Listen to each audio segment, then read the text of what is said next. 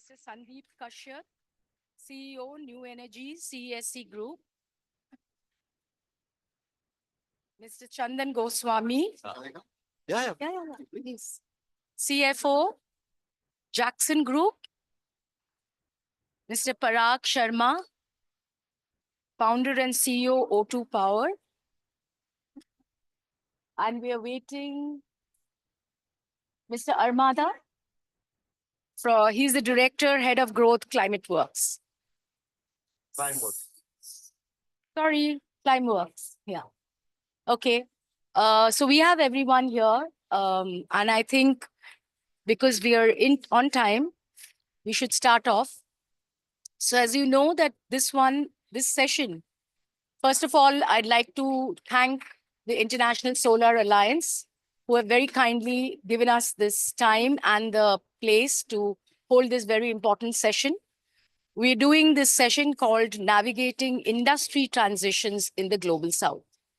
I think it became very clear at the G20 New Delhi meet, as well as in the COP28 in Dubai, in UAE rather, that we need around 5.8 to 5.9 trillion in the period up to 2030 for developing countries to implement their NDCs, as well as the need of 4 trillion per year for clean energy technologies by 2030 to reach net zero by 2050. Both G20 and COP28 had recognized the essential role of industry in achieving global emissions reduction efforts. This is very important because ultimately industry is an important stakeholder in the ecosystem, and industry has to do its bit if the world and the globe has to really take care of the planet. India has taken a huge lead, I would like to say. First, with the launching of the International Solar Alliance, and then with the Global Biofuel Alliance, and also being a part of the IT.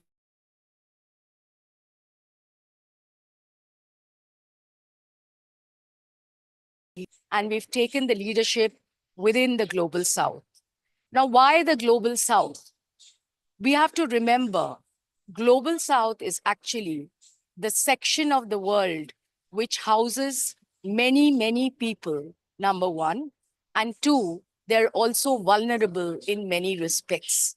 So what we do in Global South actually impacts the whole world and impacts our aim to get to the goals that we have set for ourselves.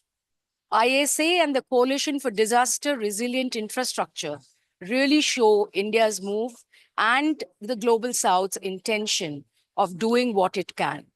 As many of you may know, India has already achieved 200 gigawatts of renewable energy installation, and we have targeted to set up 500 gigawatts by 2030. It looks a very heavy task, but today I'm joined by some of those industrialists and industry members who will probably share their stories on how this is being done. In this discussion, we have leading experts. We have somebody from International Solar Alliance, and I'm really grateful, sir, because I think International Solar Alliance is really working on the ground to make the change. And we believe that there's a huge change that such associations and global alliances can really make in not only getting the countries together, but doing what is needed to be done. We will also emphasize the need for transition finance, which is a very important point. We may want to do all the transition in the world, but we have to realize it needs finance, which unfortunately, the developed countries are yet to come in full strength. Two small things which I'd like to share, why India or the Global South is so important. India is important because we host 1.4 billion people. So any change in that country really makes a whole lot of difference to the world. We also are a country where growth is still galloping away because we are not yet a fully developed country. We hope and project to be a developed country by 2047, which means our energy needs are going to go up. But how we cater to that energy needs, what sustainable ways we do in everyday lives, whether it is the houses we live in, the energy that we consume, the efficiency in industrial uses, all this is going to make a change as far as energy is concerned. With those words, I would not want to take any more time, but turn to our panelists. I'll first turn to Mr. Ramesh Kumar. Uh, what role do you see for the ISA playing in mobilizing financial and technical supports for industry transitions in Global South, especially to meet the ambition targets outlined in global climate agreements? Thank you. Thank you, Soma, for have a wonderful panel here. And I'm extremely happy that CA could arrange this session here.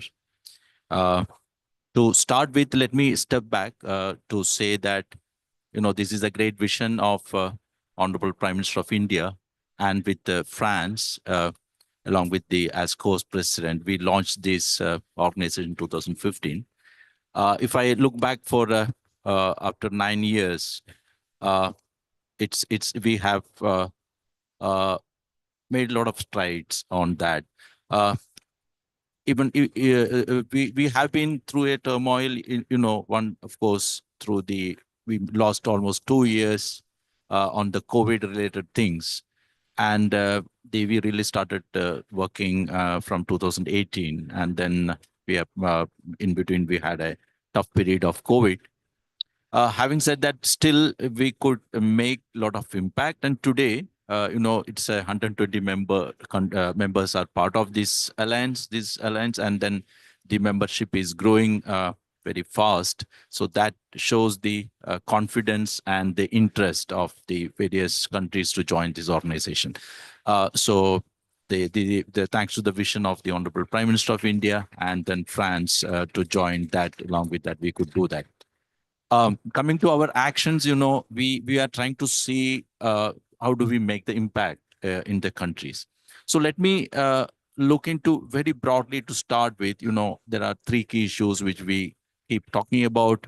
Energy access is an issue for many countries, or I would say I will make it a three important points, which is one or other way affecting the countries. So one, of course, is the energy access. This is a bigger issue for countries in the global south. Energy transition, which is more to do with the developed world and of course developing world, and energy security.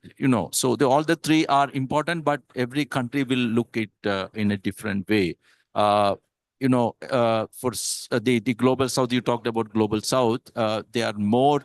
The issues are in the energy access. Just to put a figure, I would say in Africa, maybe the per capita consumption of electricity is in the range of 100 to 200 units, whereas with the global average is in the range of 4 to 5,000, and the developed world it is more than 12 to 30,000 range. So that shows there is a large gap of energy access in those countries. So that issue need to be addressed first. So that is one issue which we are trying. But another, I would say, an opportunity. When these countries will be looking at for development, so you get a chance to not to go through a fossil fuel route. They have a chance directly to go for a renewable kind of expansion, so they can in a way bypass the cycle gone through this developed and the developing emerging market which we are going through. So having said all these things, to make it short, I think we have already supporting about 45 countries. We are also identifying and supporting them to create the project pipeline. And that also will be playing an important role for including the industrial sector. So I'll come back to you on that later. So many thanks. So I'll just stop it here. Thank you. Thank you for giving the context and laying out the story of ISA, if I may say so. For anybody who has been, in and around over the last few years, you would have seen how ISA has really grown from a concept, if I may say, to what it has become today. Of course, the political heft behind it has also made it possible. But the fact is that countries have seen what it can offer and have come to be the members of ISA. I'll now turn to Mr. Kashyap of CESC Group. CESC Group if I may say, is a pretty old uh, power company, a power distribution company in West Bengal, which is an eastern state of India, and some other states as well. And initially, I think all the electricity that we got was from fossil fuel companies, because that's what power generated was all about. Now, the same company actually has something called New Energy, and Mr. Kashyap is leading that. So, sir, to you, I have this. How do you balance the challenge of expanding renewable energy, which needs to maintain reliable and affordable energy for consumers, particularly in developing markets?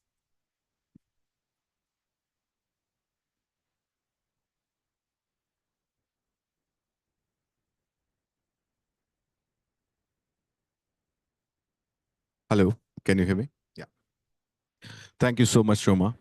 So CSC is one of the oldest companies in India, and they brought electricity to India way back when India was not even independent, right?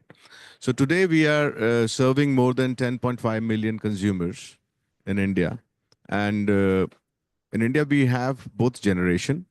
Currently, our old generation units are of thermal nature, and now we are adding more and more renewable into that. The idea is to go up to 50% of renewable capacity in our mix of power to our consumers. And at the same time, we are also looking at adding this capacity in two ways. So one way is we are reducing our thermal production to a technical minimum, which can take that additional RE.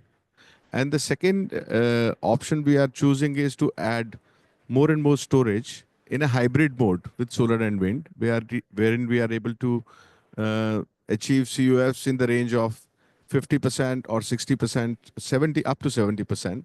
And that mix is going to give us where we are not able to reduce our thermal generation to add up more and more capacity. The idea is to put up almost 3.2 gigawatt of renewable capacity in the next 3 years' time. And our aspirational goal is to go up to 10 gigawatt by 2030. Thank you. So here's a standing example of how a very old electricity company is actually being ambitious, I would say, and moving on to the renewable story. This is what transition is all about, if I may say. I now turn to Parag. Uh, Parag, he is like a success story, if I may say so, in the renewable bouquet that India has. I don't think Parag has been an entrepreneur or like an owner of a company a few years back. But such is the story, and such is the transition conviction that he's actually doing a great job in bringing out a new company called O2 Power. Parag, if you can tell me, what are the kind of innovative financing that you need to resort to? Because yours is a new company, so how do you really get the company going in this risk area? Yeah, thanks, Soma. So look for companies, renewable companies in India, it's much easier now because the sector is pretty matured. We have standard bidding documents, both in equity and debt. There is no dearth of capital. Uh, and in India, the transition is really happening from coal to renewables. But if we talk about the global south, then the data shows that the worldwide in developed countries, coal-based plants are shutting down. In fact, UK had shut down its last coal-based power plant last month. But overall, there is a 5% increase in coal consumption in last year. So what it means is that global south needs a lot of intervention so that they move away from coal-based power plants to renewables. So what I suggest is, and what has been talked about a lot is that if there is, let's say, carbon mechanism in which somebody who is shutting down its coal-based power plant before the retirement age, there are CRs issued to them, and then there is a proper market mechanism to incentivize them. So that could be one form of, I would say, market-based interventions. The second intervention, obviously, is that we all are talking about creating a transition fund, and maybe the $100 billion is not sufficient. We create more of those funds. So funding definitely will really help. What is required is a more transparent way of funding where money is coming through World Bank, IMF, through a separate kitty. So I would say these are the two larger brackets. So one is making money available in the south, in the global south. We are not, we in China may not call us where there is a dearth of capital. We are able to attract. The second is the market development. Moment we have some kind of a market development, then automatically there will be a advantage to set up renewable power plants. And wherever the renewable power is costlier than coal, that gap can be matched by selling CRs. Thank you, Parag. I think it was a very important thing you've touched upon because we do need mechanisms and interventions which are going to help in this transition. I'll turn now to Mr. Goswami of Jackson Group. You just heard from Parag about what kind of innovative things we need to do, like carbon credits, which is going to help the transition process. We also know that there are risks, inherent risks involved with this transition as well. For instance, yesterday in a session, I was hearing that there is a premium attached to the products which are coming out of this transition, like green steel or green aluminum or any of that. And are we ready to pay those premium prices? So what do we do about that? Could you share your thoughts on how do we transition with these kind of a risk which is inherent in the transition? Sure. Thanks. I think uh, just to sort of extend what Parag was saying, I think uh, Global South needs to be treated slightly differently. I think this is something that you were also speaking when we started the session. We are sitting, and as I would say that, the larger battle that the world is fighting against global warming and climate change, I think may get finally decided in locations like India, China, and Africa. And among the three of them, I would say the immediate battle has to be won in India. I mean, not just because we all are today, the panel is predominantly Indian, but India is in a situation where we are growing the fastest. Demographically, we are in a position where we will impact consumption of energy, and the nature of emissions that we will do are going to be most critical to come out of this 1.4 billion than probably most of the geographies. And in that transition, what is really happening on the ground, and just because we are in a sort of war against climate change, we need to call it spade spade. What is happening is that, like Parag said, there's no dearth of liquidity, but the quality of capital is not coming in. What we need today is a different quality of capital. What is coming in, even for renewables, and I'm sure Parag and others will sort of specify, is that you are getting standard private equity capital coming into renewables even today. There is no, I think, superior lower cost capital on the equity side that comes in. Investors are still expecting similar sort of returns on a hedged situation as you get in renewables.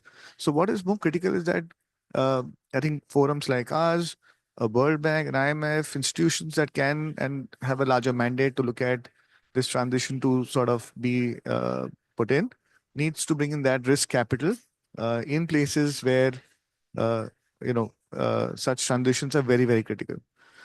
Mechanisms like carbon credits or attaching premiums to products is certainly one of an important way. Otherwise, investments will not happen in such hard to abate sectors. So steel, aluminium, we were speaking about SAF and airlines yesterday and the likes of it.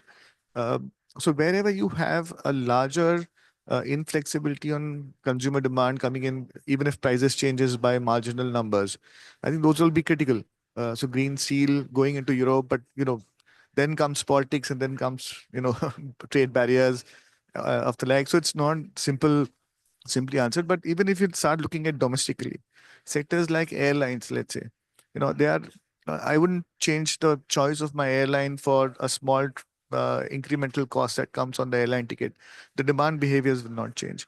So those, I think, premiums that you can attach to consumers, where consumers are willing to pay, can help at least certain sectors to mitigate through. Uh, you were checking on risks. I think from a technology perspective, we are still to cross I think I would say challenges that are there with certain transitions that we're doing. So hydrogen, the molecule side, which are more today important for us to pass through. Renewables has sort of crossed that threshold, right? So I don't see we have technology challenges around renewable energy per se, but I think where we are critically looking at moving parts is on the molecule part, and I think that's where the attention really needs to go, for the sectors. Thank you so much, Chandan. And I think you touched upon very many important points. And I think it was good that you brought in the molecule point also, because it's true, from electrons to molecules is also a journey that we're seeing now in the transition story. And how we really go about it, like we've seen in the renewables, the technology and particularly affordability. We really saw such huge drops in the pricing of renewables. We need similar things to happen in the molecule story also. A lot of it maybe will happen in India, because we believe in scale, and scale may give us those numbers which we need to really push through the molecule story. I'll now turn to Kemal Armada from Climeworks. I hope I got the name right this time. So Climeworks is known for pioneering carbon capture technologies.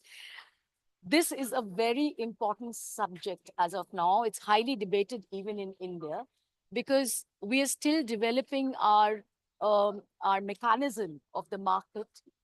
We would like to align it to like the CBAM in Eurozone, etc., because this will be one big thing for the highly emitting sectors or the hard to abate sectors to be able to transition, because they definitely need these instruments. So what is your thought and sense of how the global south needs to ensure that industries can move towards this? Thank you very much. I think what we do to direct air capture or carbon removals is a must in the transition to net zero, because the net zero equation is relatively simple. We know we need to decarbonize and we need to remove what we cannot decarbonize, because the equation needs to be at zero. In order to, according to IPCC, the world will need around 6 to 10 gigatons of carbon removals by 2050. And every country here, including India, has a NDC with a net zero target. So India will also have to do carbon removals to reach its natural determined commitment of net zero. That scale of 6 to 10 gigatons is not something that can be turned on as a switch in 2050. Scaling that takes time, effort, and years. Very much like in solar. We actually, when we explain where we are as an industry in direct air capture, we refer very much to the solar industry. We say that we are currently where solar was in early 2000s. The cost has come down significantly in solar and it's expanding globally at rapid scale. We are currently going down the cost curve, and we are also going to get to $100 per ton by 2050 and scale to the scale that we need to achieve in order to reach net zero. I think for the global south, the energy access, as it was mentioned, is quite critical. So anything that we do has to be outside of the needs of the population. We cannot build a plant that is going to consume the energy that can otherwise be distributed to people and improve their livelihoods, right? We have a plant project in Kenya, in the global south, where we're trying to actively tap into renewable energy sources. In the case of India, it's geothermal, but we have other projects where we're considering solar. That needs to be outside of the grid, and that's not going to take away the energy that people otherwise could have access to. I think what Global South could do in a technology like direct air capture is to play its role in the supply chain of the technology. I think the reason why solar is where it is today, it's because Global South played its role in driving the cost down. And I think the same thing will exist in direct air capture. Right now, the technology is in development and there's a lot of IP, there's a lot of like cost improvements and so on. But involvement of countries like India or China in the supply chain and production and manufacturing of these technologies is quite critical for us to bring the cost further down. I think those were very important points. I like the fact I can have one quick round of second and then we can open it to the floor if that's okay. We have time till 11:30, right? So 1 hour session? 10:50? Oh, so we have enough time. Okay. So I'd like to start with you, Mr. Rameshji. You mentioned access and he picked it up also, which is very important. And it's particularly important for global south or developing countries because we still have a long way to go. You mentioned some figures also as to how low the energy consumption is. Now, when you talk of access and when you talk of the global south, what do you think are the models that can be evolved which can help in access without really pushing the dial on more emissions or more, conventional energy? Thank you, Soma. So, for Global South, one of the key issues why things are not happening. If you look at the entire spectrum of say $250 billion being pumped into the renewable, maybe in the last year, or hardly 3 to 4% comes Africa as a continent. One reason being, one of the important reasons I would say is the kind of a perceived risk of investment. So, one side we are looking at the the uh, what you call the finance from the developed world. Uh, Solar have doesn't require. I mean, per se, doesn't require a public finance much because it has become economical. So now it can attract more private investment because it makes economic sense. To facilitate that, you need to create a confidence levels among the investors and the funders. That's the most critical issue which we could see. So considering this aspect, ISA is working on a global solar facility which will act as which has three components. It will be one, it will, I would say, subsidize the insurance requirement of the equipments, thereby reducing the cost. And second, the payment guarantee, because the payment guarantee is very important for any investor to see their cash flows. So the payment guarantee is part of it. And of course, the third component as a subsidized capital, the debt of the debt part of it. So this facility we have almost would be launching for the Africa. So I think this is one of the ways which we are trying to see how do we reduce the cost of capital. The reducing the cost of capital means that reducing the risk, which is not passed on to the investors. So once you address these issues, the cost comes down. This is one of the biggest learnings from India when if you take for last 10 years, how we have done that. So this is one which we are working. Parallelly, there is a lot of what you call the capacity building required, in terms of the people, institutions, also to help them in terms of identifying the projects, the potential, and the pipeline of projects which could be. So this is another area which we are parallelly working, which I talked about 45 countries. We have identified the projects, both decentralized and centralized. Some of those things I would also touch upon, one key issue will be in a way to the hard to abate sector. And green hydrogen is one of the promising fuels which we are working on that. Even today, even though the cost is prohibitive in terms of when you compare it with the other fossil fuel based, but nevertheless, if we start working on that collectively, including the large scale promotion of solar power, which can come very cheap, I think this is a very promising area which can act as a stimulus for not only a hard to abate sector or even for industrialization in such countries in global south. So that's what we are seeing today. Yeah. Thank you so much. I'll now try to Mr. Goswami Chandan.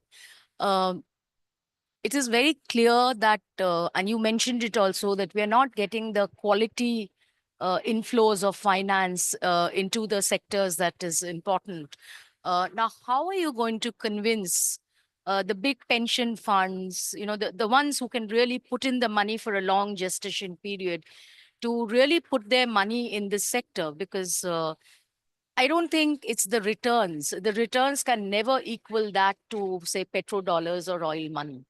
But it's important for the world and for the globe that we really move the right direction. So, as a finance person, how do you think you can convince, the big guys, the big funds, to really move and put their money into this? Sure, thanks. I think partially, he had correctly put up that there are, various parts of the perception that investors would have, and one of them is clearly the payment assurance, surety, right? I mean, the ability to get your money back essentially is the critical driver, and there needs to be a much more coordinated efforts towards this part. Private sector can alone not solve this riddle as of now. On the molecule part, as I said, electrons is a much more sorted subject. Though there is still an expectation from the industry that the levels of financing costs or equity returns expectation should come down, given that, if we are trying to see this as climate fights. If not, then I think then the sector is fairly settled. But on the molecule front is where I think that the puzzle is still, to be solved. And it's not one of the moving parts, I would say, capability to solve it. So the government has to play a role where a demand creation, first of all, comes in. A demand which is more sort of hard-coded today.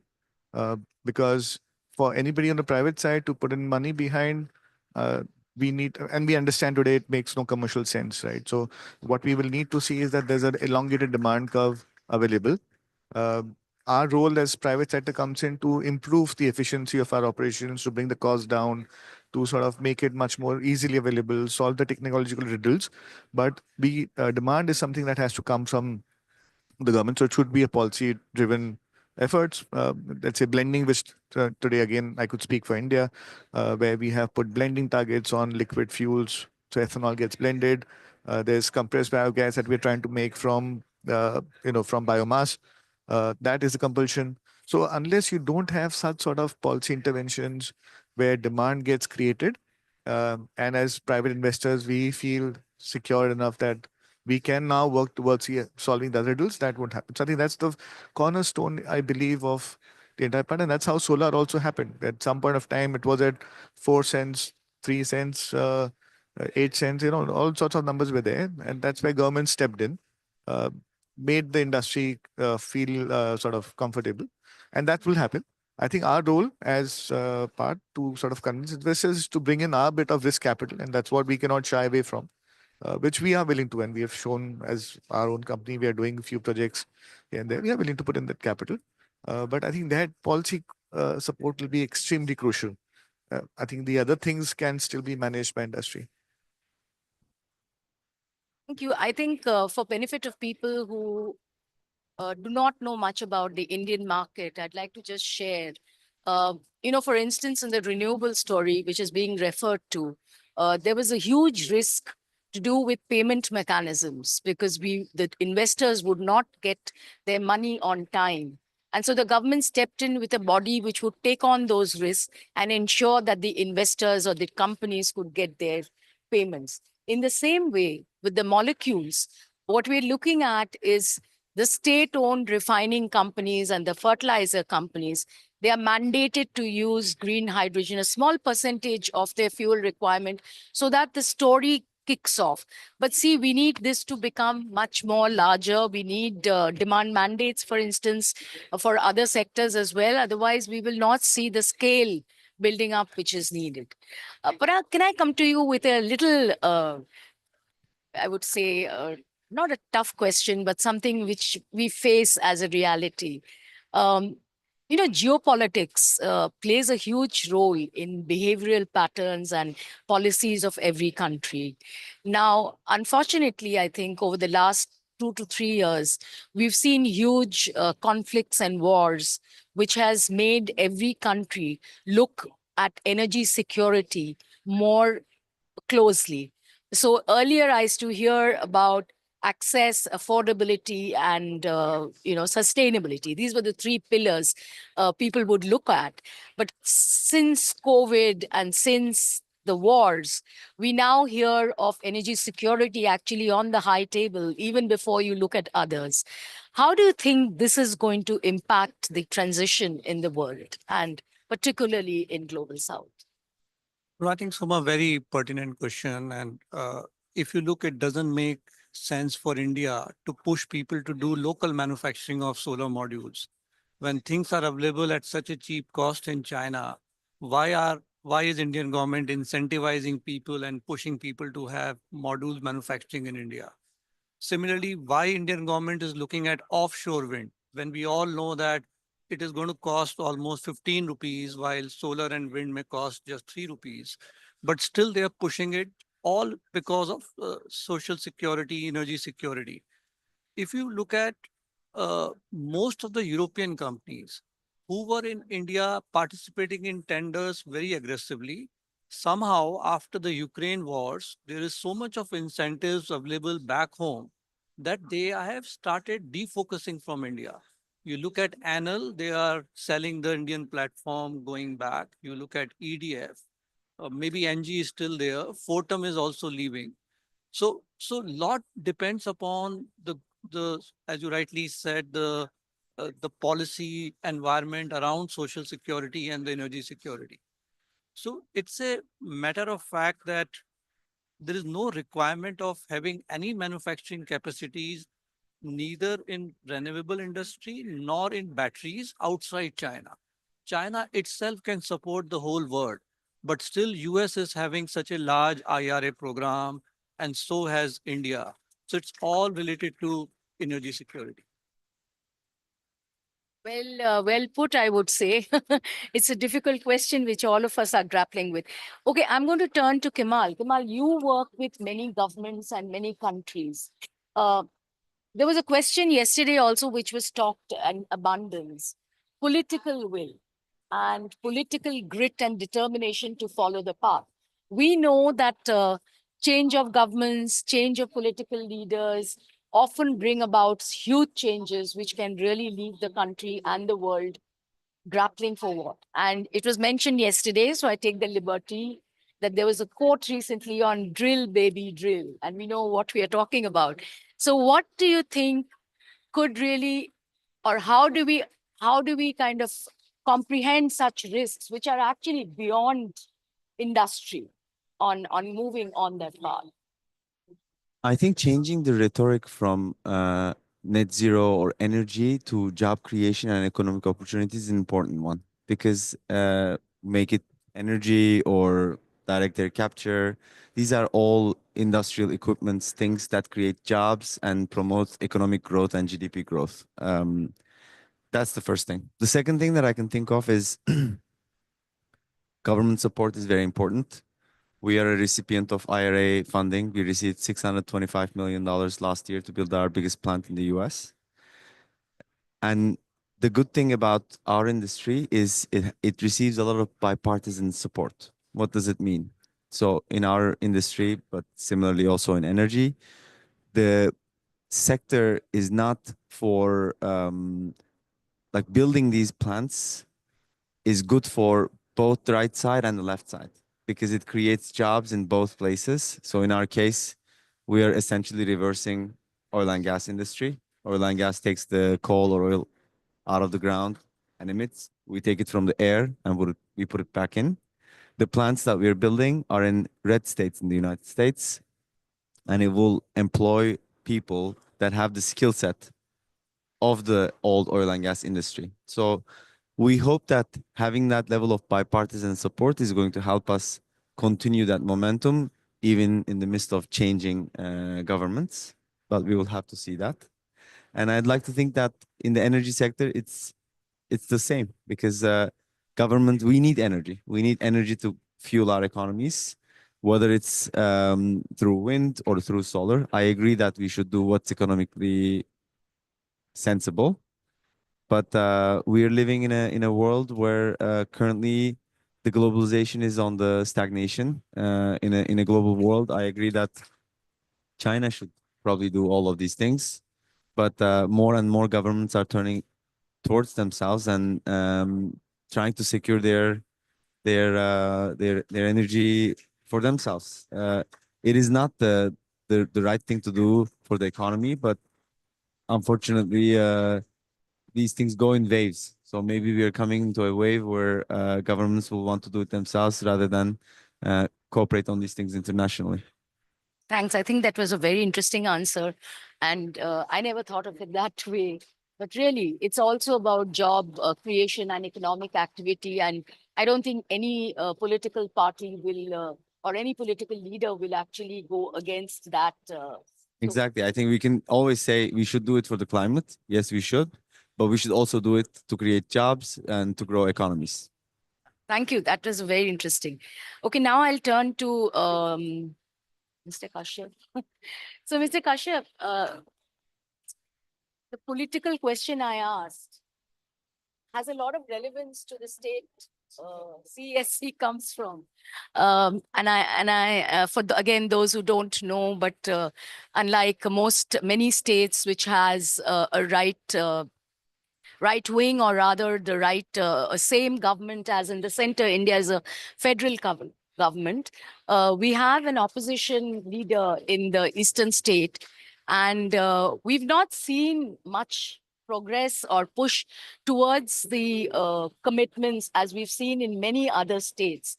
How do you think? And I think it's also because we have a lot of heavy industry there, like the steel industry is there, iron ores are there. So what happens in Bengal, which is one state, but a very important state, will probably make a difference to the entire story in India also. So can you share your thoughts on it? Yeah. So if you see West Bengal as a state, neither it is blessed with solar energy nor with the wind energy, and therefore, the cost of solar and wind, solar especially, not wind, I would say, has been very high. And almost 3 to 4 years back, when ISTS connectivity opened for the renewable industry, everybody jumped into Rajasthan, Gujarat for the solar perspective, and wind are very specific states in India where we are doing wind. Having said so, on the other hand, if I see West Bengal or many other states where tariffs are determined by the regulator politically, they are not able to increase the tariffs in spite of the fact the procurement costs are much higher for the distribution companies, and that's why many of distribution companies are in very bad state. Being a private distribution company, we cannot afford that, and therefore we have been working on reducing our losses, and probably we are one of the best in terms of the lowest technical losses for a distribution company in India, with almost 6.5% compared to 13 to 15% of normal distributions. In order to make sure that we are not bleeding like other discoms in the country, we have been taking various initiatives, and RE is one of those initiatives wherein we are not only targeting RE to take care of our renewable power obligations, but at the same time, we want to make sure that we get our discoms profitable with the low cost RE power that we produce and procure for our discoms. If you see, for the last 7 years, there have been no tariff hikes in West Bengal, and the power cost is increasing every year. There have been coal crises 2 years back. We all know that the power went to as high as 20 rupees per unit in the exchange, and we have to buy a lot of power from the exchange as well. So while we have to deal with all these political issues in terms of regulators not increasing the tariffs, or probably the locations are not very suitable, but as a private discom, we keep taking all those initiatives to make sure that we are profitable and we are adding value for our customers in terms of providing them all clean energy. So our first plant, which we'll be setting up, will be providing almost 600,000 homes in Calcutta clean and green power. Thank you. Congratulations on that. Before we have little time.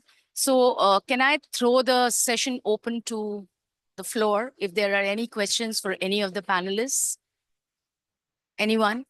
Yes.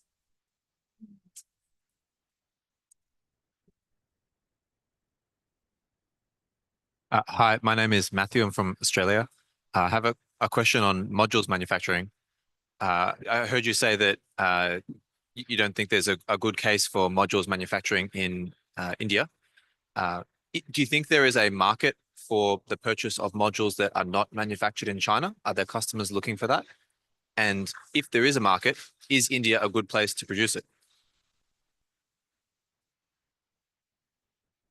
So why I'm saying there's no economical case of manufacturing modules in India, because in India, modules are costing almost like 16 cents, while what we can buy from China is just 9 cents. So that's a real huge difference. The reason of, and the point is that now government has almost through a non-tariff barrier stopped possibility of procuring modules from China. That has led to almost 75, 76 gigawatt of module manufacturing in India. So now there is no longer scope of buying from any other country, because India itself has 75 to 80 gigawatt of manufacturing. I hope I answered your question. Thank you. Anyone else? Any other question? I'll go again then. Oh. For Climeworks. I saw Climeworks has a number of different carbon removal technologies that they work with. Do you think that we have a current technology set that can scale to reach the sort of carbon removal goals you're looking at? So we are a direct air capture company at the core. Our own technology is direct air capture, the machinery that you know and you have seen that captures the CO2 directly from the air. Since the beginning of the year, we also started working with other technologies. So now, because the world needs all the solutions in the toolkit, there's no silver bullet. So we have to work with all of them. And since the beginning of the year, we also work with other carbon removal technologies and we create portfolios. I think all of them are scalable to a degree, but they all have a scalability ceiling. So none of the technologies alone can answer the 6 to 10 gigatons of carbon dioxide removal that we will need. There are scientific studies that explains how much it can be scaled. Our technology is the most land efficient, water efficient, and scalable one, the direct air capture one. It's essentially, if you look at our modules, these are like shipping containers. You can just stack them, put them one next to each other, and they just funnel air through, carbon capture, and turn it into stone. And our technology also uses solid sorbents, this sponge material that captures the CO2. And the advantage of the solid sorbent technology, which is ours, is it requires low heat, low exergy, so low energy to release the CO2 from the sorbent material. And we do that through a process where we blow on our sorbent material 80 to 100 degree water heat. So we can position our plants next to a hot wastewater stream. So our current 2 operating plants are in Iceland, and we are outside of a geothermal power plant. The one that we're thinking of building in Kenya will also use geothermal. So we can get excess waste heat steam and blow that. And the water that comes out on the other hand is not a toxic water. It can just be recycled. So we think our technology is extremely scalable, but in order for us to reach that scale, we also need to go down the cost curve. So currently, our technology costs the highest, and we need to bring that cost down. But in order to bring that cost down, we need to scale. We cannot just go into a lab, work hours in the lab, and then say, we found the answer. It never works that way. One of the things that we have noticed, one of the things that we realized, for example, that impacted our plants, it's going to make you laugh, but it's volcanic activity. You cannot think about volcanic activity when you do the thinking in the lab, right? So in order for us to go down the cost curve, we need to scale the industry. In order to scale, we need to have the demand. In order for us to have the demand, the policy needs to kick in. It's all a cycle. And through that, hopefully we're going to go down the cost curve, improve our technology and scale it. But all of the other technologies has to do the same.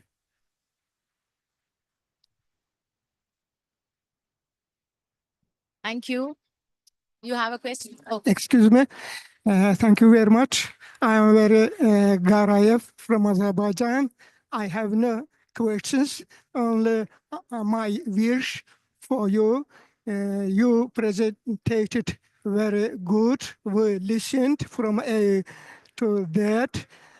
On behalf of these participants, I thank you to everyone, and we are going to the new year to 2025.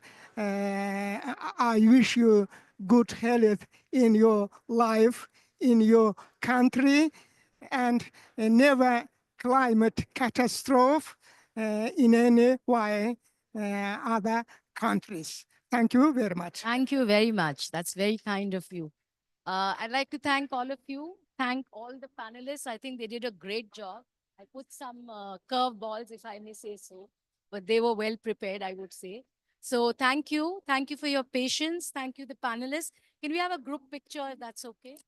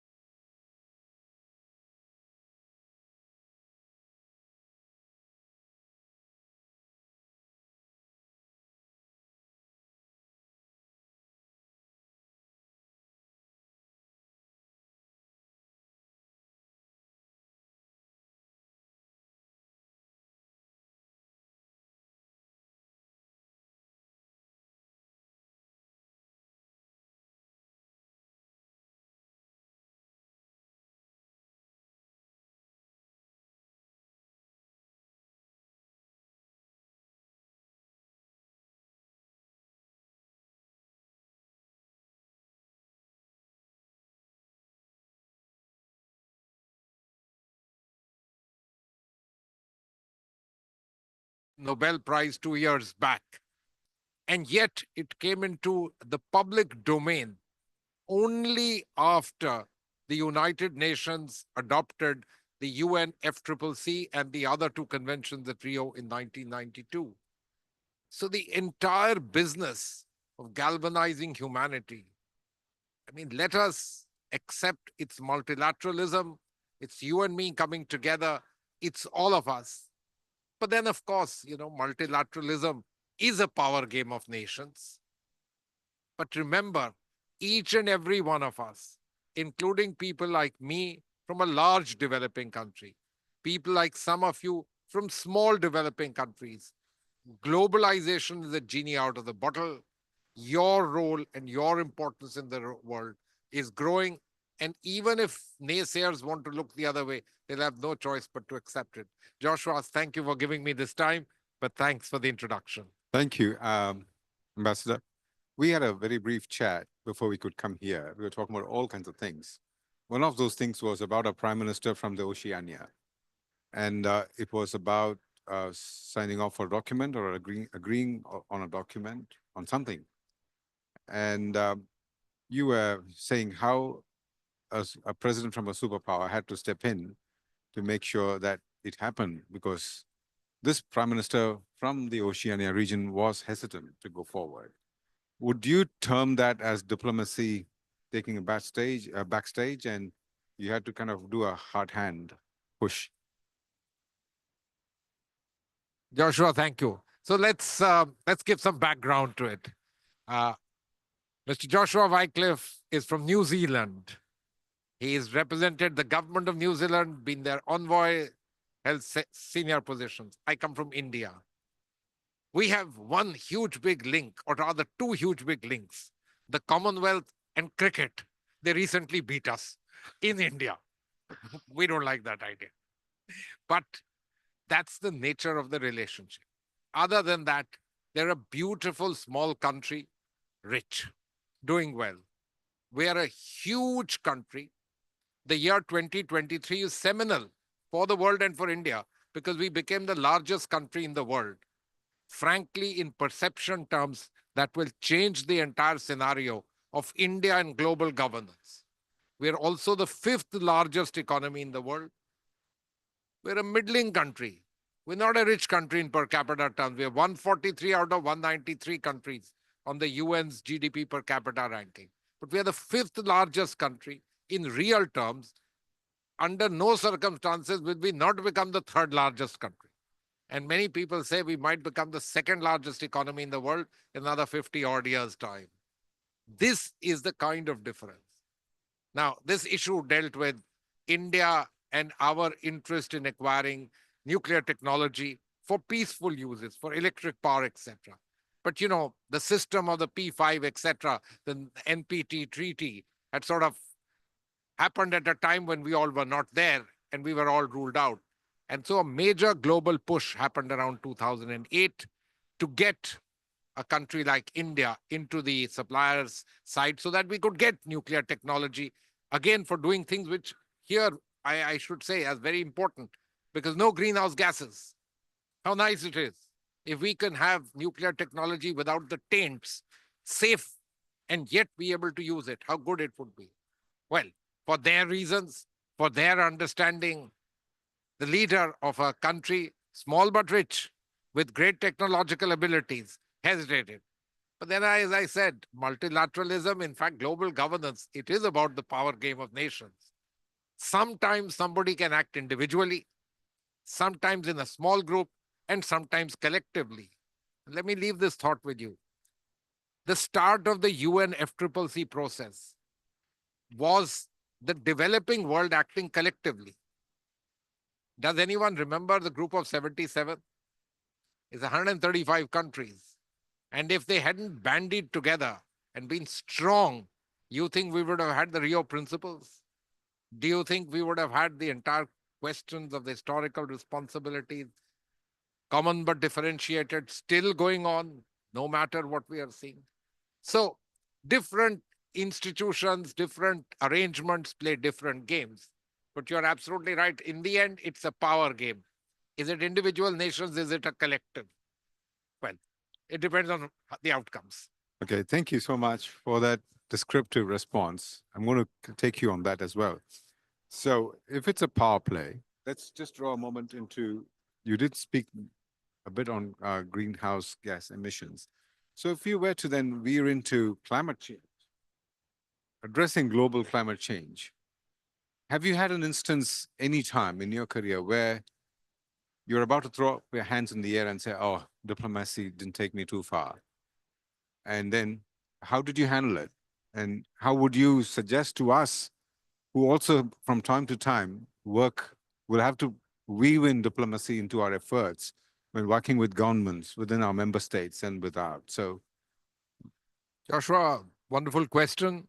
And let me give you, there are lots of examples, even in the times when I was among the lead negotiators for India. Everybody's heard of Copenhagen, 2009.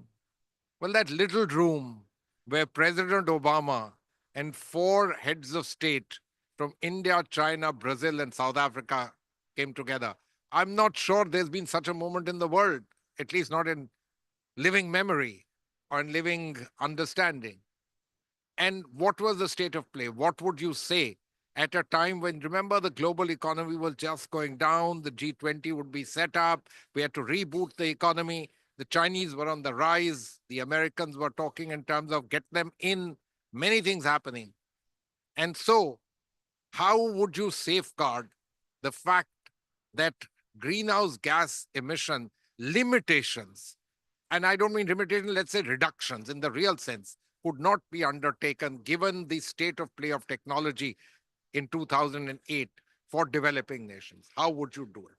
And how was it possible for us to convey to the Americans that, look, we are all cognizant of greenhouse gases, of global warming, but our development imperatives are such that we need policy space. We need to be able to use fossil fuels. And it was the largest developing economies which came together. And when they collectively told the American president that, Mr. President, this is a no-go at this stage, it was he who understood that this could not be done. We had to find other ways of collaborating globally. And we did. We ended up many years later with the Paris Agreement. So Joshua, there are many things. What can you do as ISA? I want to say a few very nice things about the organization. Having been around from the time when it was formed, India's initiative in Paris, along with the French, I know much of this. What have you succeeded? First of all, putting across the entire global south that solar energy is affordable. It's not now a cup of tea which costs a lot more. It's not like the most expensive coffees in the world. It's affordable, it's doable, and it's affordable not just in the long run, but even the capital costs are limited and can be managed. Second, what else have you been able to achieve? You've been able to achieve far greater energy access for those who had no chance to get it. And thirdly, and it was you who yesterday in a panel discussion highlighted, you brought out the idea for many, many countries in the developing world. And why developing world? Even in the developed world, that they can manage their fiscus much better if they don't have the drain of importing large amounts of hydrocarbons and fossils, etc. Just these 3 things. And so it is exactly these ideas. When you reach out to countries and governments with ideas, with argumentation, but also the force of multilateralism, that this is needed, you need to do it, it's good for you. Remember the impacts of climate, health, agriculture, disasters, and so on, in every way. And so let me say, you are the outcome of this process, but what a beautiful outcome, and how you reinforce the outcome and its importance. I'm just seeing my colleagues around the room. It's so encouraging to hear that we are an outcome of multilateralism. This is amazing. It's a good pat on the back for us that if we are the outcome of multilateralism, then we are on the right track, because we then just further this. Ambassador, you were talking about this year being unique. Let me go one step further and say, today is a unique day in itself. And the reason is that at COP, today we're talking about finances, and this COP is about financing. So how do you see the effectiveness of multilateral agreements or any kind of agreement we end up today with in playing a role in being able to actually pull out money from wallets? I mean, it's one thing to commit, but it's another thing to act upon your commitment and pull the money out. And how do you see things like, I mean, I'm even going back to Paris Agreement that you were mentioning, and also the other cooperation that we would forge today in terms of people committing.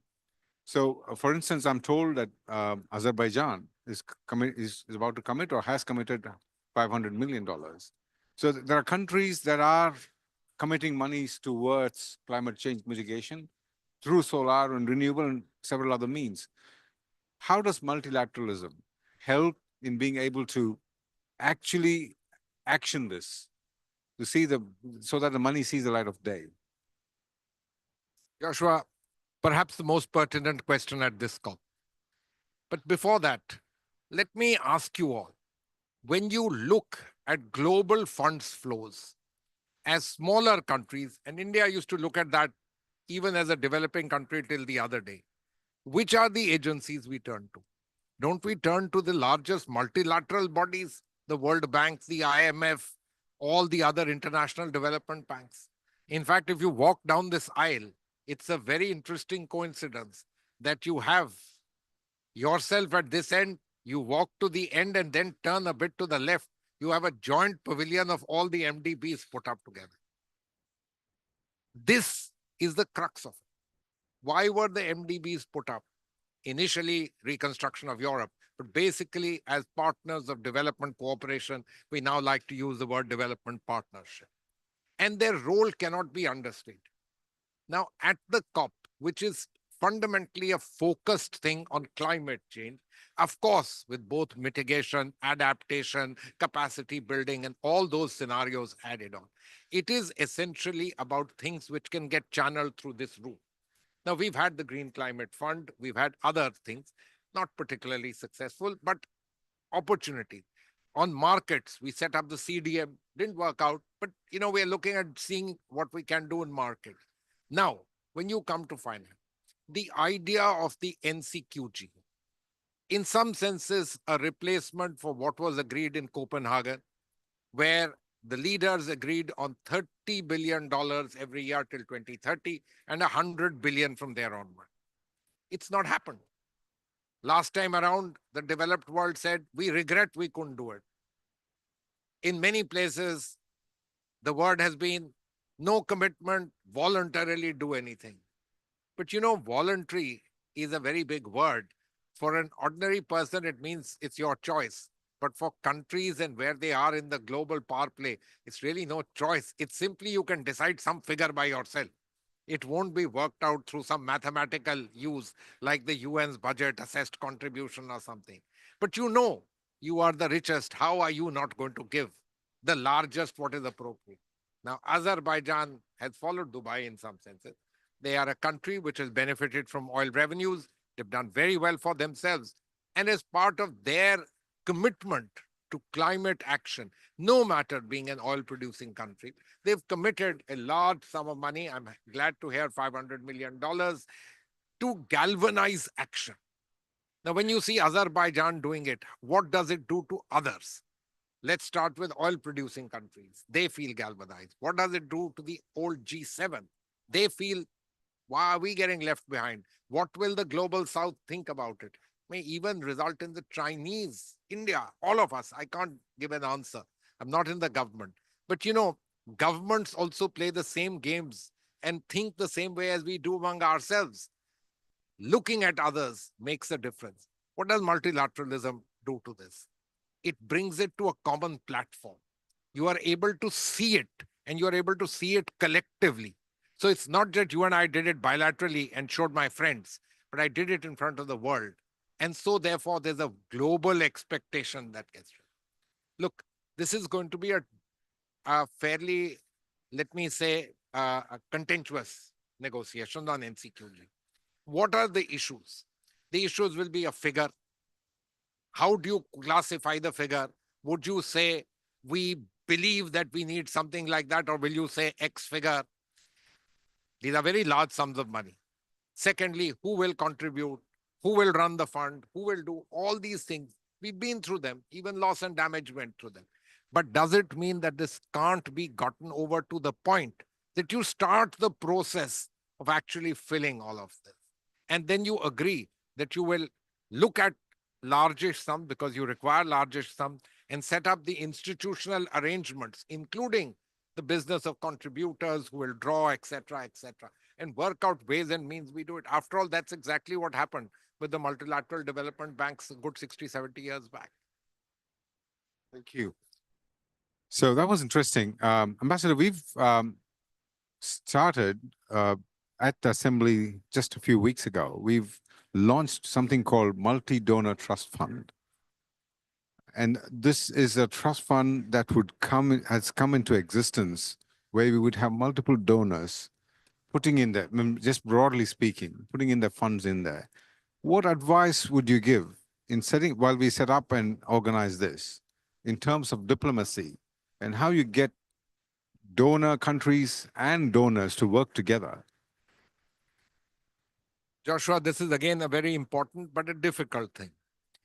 Multi-stakeholdership is something which at the UN, etc., has been talked about for a long time.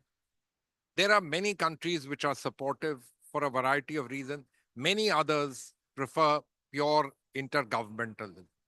But we have to find via medias. Let's remember, when I look at your board here of your supporters, there are many philanthropies in the world with funds at their disposal, which are of a far greater number than what many countries are in a position to contribute. Let's remember the world is iniquitous. And there are not just philanthropies, there are innovative mechanisms which are available in raising finance. So I am glad that what you have done is set up a donor trust fund, which is multi-stakeholder. So you go to your governments, who are your members, who are your members because they want to be part of your members. But there's now an obligation to also work on doing your act, helping you work on all of that. But you also reach out to many others in the world who think that solar power is an integral and very important part of the solution. And so therefore you've done this very well. But it's going to be a tough call. And let me say, a trust fund by ISA versus the NCQG and its replenishments, etc., is a completely different ball game. And to you, I think your good work stands, people recognize and go on. There's much more of the power game of nations that takes place. After all, that's the nature of the largest multilateral thing.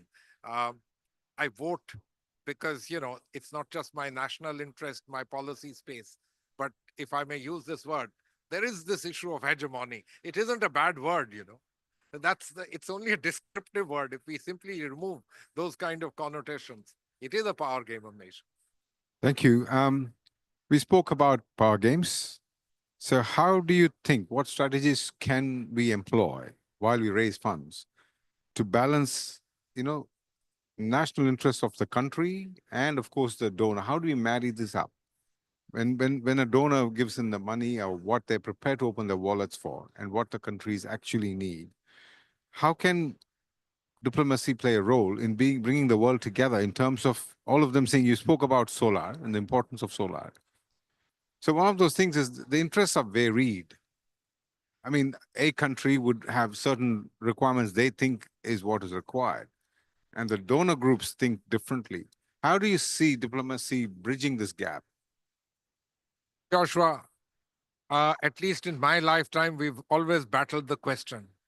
While every resolution says that it is up to the recipient to decide what the country wants to do with the funds that it gets, and the contributions will be driven by their needs, the realities are quite different, aren't they?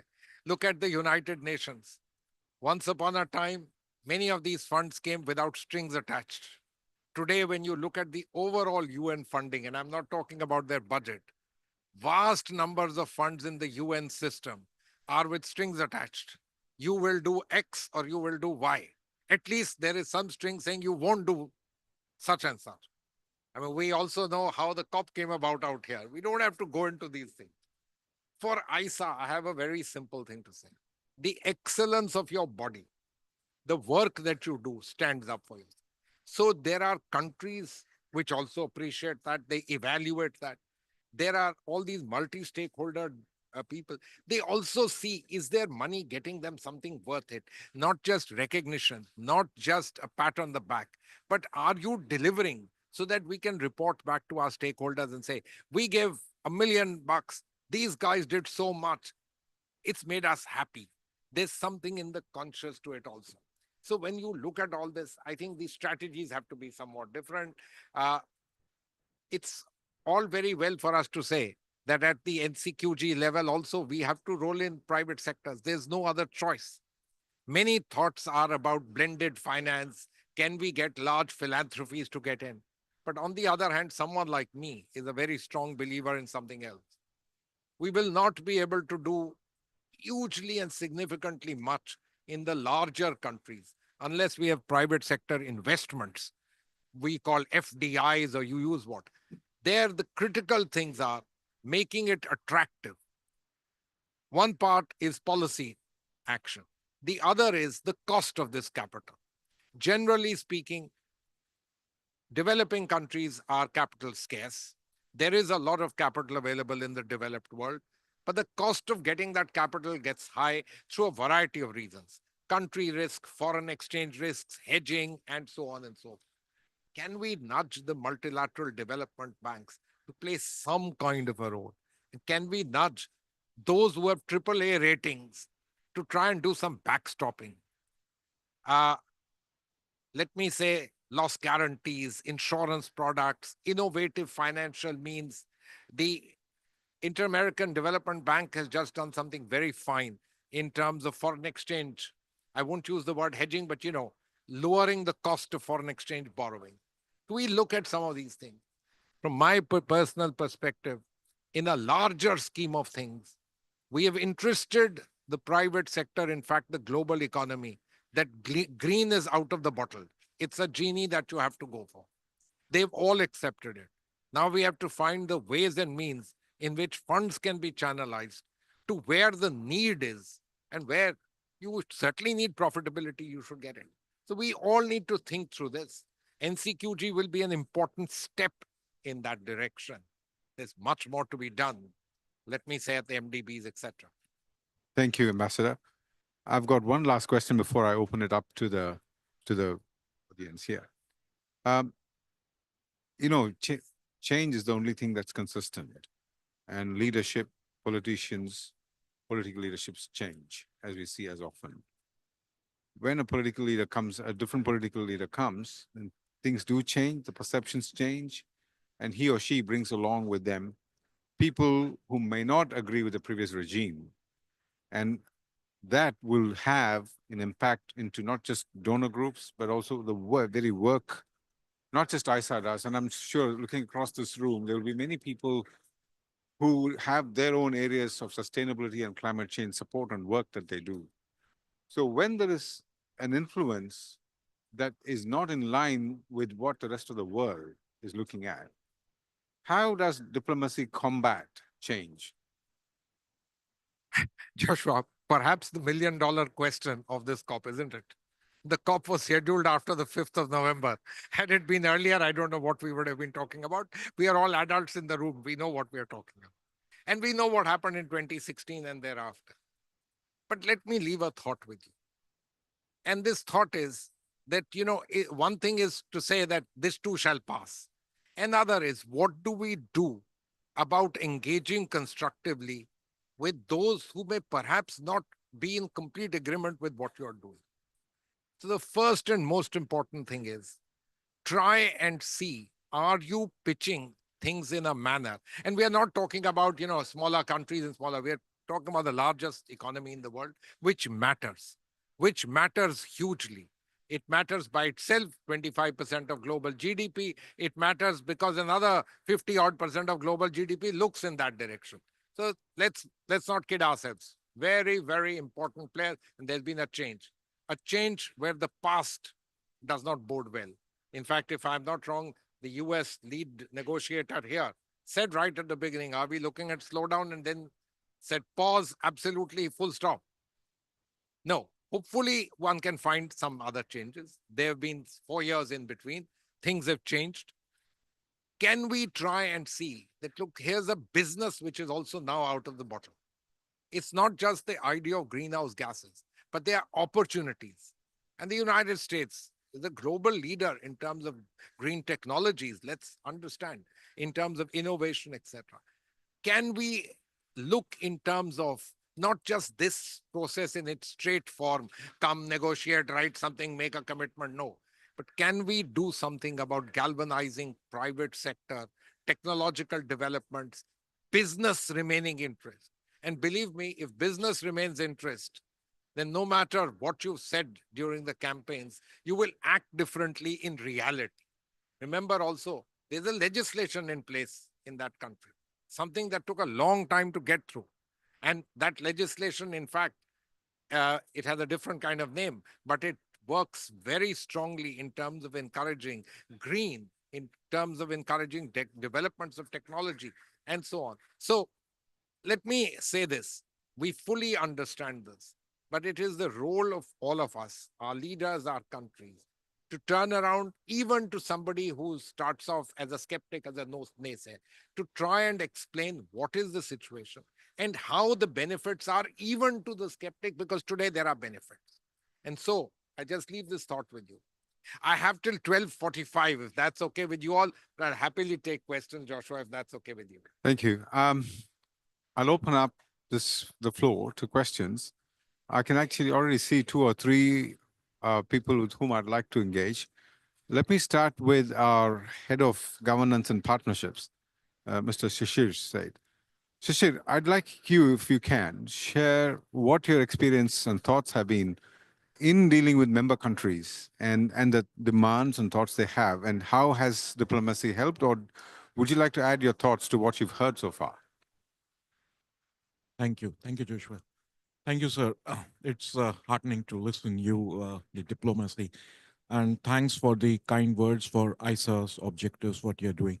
The journey has started with only 2 countries who have signed, and now we have 120 countries. We have 4 regions, and all those 4 regions, they have different demands. The Africa region looking forward for not only the finance, but also the capacity building, the technological aspects. The Europe, and which USA is also a part of it, they look forward how they can support this region. But however, the value chain, the manufacturing, those are the issues out there. The Latin American and Caribbean region has a different way of working. And yes, of course, the Asia Pacific. So my question to you, how well we can blend it together, because ISA is ultimately a platform and we have to bring together all these stakeholders. You have seen the partners, we have 70 partner organizations, because ISA is an action-oriented organization and headquartered in India. But we work with the governments and with the regional committees. So your thoughts on it, sir? Shishir, thank you very much. I'm very happy to hear about the growth of ISA. Fantastic. But let me take you to the crux of what you just said. First, we had a panel discussion here yesterday in which we had a number of our colleagues from African countries. And one of the very important points that they stressed was, what are you doing about making these ideas of yours locally understood and bought into? And Joshua gave him some wonderful examples, including one from Congo, which is noted on the board there, and one from Fiji. Now, I want to tell you, one specific thing that you have to do is you have to engage much more locally, because this whole business that, it is recipient driven is very important. Otherwise, you as an international organization would find it very difficult. As individual countries, especially if you are a G7 member, you can try your way around in various ways because you have other levers. But as an institution for good of humanity, you have to be driven by the needs of those people. So local is one particular word, which means your regions, they're different aspirations. Secondly, you have to build ties with others who do it. You are a platform, as you said. You bring together those who do technology delivery, those who do money delivery, those who do installation deliveries, and so on and so forth. But you have a role of advocacy. You have a role of suggesting policy implementation, etc. So build partnerships. I think they are critically important. I'm glad to see the World Bank, the UN, etc. at the top of your chart. But this has to go well beyond India, India and France, and the others. So the 100 more other than the 102 can't be just a case of two and the other 100 are there because the two asked them to join. This is an important thing that you need to do. And in this, it's not just engaging the other 100, but engaging these multilateral stakeholders and making you an important partner for them. Think about the World Bank. They have a large number of partners. They've been at it for a long time. They can do many things on their own. You need to become a partner of choice. There is a great deal of effort that rests on you. I like what you said, partner of choice. It's very important that we put that in place. There's one question there. I'll take, yeah. So thank you so much for your, enriching inputs today as well as yesterday. Just continuing with what you have said and what Shishir asked, when you go around the hall, every third stall would see an organization which is a coalition of multiple countries.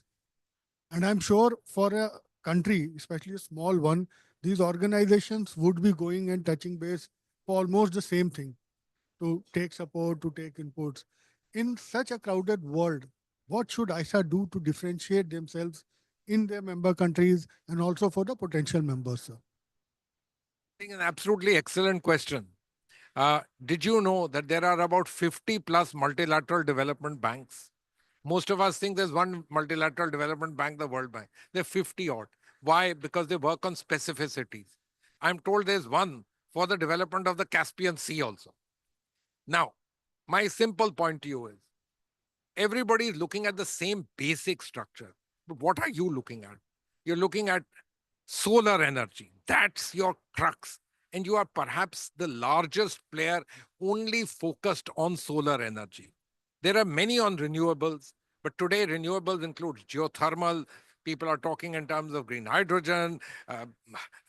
No one's yet mentioning nuclear, but they will mention all of that, and wind energy and so many other aspects of renewable energy. But you are the one focused on solar. Solar has certain great advantages, isn't it? It's available everywhere. Its problem lies in storage. Its problem lies in being able to manage some more thing.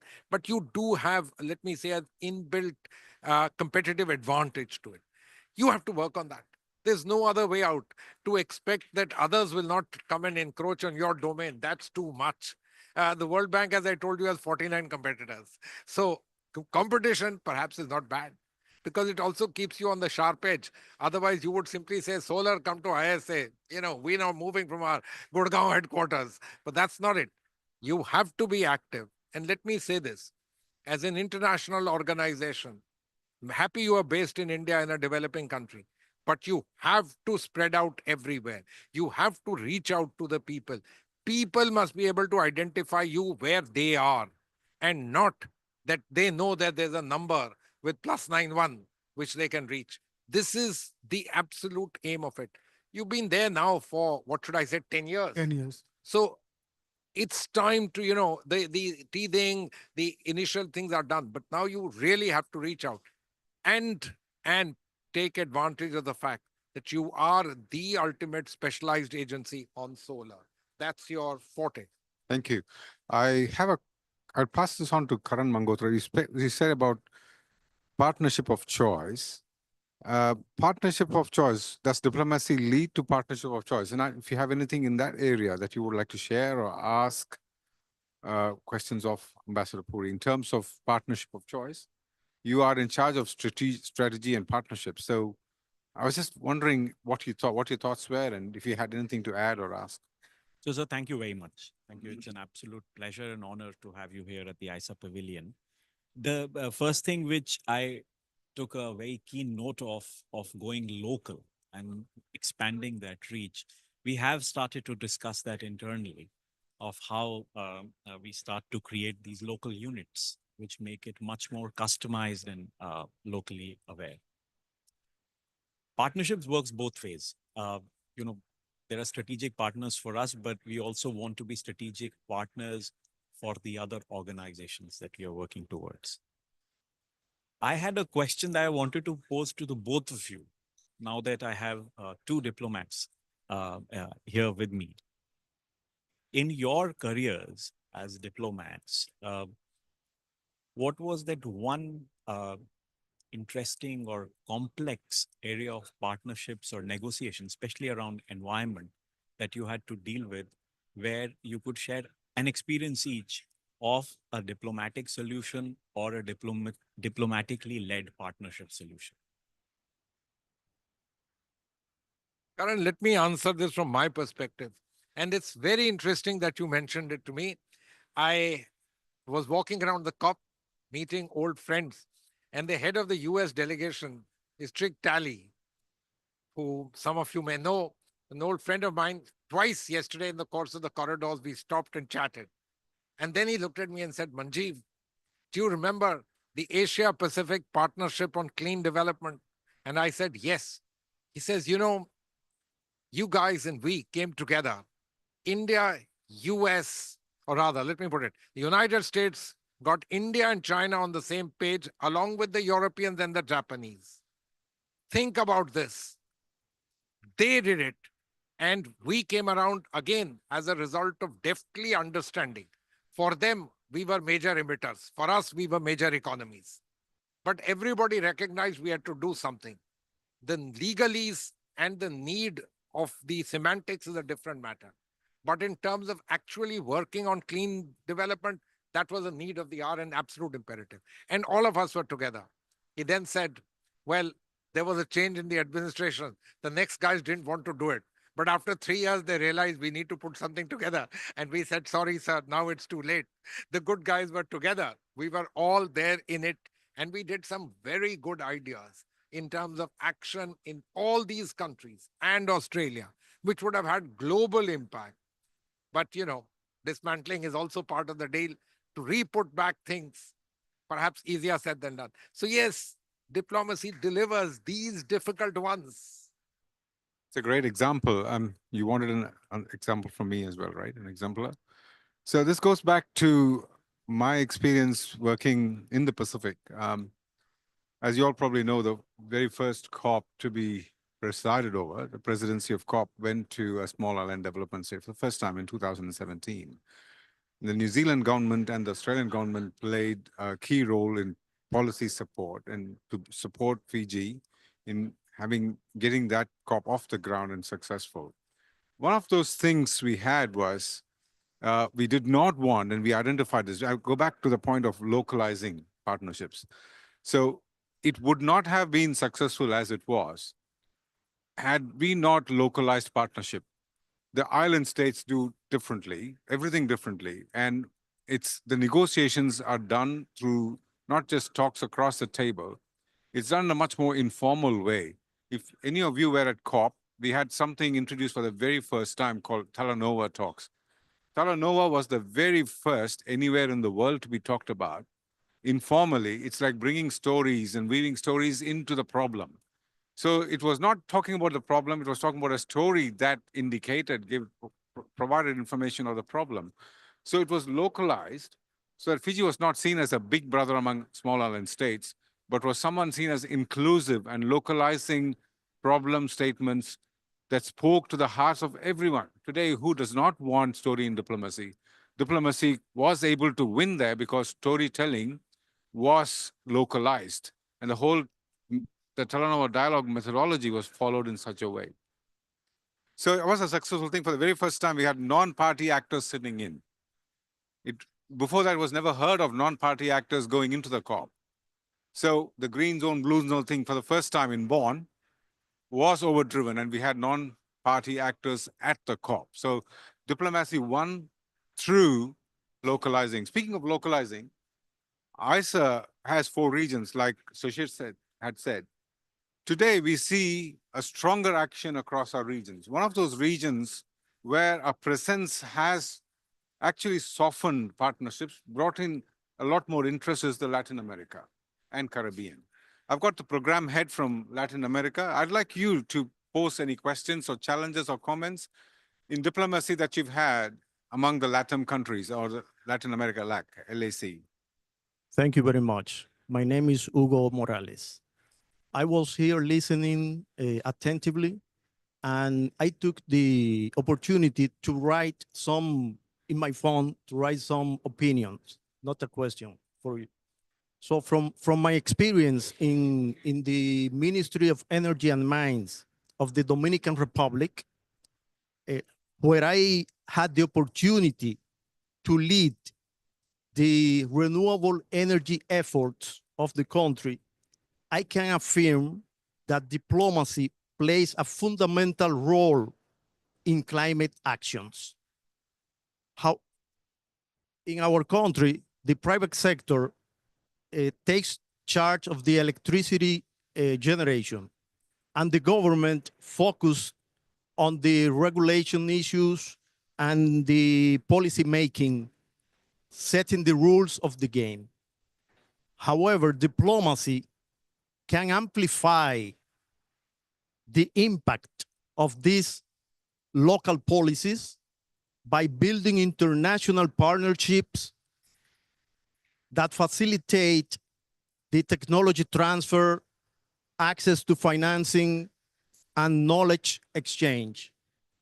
So collaboration among the countries, multilateral organizations, and the private sector is essential, driving an inclusive and efficient energy transition. Climate diplomacy can be a bridge to innovative and effective solution, enabling governments and the private sector to accelerate their efforts toward a climate goals. Thank you, Hugo. That was very meaningful. Thank you. Thanks for sharing your experience from the Latin America. I still have, Ambassador, you wanted to finish it at 12:45. I've done well to come to where we are, so we still have another 10 minutes. So if anyone else has any other questions in the audience? Yes, please. Excellency Puri, I am from Nepal, Suryas. Great hearing you today. And my question directly goes to you. You sort of like global diplomats has spent sleepless nights, hours in terms of setting up the agenda for the benefit of poor, excluded, and developing world with the developed world. I can see a lot of sweat, tear, and blood gone there. And you've been able to, your type of people been able to set up the global institutions in favor of delivering those agenda to the people.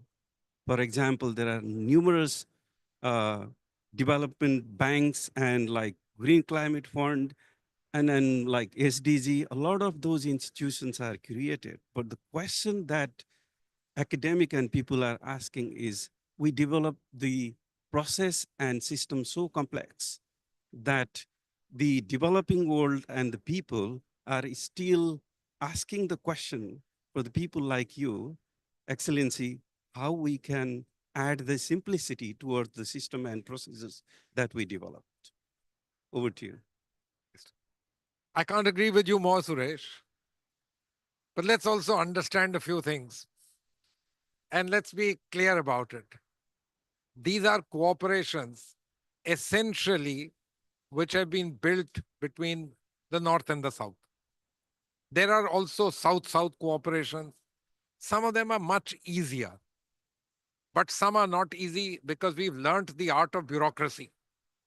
And I'm afraid accountability in your domestic setup makes it very important that you run the hoopla of bureaucracies.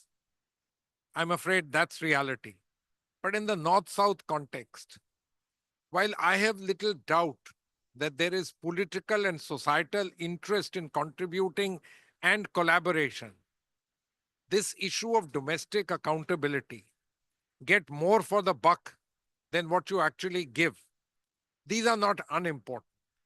And if we also step back a little bit and think about it from their perspective, then you will agree that some of the hooplas are not unimportant because they are also accountable in their own sphere to their own people. Now, This having been said, let us understand that good governance is not about less governance. Good governance is essentially more paperwork. This is to put it mildly. But good governance is about lots more people, lots of other things, etc. Write the project proposals, they should be rightly done. The computer and the algorithm should tick mark everything. When all that happens, it's tickety-boo. But, for developing countries, that's why the critical thing that remains is capacity building. We lack capacities and we need to work on shoring up capacity. And that's what some of the work that people like ISA and others do. Even 60, 70, 80 years after the events, that we need to work on capacities because I'm afraid this is the way the global governance system works, good governance works. So you have to become ready for it. And there's no denying the need for capacity building. Any other questions from anyone else?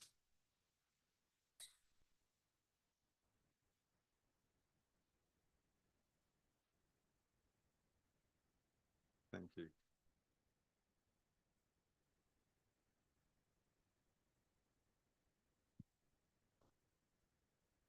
So do I take it that there are no more questions in the room? In that case, thank you very much, Ambassador, for your time, for sparing us your time and giving us your insights.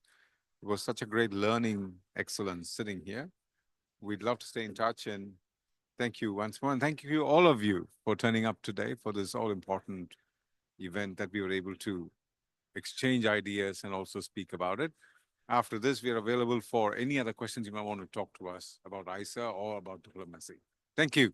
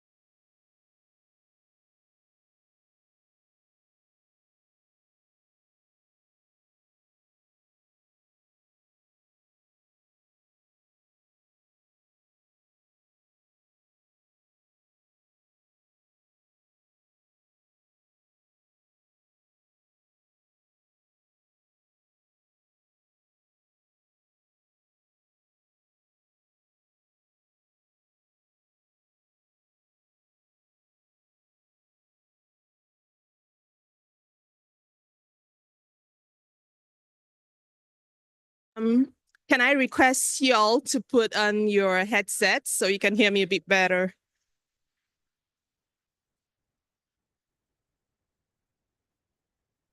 Can you have your headsets on?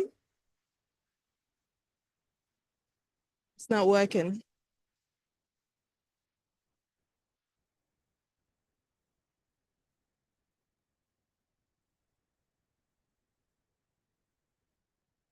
Great. Excellent. So thank you so much for all being here. My name is Onye Izaba, and I am the legal specialist for the ISA. And I'm delighted to welcome all of you to this session on solar investments, the readiness of the global regulatory landscape. It's an exciting time for the solar energy sector as the world accelerates towards cleaner and more sustainable energy solutions.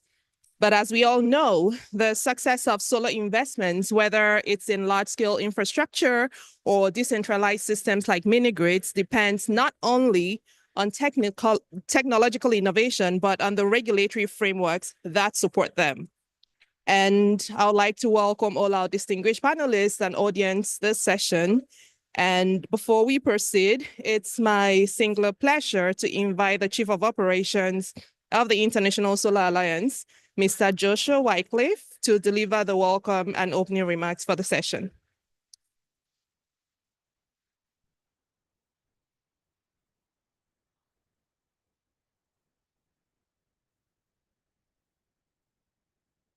Hello and a warm good afternoon to all of you.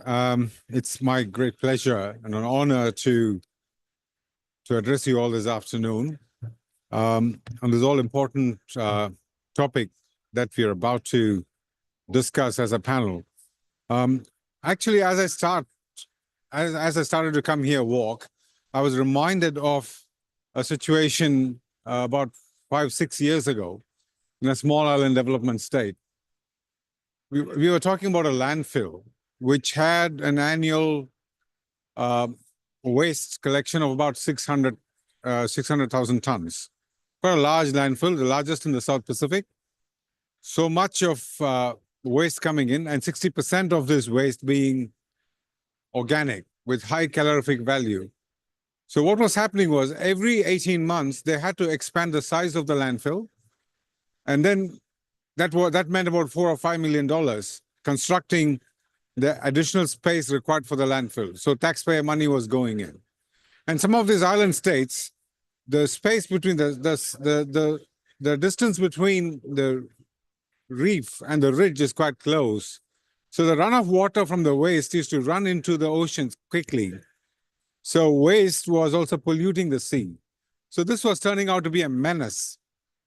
However, the cost aside, the wasteful issues and the growing waste, and nothing was happening.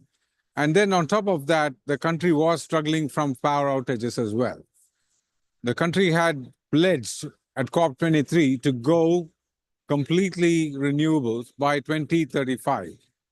So looking at all of this as an overall situation, the country didn't have a situation to be able to provide a solution where they can stop this waste runoff water and make use of this waste to convert into energy. There were many people who spoke at COPs like this, at talk shows like this. Many would say, why can't we turn that into a waste to energy landfill? Why can't someone do this, that, and all of that? But nothing happened. Until one day, we sat at a workshop like this, we were talking, and we said, why is it not possible? Why is this not attractive to people to be able to do that? They said, we don't have money. The Treasury said, we don't have that kind of money. The sovereign debts were so high, so they couldn't look at how they could bring funds into this island state where they could convert that landfill waste into energy. I said, well, let's not stop just there that we don't have money, because that's a universal truth that not all countries have the money. So what have we done about not having the money?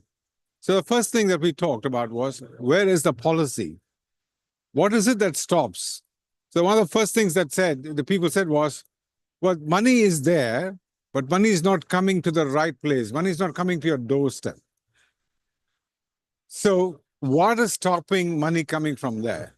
is that if the investors, we had a round table, we said, what's stopping you guys? Here's something that's there, ready there. If you did waste your energy, this is how much money you could make. There are papers to show that. We could make so much out of that, but why are you not doing it? They said the risk of putting money into this market is that the regulator and the supplier of power are the same. So anytime after the PPA, they could try to bulldoze things out. The risk of the law and the legislation was so huge.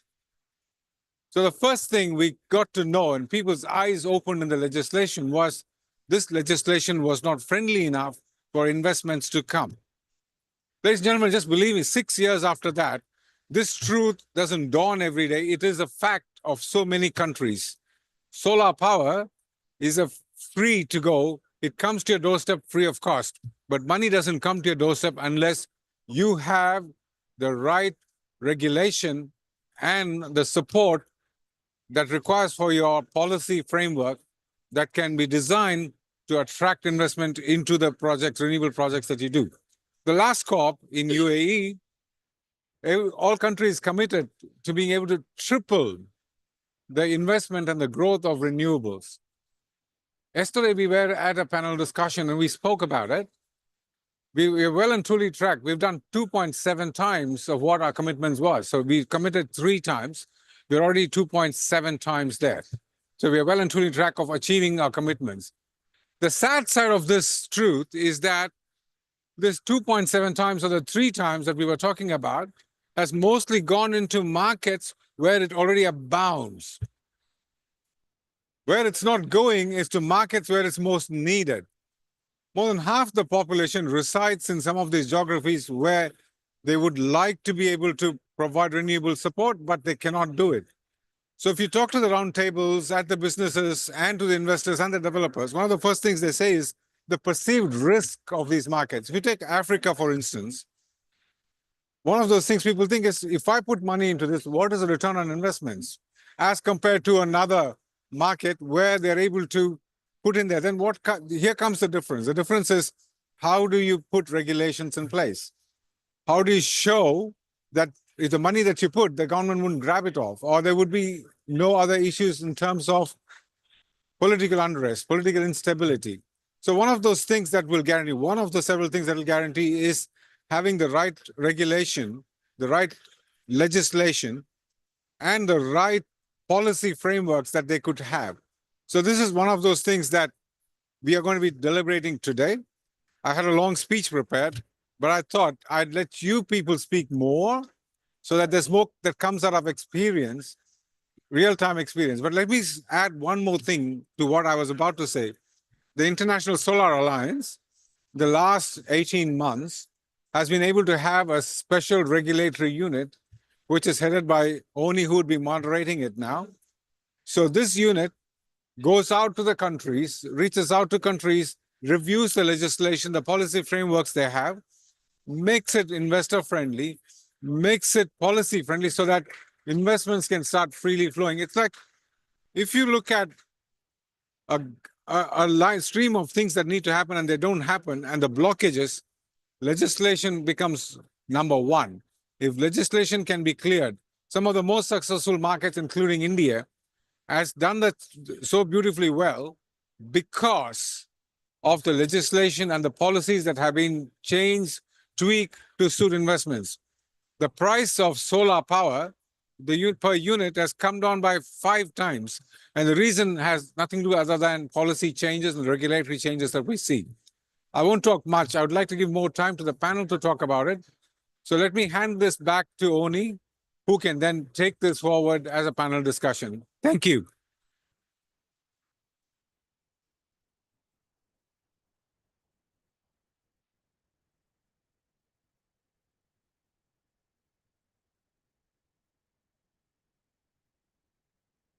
Thank you. Thank you so much, Joshua, for that very remarkable speech. And as you mentioned, solar energy projects investments in emerging markets still face a whole lot of challenges. And the bedrock of solving that is looking at the regulatory frameworks of these countries and trying to make it more investment friendly. I will now go ahead to welcome our distinguished panelists to the front so that we can move on with the discussions. We're looking at, I'd like to invite Dr. Rodrigo, who is the Chief Executive Officer of AppSolar. He is the co-founder and the CEO at Brazilian Solar Photovoltaic Energy Association. He's also the representing companies and professionals from all segments of the solar PV value chain with operations in Brazil.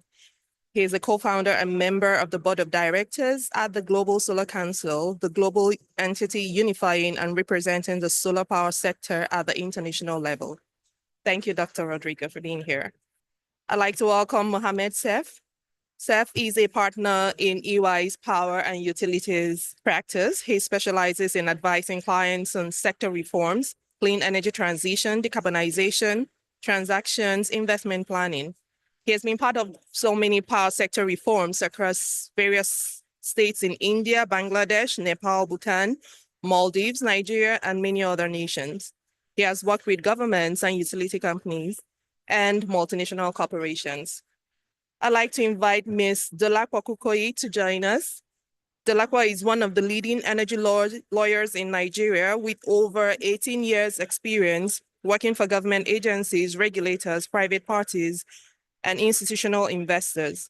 She is the co-managing partner at Detail Commercial Solicitors and leads the firm's energy infrastructure and power practice. Please welcome Arjun Dutt. Arjun is the Senior Program Lead, CEW, Center for Energy Finance, where he is working to accelerate the flow of affordable finance towards sustainability in emerging economies. At the CEW, he develops financial solutions to address bottlenecks in the flow of capital. And please help me welcome Alisa Peck. Alisa is the Strategy Director, Renewable Energy and Climate Advocacy, Global Solar Council. She has worked for trade associations across a wide spectrum of clean energy solutions, including solar PV, electrification, energy efficiency, and clean transport and wind power. Thank you so much to our panelists all for being here. And before we proceed, I'd like to mention that ISA is also launching the report on mini-grid Africa case studies. This is looking at most of the investments that has worked in Africa and highlighting the crucial role of regulatory frameworks in accelerating mini-grid viability or challenging its sustenance in the long term. This series of case studies highlights the crucial role of regulations in shaping the success of mini-grid projects across Africa. By examining a range of projects from successful implementations to challenges faced, we explored how regulatory frameworks ranging from policy incentives to licensing procedures can directly impact project viability. So we looked at 9 case studies across Africa, and generally we looked at what are the existing regulatory frameworks at the time of the project construction, what are some of the government support mechanisms, the financing structures, and the business models. And the aim was to identify multi-sectoral factors that enable these private investments in solar systems. And these case studies were across Africa, Morocco, Senegal, Mali, Benin, Nigeria, Uganda, and Zambia, and Madagascar.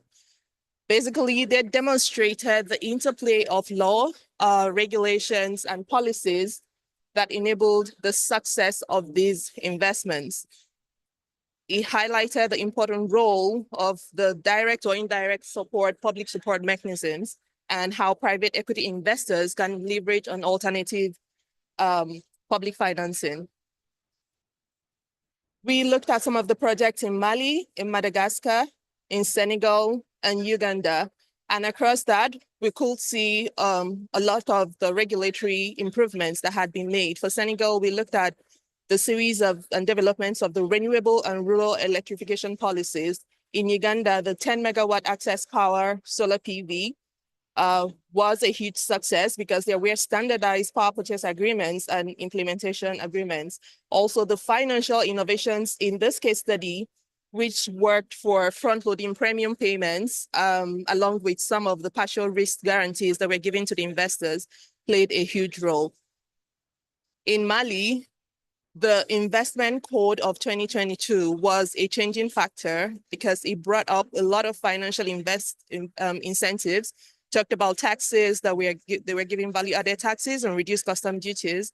And also there was the political assurance of repatriation of funds, so there were no risks of that.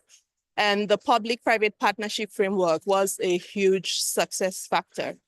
Madagascar also benefited a lot from the public-private partnership framework that he had, and then most notably was the financing mechanism that enabled the circumvention of certain local institutions to ensure that funds got directly to the EPCs. And we looked across Zambia, Morocco, and Nigeria as well. It was interesting that in Nigeria, we had two case studies. One was where there was a huge challenge and was unsuccessful, and the other one was a successful model. So both weighed the two case studies that showed how the new regulatory frameworks in Nigeria had helped to support the success of the investments that came after the mini-grid regulation. Morocco as well had unfinished regulatory frameworks that worked significantly against the investments. So most of the key indicators that we looked at while we were examining these case studies were on government and regulatory frameworks and the project quality and risk control mechanisms. And across that, we looked across a range of factors and we were able to determine that in most of these instances, successful projects demonstrated the accelerating impact of stable and supportive regulatory environment. And in contrast, we had incomplete regulatory frameworks that had hindered project progress. And in some cases, we had project abandonment as well. So the role of financial mechanisms as they are embedded in the regulatory frameworks were critical in enhancing most of these project viabilities. So this is part of the report that we have, and it will be out there for pickup and also in the flash drives that is out there for anyone that is interested in looking at these case models as well. Therefore, we will dive directly into the session and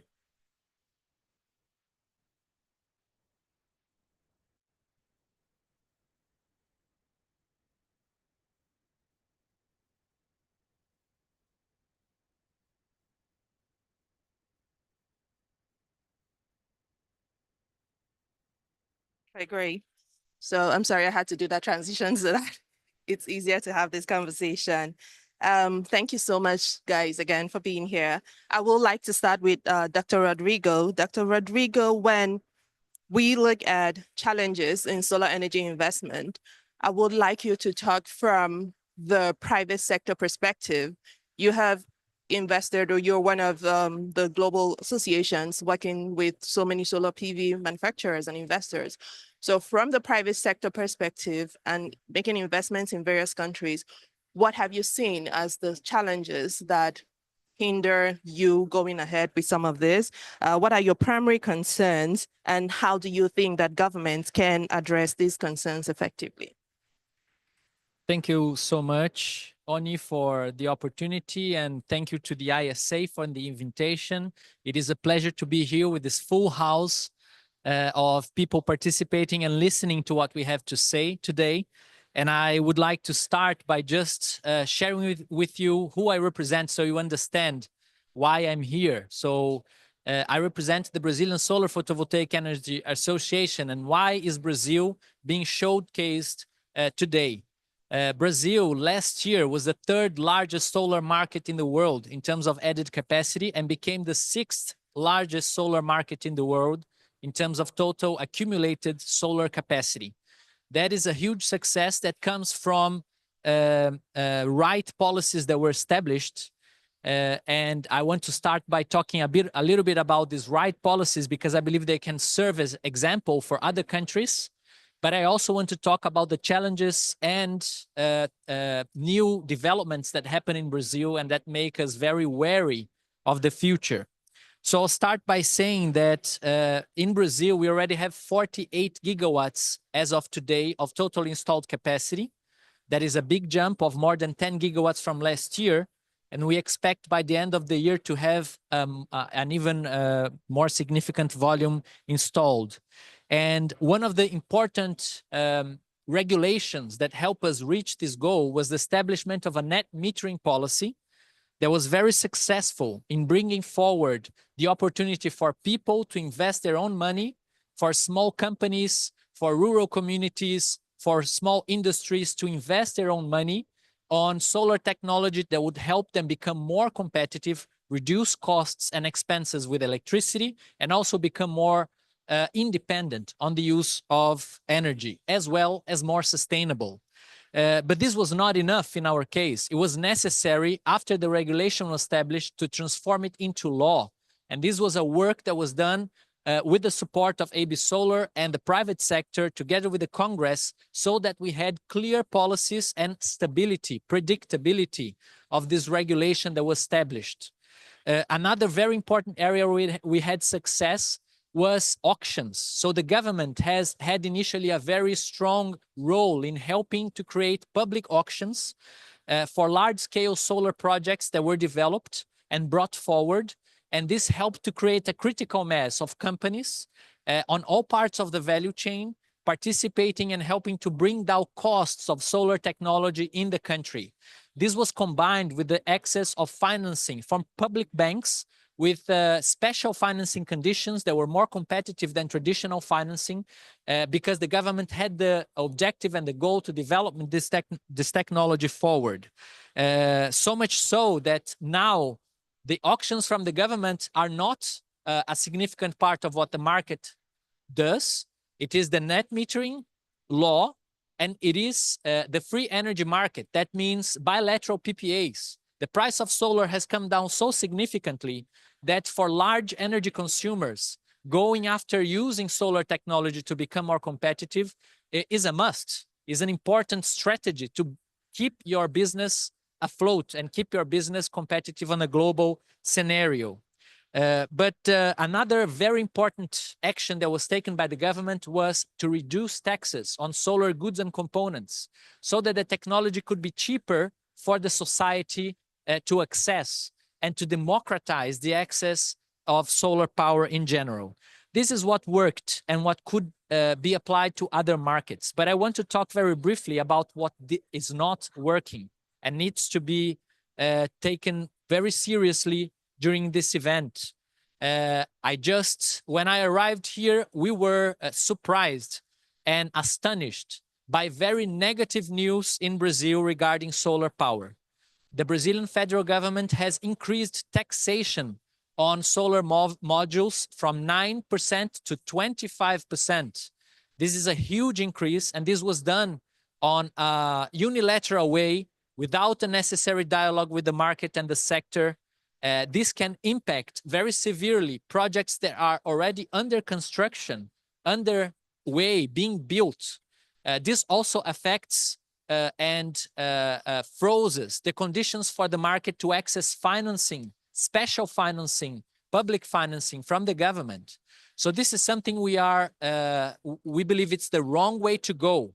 No other government should follow this rule. Changing any rules after they were established and in the middle of the process is very threatening to bringing new investments to a country, be it national or international investments. So this is something we would recommend to be very cautious and to avoid. And we believe that in this case, Brazil needs to change its position because next year we will have COP30 in Brazil, right? Brazil will be hosting COP. So it is very important to help renewable energy technologies, to help the energy transition accelerate, not decelerate. And increasing import taxes on solar components, in our case, in the Brazilian case, goes against helping the energy transition, goes against positioning itself as a leadership in the energy transition, which is what Brazil wants to do, and goes against the efforts that we expect for COP30. So this was my initial positioning here. Thank you. Thank you very much, Rodrigo. That was quite insightful. And you had mentioned a couple of times on the financing mechanisms. So I'll pick on that and move over to Mr. Seth. Mr. Seth, you have advised a lot of multinationals and governments on innovative financing mechanisms. Can you shed more light on what are some of the innovative financing mechanisms that have shown promise in overcoming these challenges like high upfront cost of solar projects and how that can be adopted? Thank you, Oni, first of all, for inviting me. Thanks to you and Isa. And thank you, Dr. Rodriguez, for such a great, understanding of the Brazilian market. It was like a crash course. So when we talk about financing, I think you have to look at it from three broad perspectives. One, financing which is from the government side in terms of grants, in terms of subsidies, tax rebates, as was being mentioned by Brazil for Brazil. The other one is more private investments, majorly in the form of debt or equity. And the third one, again, is a market-driven mechanism, like you have the REC certificates for renewables. And we were talking yesterday in the Sunny Side Up about the upcoming carbon markets, voluntary as well as mandatory. So there are a lot of things happening, but we have to again look at it from what type of countries we are talking about. When we talk about countries who are still at the nascent stage of solar or renewables, mostly the African countries, there the success of financing is majorly through the sovereign part, through governments, whether it is through a feed-in tariff mechanism or it is through a certain grant or security to the financial in terms of first port of payment in case of non-compliance or non-payment by the person or the entity who's consuming the power which is being generated from the project. So similarly, in the developed market, we are seeing that it's more private based, which is working. Private people, like in markets now, Brazil, or whether it is India or the developed countries, majorly there is not a problem in getting private finance, whether it is debt, equity. And also we are seeing that these market mechanisms are getting fairly matured in these countries. The challenge and what was being discussed by Joshua in the earlier session also with Ambassador Puri is how to get private finance in developing countries. How to get regulations in that sense, which is accepted by them, which are not one-sided and acceptable by all the stakeholders, and they open up the market for private finance. That, I think, is the major challenge. I think I'll rest it here. Excellent. Thank you. Thank you, Saif. That kind of shed more light on how we can access finance. And Arjun, I will come to you on the climate finance perspective. So one of the challenges that we have had for a lot of emerging economies is access to climate finance. And this is a needed catalyst for green energy integration. So how would you say that most of the least developed countries and developing countries across globally can access climate finance for their energy transition? Right. Thanks for that, Oni. So I'll build on what Mr. Seth said. He talked about various types of finance, right? So for a moment, let's ignore the finance that's flowing organically, because that we don't need to worry about. But you're talking about developing countries. And in these cases, a lot of, like you said, that there are challenges in accessing finance for clean energy integration. So to talk about how they can access it, first, let me just briefly talk about what governments spend this money on for clean energy integration. So investments cut across both large scale and small scale projects. In the case of utility scale, governments for facilitating renewable energy integration basically invest in supporting infrastructure, such as grids, such as solar parks for setting up projects. And of course, storage can also help with grid integration of renewables. Further, Governments also provide subsidies and incentives both to distributed renewables as well as large-scale projects. And in some cases, the public sector also develops projects themselves. Now, for a lot of this spending, or for at least a portion of these investments, developing countries need international climate finance to actually make them. But developing countries differ quite significantly in their ability to take on debt creating climate finance, right? So on the one hand, where you have large emerging economies like India, Indonesia, Brazil, it is quite simple for them to take on sovereign debt either at market rates or, of course, at concessional rates. It's possible to do. And they have done so. For example, in the case of India, the Green Energy Corridor, which is a dedicated transmission network that helps evacuate power from renewable energy projects to load centers around the country, was partly debt financed by loans from KfW, the German Development Bank. So that is a loan from the German government to the Indian government. Now, on the other hand, when we talk about least developed countries and low-income countries, around 2/3 of these are either already in debt distress or are at high risk of debt distress. So obviously, in their case, taking debt-creating climate finance is problematic.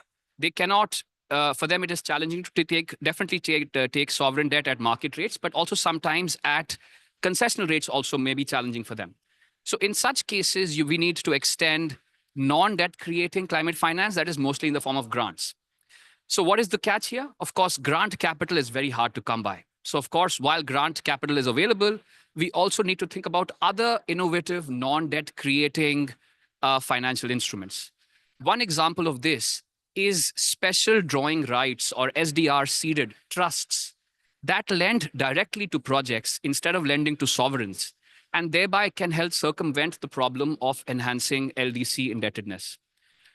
In such a case, of course, the trust lends directly to projects, so the supporting infrastructure for clean energy integration is being developed by the private sector, including international developers. An example of this was actually proposed by the Bridgetown Initiative.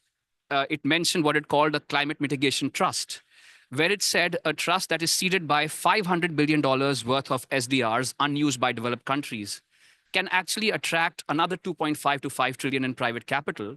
And this can then be used for setting up projects by private sector and therefore avoiding overburdening LDCs and LICs with more debt. So such kinds of innovative means of non-debt creating climate finance can further help extend capital to countries that cannot take on debt. Excellent. Thank you so much, Arjun. So, Delacour, I will come to you. A lot of these least developing countries have very underdeveloped financial markets in order to create this sort of rights that Arjun had mentioned. How do you think that these underdeveloped financial markets can use regulations to do risk of investments in solar energy? Thanks, Onyan.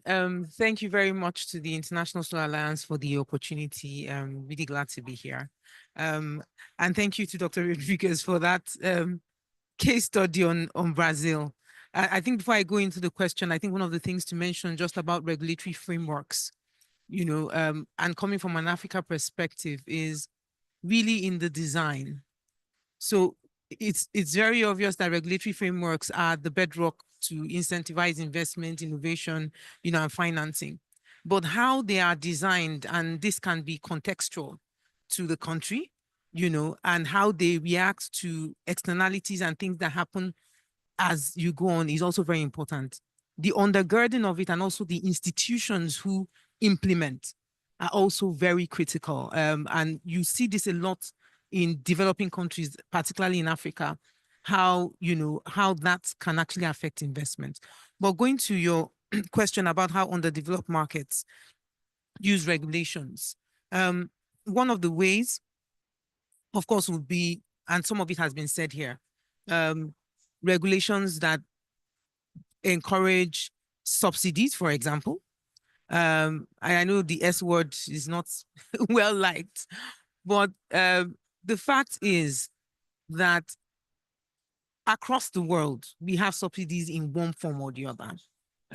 Africa just seems to have a very, very large share of what goes into renewables being subsidies. So sometimes it's a function of how we structure how these projects are financed. We've also seen where feed-in tariffs have been used, although there are pros and cons of that because some of them have not been quite successful.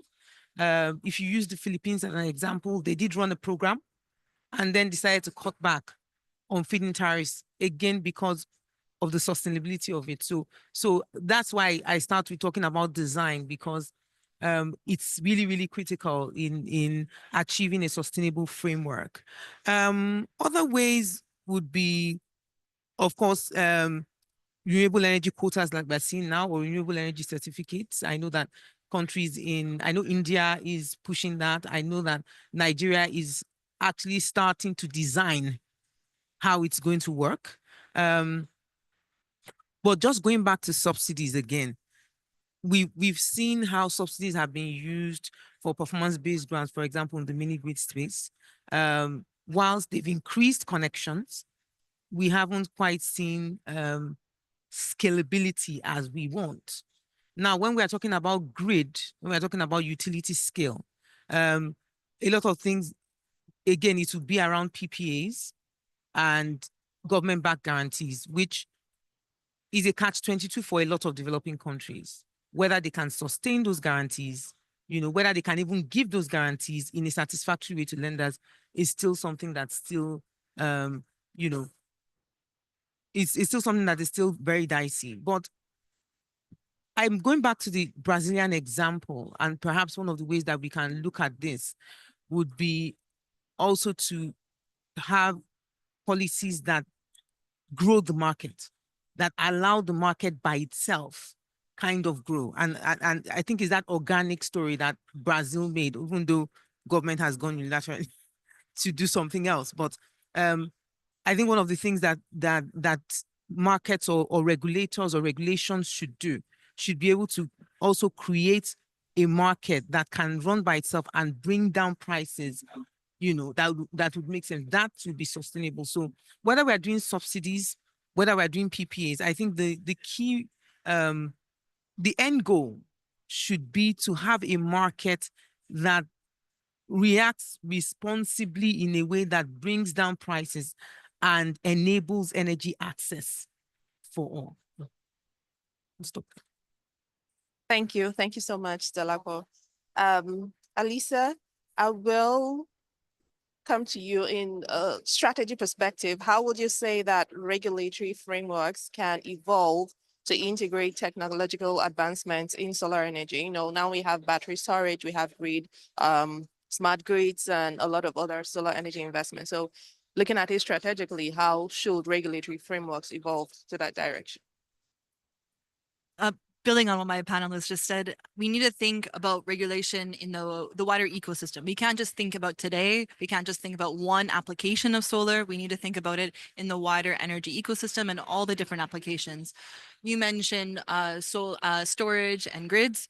And to put it bluntly, there's no point developing solar if you're not also developing storage and grids. There's just no point. I've heard so many different EPCs and developers who have a project, they have the financing ready, but they just can't get a transmission extension. And so then they can't develop the project. And that's a big bottleneck.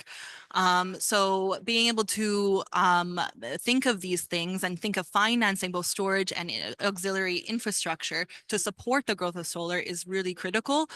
You see in different countries, mainly in developed countries, who are now integrating storage and grids commitments into tenders. And that's one way, but that's not possible in every market yet. And so there's one other thing that you can do is streamlining the permitting. So the less hurdles you have, the less time it takes, the easier it's going to be for investors to come in and provide that investment into these things. So, we see in some countries the regulatory framework is really fragmented. For example, in distributed solar, we see in some countries every state or every province and region has a different different permitting framework for distributed solar, which makes it really complicated, especially when you're looking at distributed solar. It's not necessarily big, people who are experienced in developing big energy projects or dealing with administration systems. And then they see it and you're like, ooh, it's going to take 3-4 years to get solar grid connected on my roof. Rather not, so we need some time frames, deadlines for permitting. We need to make it simpler. One-stop shop type of things are also very helpful. And that's always going to, if investors can see or people can see that there's going to be some return immediately on their investment, they're going to be more keen to put the money in. A second thing that we need to think about in terms of innovation is, solar is more than just utility scale solar. I mentioned distributed, but there's also so many new innovations coming out. There's building integrated PV, there's agri PV, there's floating PV now, and all of these applications have really different financing needs and have really different regulatory needs as well. So we can't lump all these different innovations into one. We need really, really clear policies and regulatory frameworks for each. When you think of floating PV, that's involving a lot of different stakeholders. If you're putting it in the sea or the ocean, you have to then involve maybe fisheries, maybe military, and other sort of conservation group stakeholders. That's very different. With agri PV, maybe you're involving the Ministry of Agriculture then, or in farmers, which have very different stakeholders. So they all need this really clear regulatory frameworks for these different applications to be able to put the money in. And another important thing when it comes to these new innovations is solar is moving really fast, and often regulations just simply can't keep up with that. And when they have these new innovations, there's always going to be some kind of question marks around it. Is this for real? Is this going to happen? And so one thing you need to do is have a proof of concept. So that's where demonstration or pilot projects come in as a really helpful tool to really show to investors that we can do this project. It has been done. And eventually, in those demonstration projects with ISA, for example, I see the map over there of your demonstration projects if people want to check that out afterwards. So once you have those demonstration projects done, and those might need to be using, blended or concessional financing or debt to finance those demonstration projects. But eventually, the goal is to move away from that and be able to attract private investment. So if you're proving that you can do it, and maybe using that kind of sovereignty debt or concessional financing in the beginning, and looking towards moving away from that by giving investors less risk and security and proof that you're able to do it, then you're going to be able to bring that money in. Excellent. Thank you so much, Alisa. That I would say is really the ISA model. We look at the various countries and then do the demonstration projects to show what is actually possible. And also, just like you mentioned, there is no one size fits all when we're talking about regulations. We look at the certain country, the demonstration projects, and then what are some of the regulations that are needed to be tweaked in that country to ensure that that project is scalable and commercially viable in the long run as well. So thank you so much for discussing that. Dr. Rodrigo, I will circle back to you. One of the challenges to investments in most of the countries is usually the inconsistency in policies or government turnaround. And just like you mentioned, you just had this new thing about import duties being placed on solar imports. So how do you think that private entities like the council, the organization that you lead, can effectively influence government reforms, for instance, in your case now? Thank you. That's an excellent question, and it gives me the opportunity to share a little bit more of what we're doing since this situation occurred. First thing that we would like to recommend any government or also other organizations that are interfacing with the government is to really be consistent. And in the case of Brazil, we find this inconsistency in the example of the import taxes that were just risen on solar modules, very threatening to attracting more investments. Brazil was giving a sign that it was ready to help the development of this market and the sector. But when you do something like that, you create a lot of uncertainty. Additionally, there were changes that were done retroactively with this import duty increase. There were quotas that the government has established for 2026 and 2027 of equipments that would be exempt in a way to kind of slowly change things. And they were just erased, completely erased, these quotas, with this new policy that was established. And this is horrible for the market and for the companies, because what you do is you create instability, insecurity. How are you going to plan your investments if the government is changing its position and its opinion from one time to the other so quickly and without discussing with the market and the sector? So what we have been doing from the beginning is to create and foster this communication with the government to show why this is so negative. When you increase import taxes in solar modules in Brazil, you are not helping to build a local value chain. This logic that the Brazilian government is bringing forward is not true. In our case, there are only 2 local manufacturers, and they represent 2 to 5% of the demand that the market needs. So 95% or more needs to be imported. And if you increase import taxes, you are definitely hurting not only the market, but the end consumer who wants to use solar power to reduce its expenses. And this also deteriorates our chances of having new investments, also is bad for the investments that are under development, and also is bad for the jobs that we have in the country, because this puts these jobs at risk. This puts the companies that are working with solar at risk of closing, of having really to stop operations. So first recommendation is don't follow this path. What Brazil is doing now is an example of what should not be done by other countries that are really looking into solar as a strategic technology. So you need to have communication with the market, with the sector, with the association that represents the sector. And you need to build a strategy that takes into consideration the reality of the market and the reality of the companies that are working on a day-to-day basis. So in our case, just to finish, we have mapped how many projects are under threat. That's 25 gigawatts of large-scale projects that will lose access to financing and that are under risk of being canceled. So we are talking about roughly $20 billion or more of investments that are under threat. And that is why we really are working towards finding a solution, changing this route from the government that is going on the wrong direction.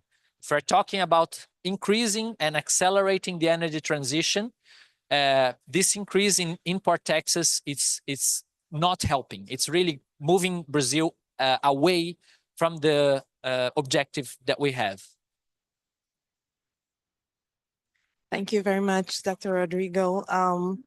We totally agree with you. We should incentivize more than deter with some of the regulations and policies that governments bring up.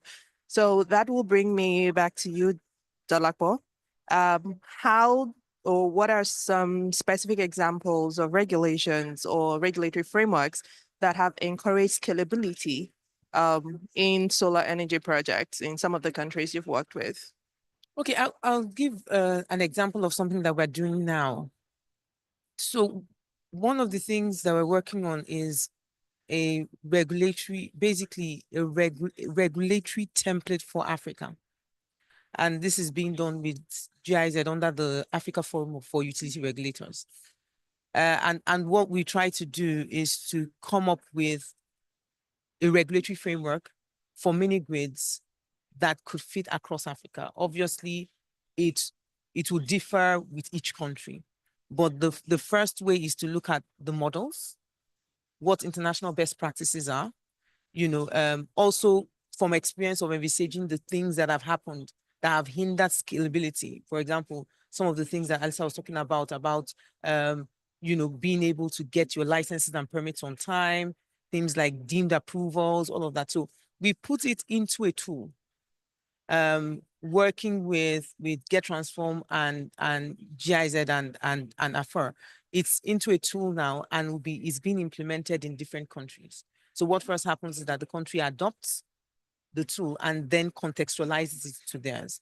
And what that does is that you then have a regulation that has already envisaged some of the lessons learned from different countries. And countries are able to use that to scale because the intention is to have certainty, predictability, and investment readiness for each country. So that in Africa is going on, and I think that it should come on up live. We've actually already gone through peer review. It's actually going to peer review with financial institutions, with even not-for-profit and with different regulators. But other examples that we've seen across the world, if you look at the developed world, you've seen what Germany and Spain, for example, have done with feed-in tariffs. You see the value of having targets that are achievable, like the European Union has targets, for example. I think the thing with targets and plans, which we all have in different countries, is the implementation.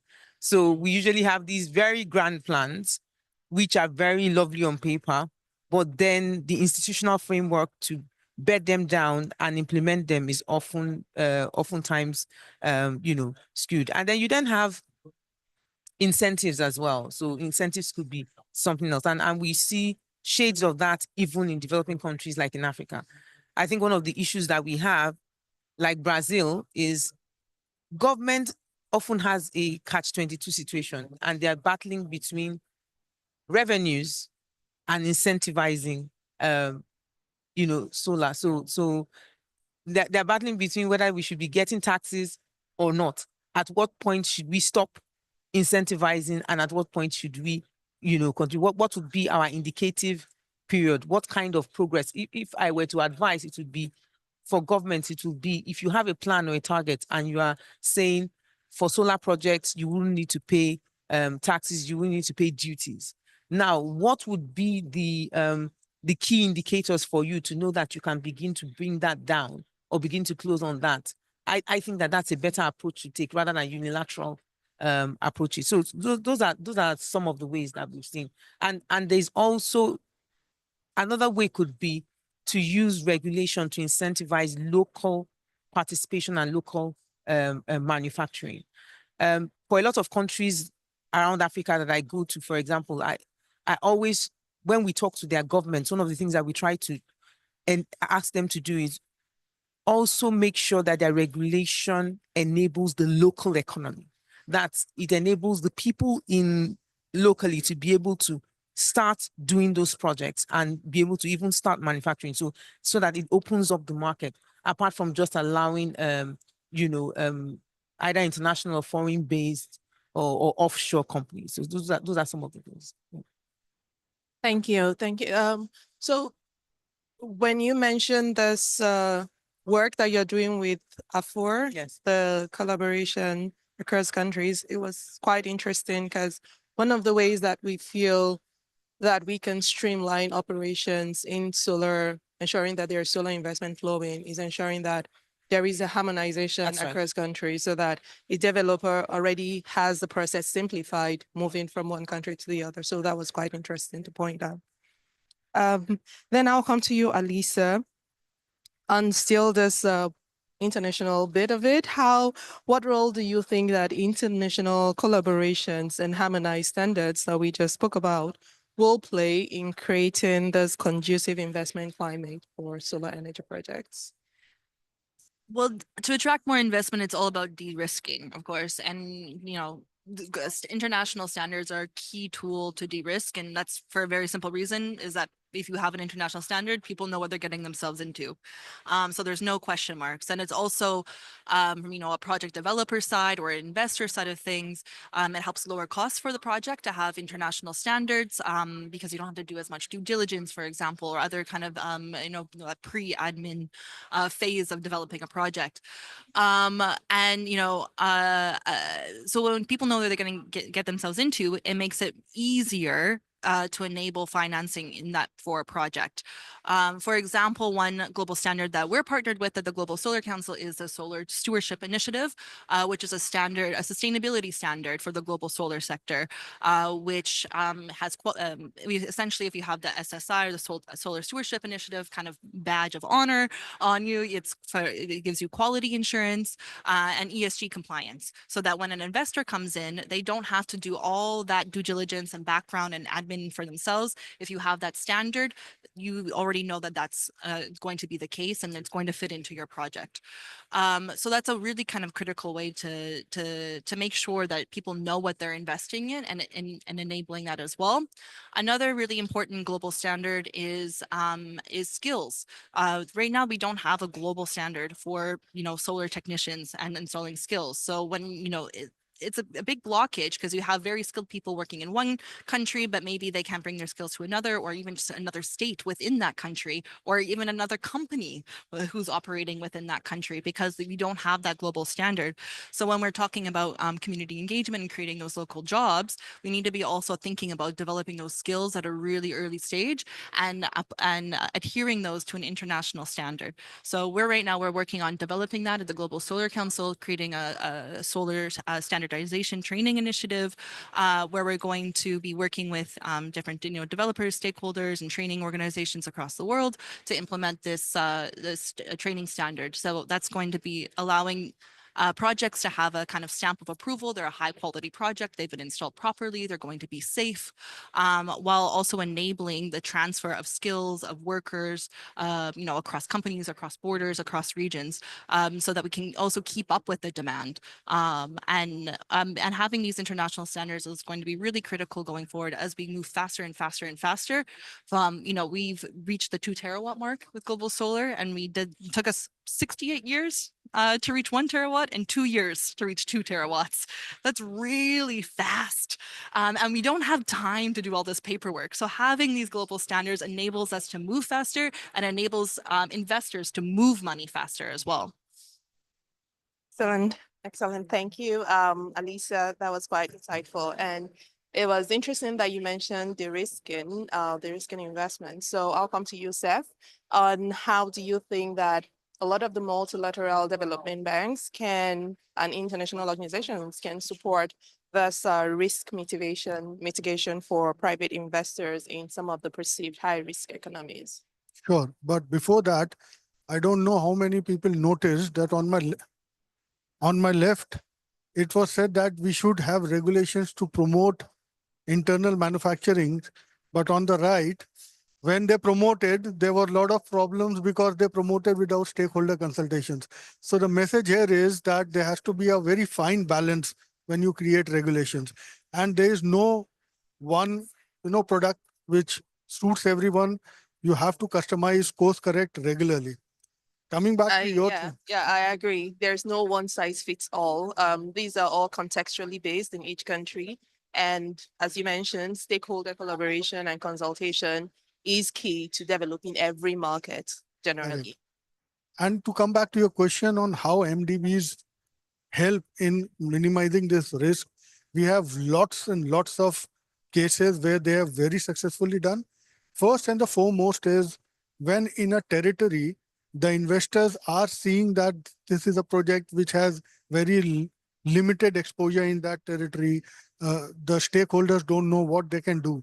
If a MDB comes in and sponsors and oversees the project preparation, the DPR preparation, the feasibility assessment, and then helps in capacity building and going through the process of bid process and allocation of that project, that would itself, bring in a lot of bidders, reduce the risk that is associated with low bidding. Post that, I think one of the major things is if they can give concessional financing to the countries or to the agency, which can then be blended with the government financing to get a lower cost of capital. Again, trying to get limited, expanding the participation, getting rid of the high cost of capital, which in turn impacts the end consumer and derails the entire project. The third piece of risk management which I see apart from this blended financing is and they are doing it, they can also come in at an operational stage where they help in creating a risk guarantee mechanism with the government, or like the MIGA with the World Bank is doing, where they help set up a fund where the investors who have invested in a project can reach out to in case of non-payment by the end consumer. And that actually goes a lot, that can create a market which is not there just because of that many times of the fund that has been created. I'm working with a couple of MDBs currently to create a risk guarantee fund for micro and small enterprises in India so that they don't get funding for rooftop solar, and they have a lot of space on their roof to do that. But they don't get funds because they are small enterprises. They have a very small balance sheet. Most of the financing banks, the private banks, think they won't pay. But with this fund getting created, assuming if this fund is of 1 million USD, what we have estimated is that 8 to 9 times of this fund would be the investment that can be made by private sector, by these MSMEs. So that is the role of a MDB in minimizing the risks. Excellent. Thank you, Mr. Seth. And I'll quickly come over to you, Arjun. One of the main issues that we have run across is funds and financing. And when you work with international carbon markets, how would you say that under what we currently have as Article 6 may be used as a policy and regulatory lever to direct international climate financing towards these financially underserved sectors in the country? Right. Thanks, Oni. This is a very topical question because at COP29, as we speak, negotiators are working to finalize the rules that will operationalize Article 6 markets. So these Article 6 markets contain two types of mechanisms. The first is Article 6.2 that allows for bilateral or multilateral trading between countries, and a centralized mechanism under 6.4 that permits carbon trading under a centralized supervisory body. Now, whether it is 6.2 or 6.4, from the perspective of project developers, it allows them the opportunity of selling carbon credits that their projects generates in return for revenues. In addition, under Article 6.2, there is the possibility of more bespoke financing arrangements. And here I'm particularly talking about Japan's joint crediting mechanism. So this is a framework that is aligned with Article 6.2. And under this, project developers may even get part funding of capital expenditure in exchange for a share of the carbon credits. So whether it is revenues for carbon credits or part funding of CapEx, in both cases, what that does is it improves the viability, the commercial viability of the project. So coming to now how countries can take advantage of this. For both Article 6.2 and 6.4, each country is to independently specify the project activities, the type of activities that it wants to solicit participation in. So this gives countries an opportunity to strategically select financially underserved segments and therefore to route capital through Article 6 towards them. As an example, India has already publicly specified the list of activities where it solicits Article 6 participation. This is a list of 14 activities which contains segments such as green hydrogen, green ammonia, carbon capture, utilization, and storage, among others. So these are all sectors that are not commercially viable and therefore financially underserved. This list also contains segments such as clean cooking with renewable energy that also has considerable additional co-benefits. So the point is, by strategically selecting the segments that are eligible for Article 6, each country can create a channel for capital flows towards these financially underserved segments. Just quickly, Arjun, we have these currently emerging international finance hubs. And how do you think these can be leveraged to ensure that we are channeling this monies to the right financially underserved segments? Right. So just to specify, there are emerging finance hubs in developing countries. For example, you have one in Astana International Financial Center. You have GIFT IFSC, which is India's international facing financial hub. Now, why at all we need to talk about these types of institutions is that currently the global flow of capital towards climate is around $1.46 trillion per year, as per data from the Climate Policy Initiative. This needs to at least quadruple if we have to meet global climate goals. Now, this requires us to significantly increase the capacity of existing channels of finance to deliver, right? This requires, for example, reforms of MDBs, and that is a work in progress. But because we need to mobilize capital at such scale to quadruple existing flows, we also need to examine other institutional levers. One of these institutional levers is emerging sustainable finance hubs or finance hubs in developing countries. So if I talk about GIFT IFSC, right, it is India's international facing financial market that allows entities based in India to raise capital in international currencies. At the same time, it also aspires to be a sustainable finance hub, not just for India, but for the global South as a whole. So what is the advantage with such finance hubs? Firstly, they are located much closer to the investment opportunities in the developing countries. Therefore, financial institutions based in these financial hubs have better networks and can be more effective with deal origination. So in a way, such finance hubs can act as conduits of capital from the global north to the global south by connecting international capital with investment opportunities in those markets. And finally, when we're talking about sustainable finance hubs in large emerging economies like India, these can also help smaller developing countries which struggle to attract international capital on their own and in a way help route international capital towards projects in those smaller developing countries and thereby also help address the deficiencies in the domestic financial systems of smaller developing countries. So for all these reasons and the needs to basically quadruple global climate finance flows, it's important to also consider this institutional lever, and perhaps MDBs and such finance hubs in developing countries should work in tandem. Excellent. Thank you, Arjun, for that. We will have a short 5 minutes to see if we have any questions from the audience. Yes, please.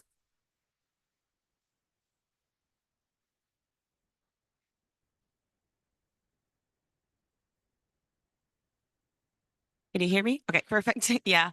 Hi, my name is Chadia Abreu. I am from the Dominican Republic. I work for the government, and I think it's always interesting to hear these panels where you have different stakeholders, but it's also like I feel compelled to give this government perspective. And I think it's really important, just like the government is also part of the conversation, because I think you mentioned that there is a dilemma between taxpayer money and ratepayer money, right?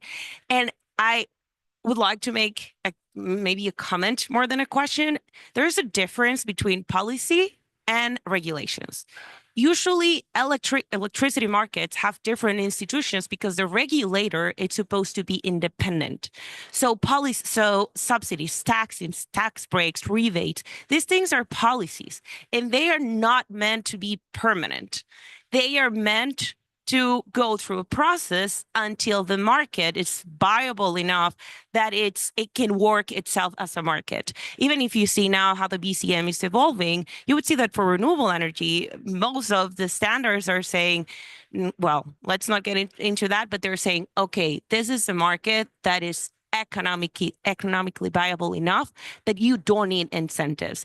And I think maybe my point and my question to you all, it's when you have to balance all these different requirements and all these needs, you need to understand, like, what would you tell your government? What is the point that you understand that the cost of capitals in the Dominican Republic are not the same in Brazil?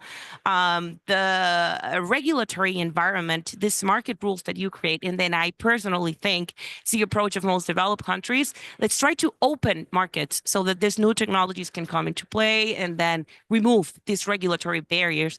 But what would you say to your government when is the time to stop, or when is the time to change? Or how do you change? Because sometimes I think the dialogue, you mentioned this, it's crucial. And I'm not very familiar with the case of Brazil. Dialogue is crucial.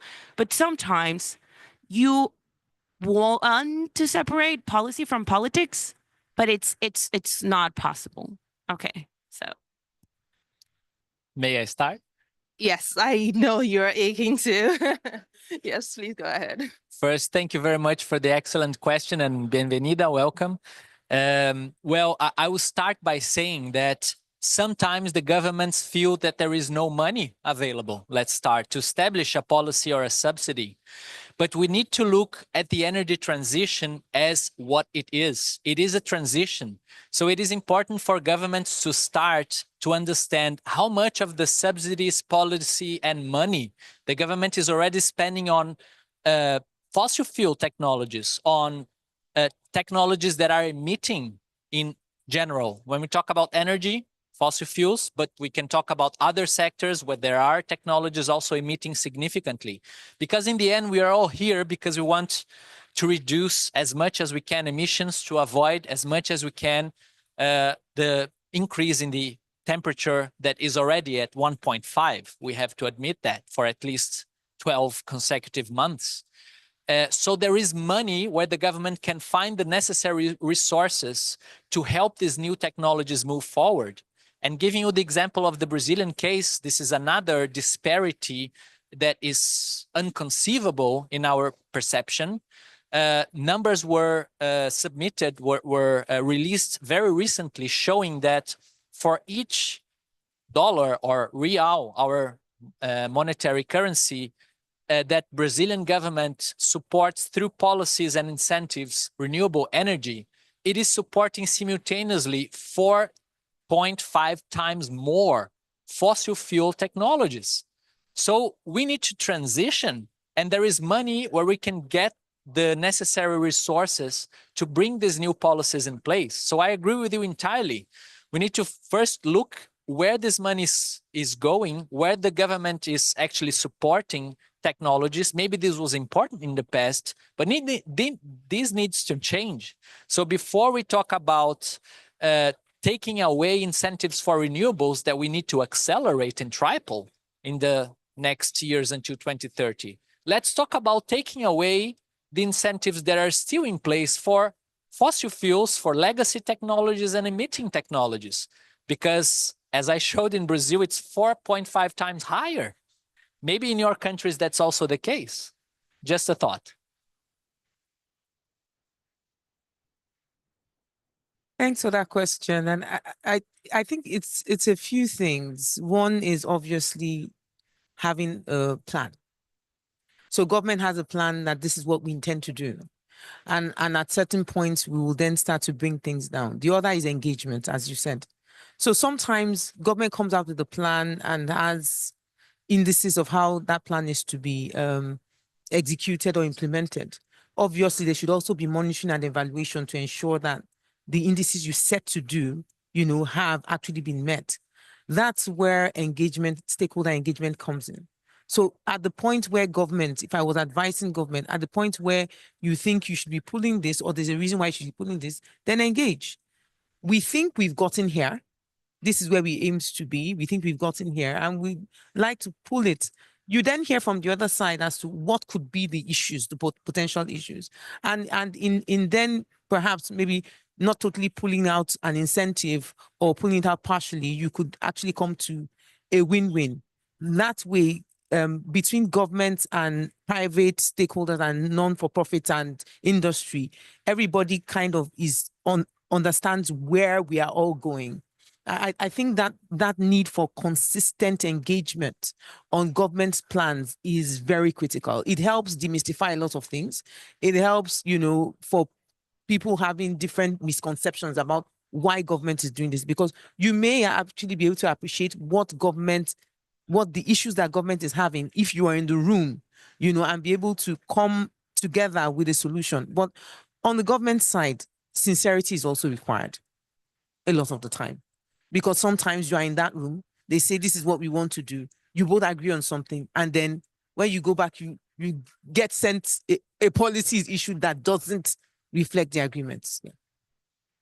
Thank you. Thank you so much, Rodrigo and Delacqua, for that. I've been given a nod that, yes, we are out of time. So thank you so much, everyone, for a very insightful panel and the discussions.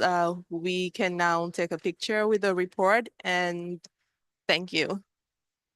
And thank you so much to our audience for your participation. Thank you.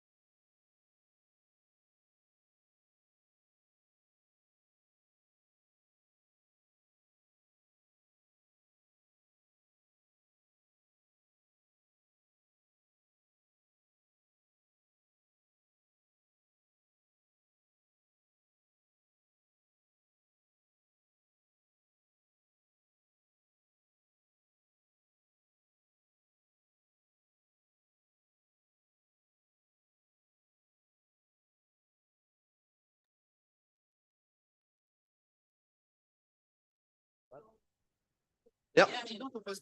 No, second speaker. So yeah. Okay. Okay. All right. I think headsets on at this point.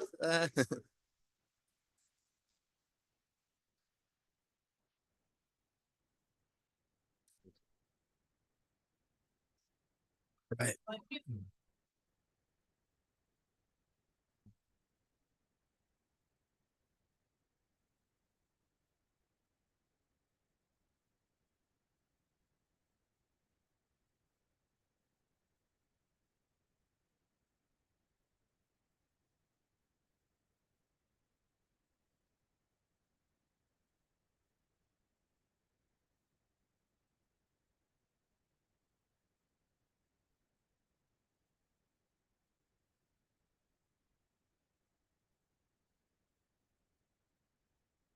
All right. Thank you, everyone. Can everyone hear me well? Yep. No? Nothing on yours? Okay. Can you provide her with another headset? Thank you so much. Oh. Yeah. Thank you so much. All right. All right. So I'm going to kick it off almost on time. This is good. My name is Andres Vanes. I'm an energy specialist with ADB, working on industrial decarbonization with the energy transition team. On behalf of ADB and myself, welcome to this session on decarbonization of hard-to-abate sectors in Asia. And also a warm thank you to the International Solar Alliance for hosting us today. Hard-to-abate sectors represent 25% of global energy consumption and are responsible for more than 20% of global GHG emission.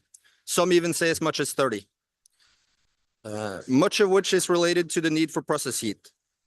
There's a lack of available solutions to tackle these challenges of decarbonizing these sectors. With temperatures too high or distances to cover too far to electrify or otherwise replace. While there's a growing number of transition technologies trying to overcome these obstacles, the challenge is amplified by the viability gaps with financial, both in regards to financial and in scaling new technologies and solutions. Both green fuels from green hydrogen and its derivatives, the abatement and utilization of CO2 from fossil fuels, and even solutions like thermal energy storage represent promising solutions. Some of these sectors can also greatly benefit from measures of energy efficiency. Technology readiness and bankability for technologies to tackle this are rapidly improving. So we're here today where we aim to, so where are we today? Where do we aim to be? And how do we get there? These are all questions that we're hoping to address in today's session. We will hear from representatives from several of the industrial sectors, from technology developers who offers the solutions, and from organizations creating the roadmaps and the ones financing this energy transition. This brings me to our first speaker, Ms. Claire Broadbent, from Head of Sustainability with the World Steel Association. Claire, the floor is yours. Thank you.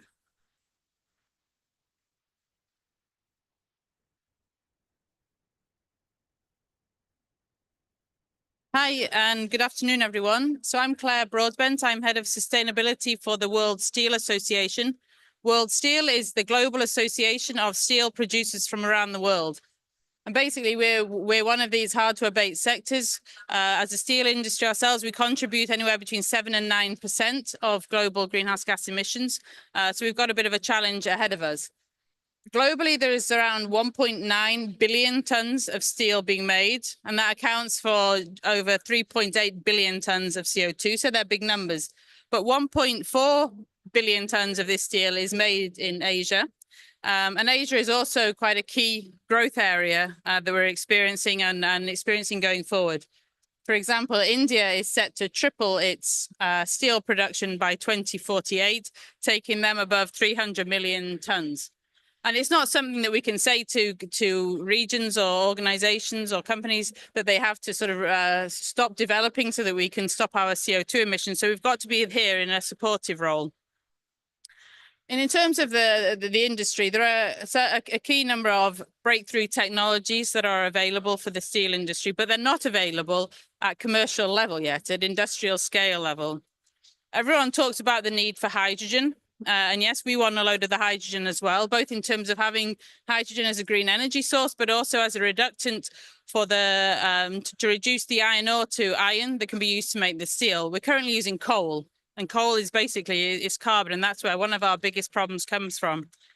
But it's not just about hydrogen. We can also look at electrolysis, carbon capture and storage, carbon capture and usage, and basically using the local solutions which are most relevant to those areas.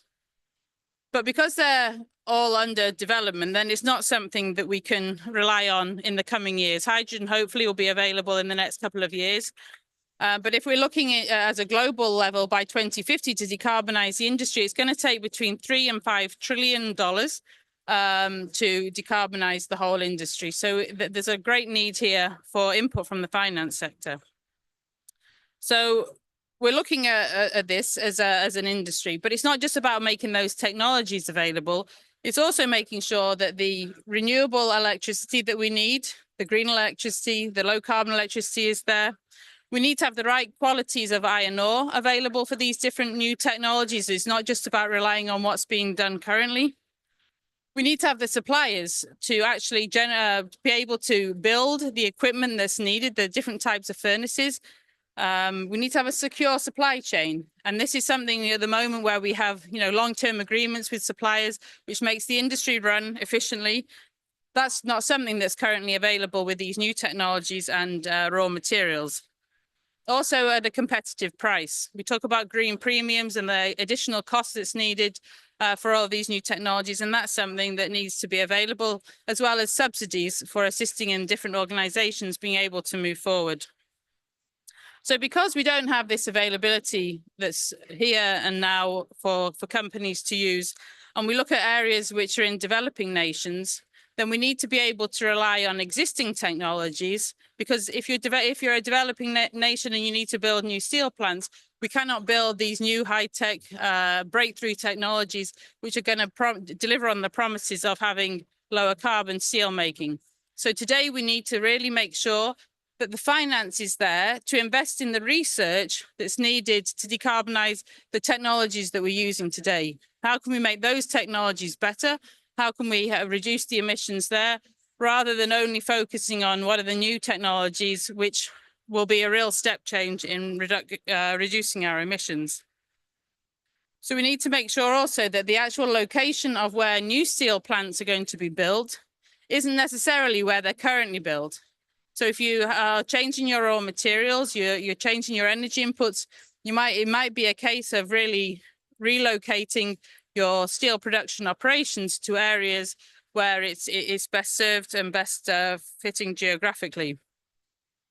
So making sure that we invest really now in the technologies, and speaking to finance people here, investing in that research, investing in those new technologies to get the reductions that are needed. But it won't be the big, huge reductions that we need by 2050, but at least we'll be making the incremental changes as we're going forward.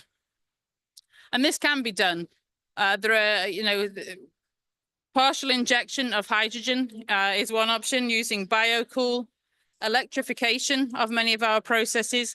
As we're reducing the amount of, coal that's going into the inputs into the process, we're actually when you're making steel, we generate a lot of our own energy that we then use elsewhere on plant because of the coal that we're using. However, once we start decreasing our reliance on coal, we're going to be generating a lot less of our own energy, and our requirements for electricity is going to really hugely increase.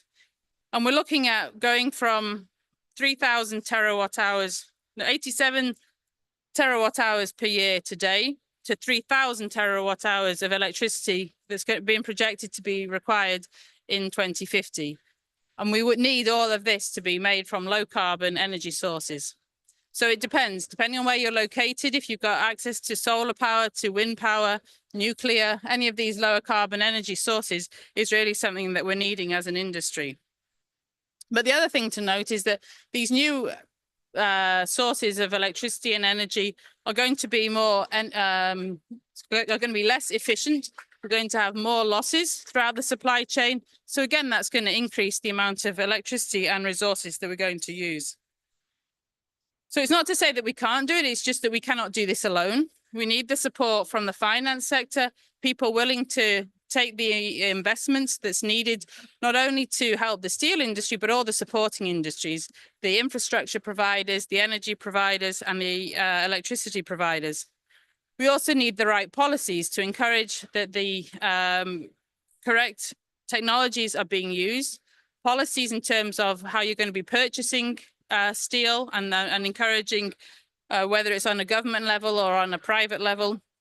Also in terms of making sure that the energy is available and it's in there. And I think that's the last key thing, is a requirement that we have a reliable finance that's made available to the industry on a global level and not penalizing those areas which haven't developed as far as maybe some of the European and American nations, to make sure that we can actually advance the development in these other areas around the world, particularly because they're the ones which are actually increasing in their global steel production. So that's all I wanted to introduce you with, just to sort of say it's a big challenge for us as an industry. We're looking for support from people in terms of for finance, and I look forward to the ongoing panel discussion.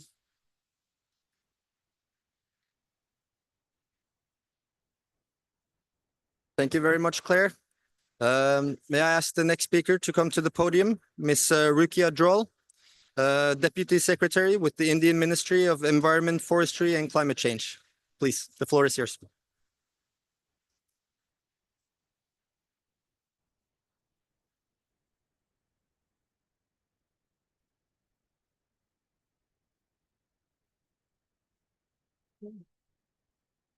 Thank you, everyone, and thank you for having me here. Okay, thank you. It's my absolute honor and privilege to be talking to such a diverse gathering here, covering the industry, the technology providers, the financing community, and also the representatives from some of the governments. And the topic today we discussing about is hard to abate sectors, and I would want to highlight the fact that these hard to abate sectors are extremely critical for our economies for several reasons. These sectors are providing employment to such a large population in our countries. They are the backbone of the development that we are aspiring for. And, these are the sectors that we cannot, survive without. So with that importance, I think it is also important to talk about the kind of contribution they have with respect to the global greenhouse gas emissions. And these hard to abate sectors are called so because of their GHG emission intensiveness and high dependence on fossil fuel as the raw material and also as the energy source. And my friend before me just highlighted the amount of contribution they have to the global emissions, talking about only the cement and steel sector. The two sectors only contribute to about 14% of global greenhouse gas emissions. So this is the kind of responsibility that these sectors have with respect to mitigating the emissions that are leading to extensive climate changes that we have been experiencing around the world. And, that is the reason it is important to bring back or put a focus on these industries. Now, we also recognize the fact that transitioning to low carbon processes in these industries actually involve high upfront cost. And sometimes these, costs are not easy to be met considering the very thin profit margins of the industry and also the competition they face within the market. And the access to finance, technology, and capacity building remains a significant hurdle in the kind of transition that is required in these sectors. So low carbon technologies like, green hydrogen and adoption of renewable energy in the process. I mean, the developing countries specifically are not really ready for these transitions, and some disruptive technologies and interventions are required to be able to support adoption of these low carbon technologies by the sector. And India being one of the fastest growing economies of the world definitely recognizes its role in the climate action space, and it is trying to balance the environmental sustainability with the development aspirations of our people through various schemes and programs. We have committed to achieving the net zero greenhouse gas emissions by 2070, and this ambitious target can actually be met by whole-hearted participation of different stakeholders in the economy and all the sectors that are active in the economy. And talking about the domestic action in climate space, I would say the National Action Plan on Climate Change of the Government of India is the overarching framework on which the whole action depends. And this action plan on climate change basically encompasses 9 sectoral missions that address adaptation and mitigation issues in different sectors. And in addition to NAP, and within the NAP, we have several other schemes and programs like the production linked incentive scheme, which is trying to incentivize the domestic production of clean and green technologies, including the solar PV panels. Then within the National Action Plan on Climate Change, we have National Mission on Enhanced Energy Efficiency, which is focusing on enhancing the performance, the environmental or energy performance of the intensive industries within the country through the Perform, Achieve, and Trade scheme, which has delivered very encouraging results going forward. And going forward, it is, they are expected to deliver much more with respect to increase in the performance with respect to reducing the emission intensity and increasing the specific energy performance of the industry. And recently the government of India, the Ministry of Steel, has launched the India Steel Sector Roadmap and Action Plan report, which basically provides a clear, actionable insights and roadmap for steel sector to adopt in order to be able to bring about the transitions in the sector. And similarly, other sectors are also working towards developing these roadmaps specific to those sectors. However, at the same time, we need to make sure that the transitions that we are aiming for are actually just and are actually doing justice to the people of the country, justice to the people who are employed in these sectors. So recognizing this particular issue, we have the Skill Council for Green Jobs, which is basically preparing our workforce for the emerging green sectors, and just to support them in ensuring their livelihoods while the industry moves towards the new technologies and new sources. So these are some of the initiatives that we are taking at the national level. However, we feel that this is a challenge that cannot be addressed by the governments alone. It requires an intensive public-private partnership. And while recognizing this importance of partnership, India and Sweden had launched the Leadership Group for Industry Transition in 2019. And we have already completed 5 years of this initiative. And last year, we launched the second phase of this Leadership Group for Industry Transition. It is basically a group of countries and companies committed towards low carbon transition of the hard to abate sectors. And under Lead It 2.0, we have launched a India-Sweden Industry Transition Partnership, wherein the stakeholders of the hard-to-abate sector, specifically cement and steel, are working in the form of various working groups focusing on specific issues. There are working groups specific for the steel, for the cement. Then there is a working group looking at the innovation in these sectors. There is one looking at financing, how to provide financing required for these sectors, and another one looking at how carbon markets can play a role in supporting the transitions and making the transitions most cost effective. So this is what India is doing at the international level in the hard to abate space, and we recognize that we have challenges ahead of us, but we feel that so are opportunities. 70% of the India's built infrastructure is actually going to come up in next decade. So this talks volumes about the kind of potential we have in integrating low carbon development strategies.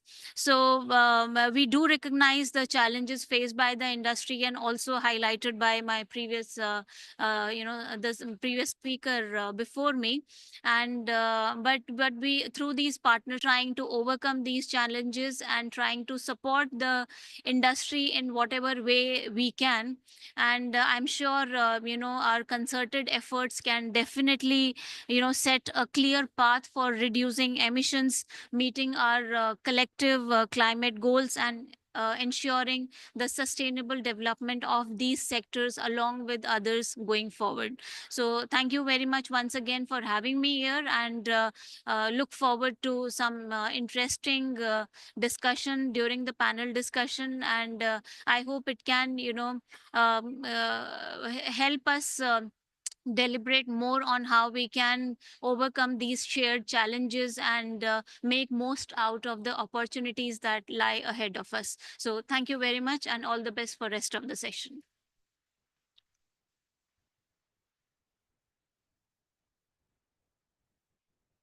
Thank you very much, Ms. Troll. I understand that you have to move on. You have negotiations, but thank you so much for taking the time to join us here. The next speaker up is from the Oil and Gas Climate Initiative, Mr. Julian Perez, Managing Director. Please, the floor is yours.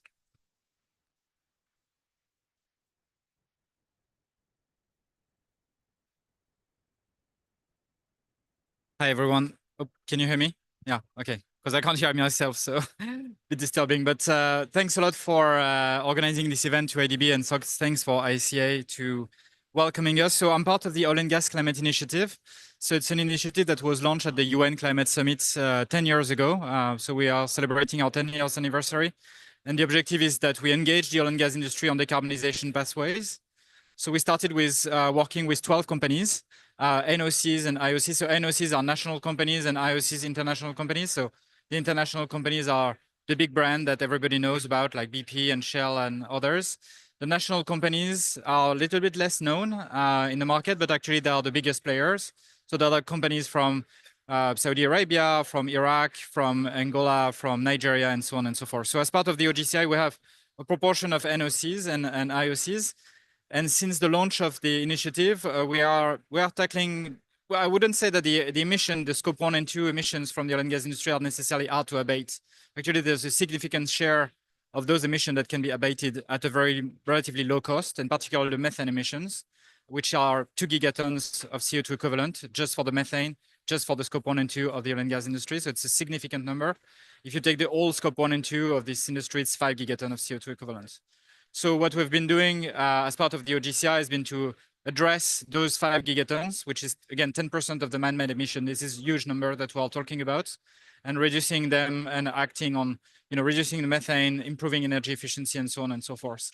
But here also what we try to do within the OGCI is to scale up the profile of the oil and gas industry when it comes to developing and deploying low carbon solution, spanning from renewable, hydrogen, CCUS, biofuels, and so on and so forth. And so since the launch of the initiative, we've been quite active in this domain. And between 2017 and 2023, the 12 companies that have adhered to the Oil and Gas Climate Initiative have invested more than 100 billions in this space, not only on CCUS, obviously, but in all of those solutions. And at COP28, you probably heard about a new initiative that is called the Oil and Gas Decarbonization Charter, which here is bringing 55 companies now. Many companies are coming from the emerging economies, our NOCs, and here again, we try to foster their role in the transition and as well as addressing their scope 1 and 2 emissions.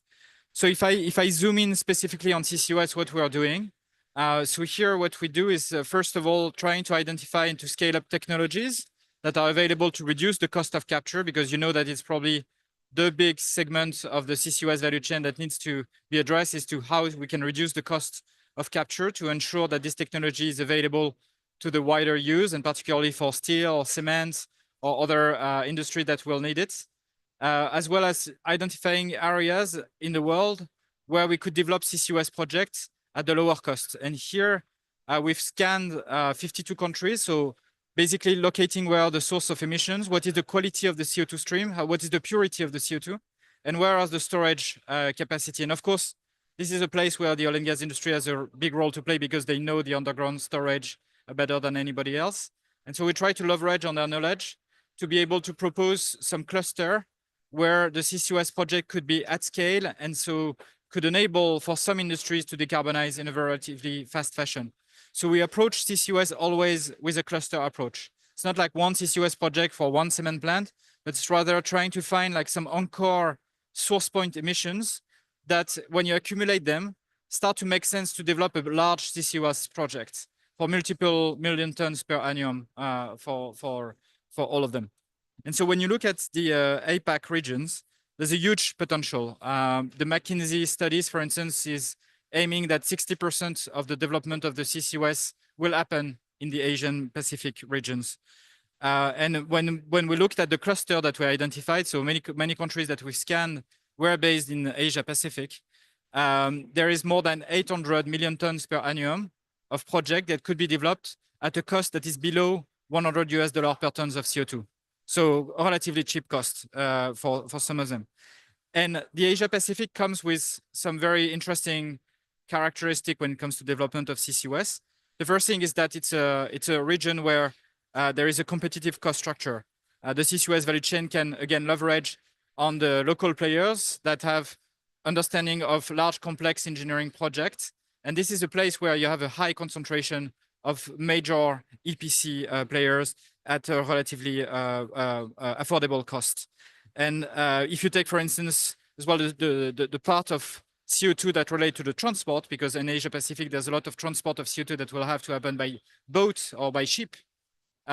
This is a place in Asia Pacific hosts 80% of the ship manufacturer industry.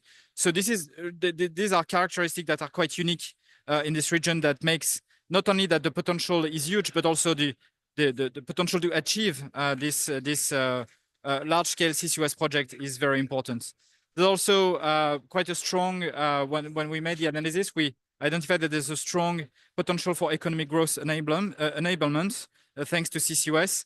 I think IEA and the ADB actually have evaluated that it could create an additional value of between 0.2 and 0.6% of China GDP by 2030. So that represents 100 billions annually. That's huge, obviously, because this is at the scale of China, which is a huge country and a huge economy.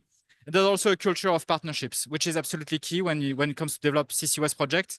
You understand that you have to merge multiple sources of CO2 emissions, then link it with a transport company that would transport the CO2 and that would store it. So that partnership and the fact that creating project in joint venture is absolutely essential. The last point I would say is that when it comes to Asia Pacific, there's some barriers though. One is, as I mentioned before, there's not necessarily storage capacity nearby where the source point of emission are located. So you have to transport the CO2 and this add cost, obviously. So you have to identify like where are the different storage capacity and where it can be made. But there's many places, and particularly in India, there's a lot of spaces where it's feasible at a relatively cheap price. And as of today, there's still a lack of supporting regulation and incentives. So that's one of the biggest barrier to scale up CCUS.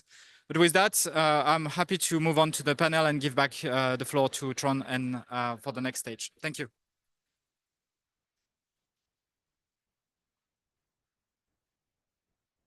Thank you very much, Julian. The next speaker up is Dej Sejin, Program Manager for Industrial Decarbonization with OECD. The floor is yours.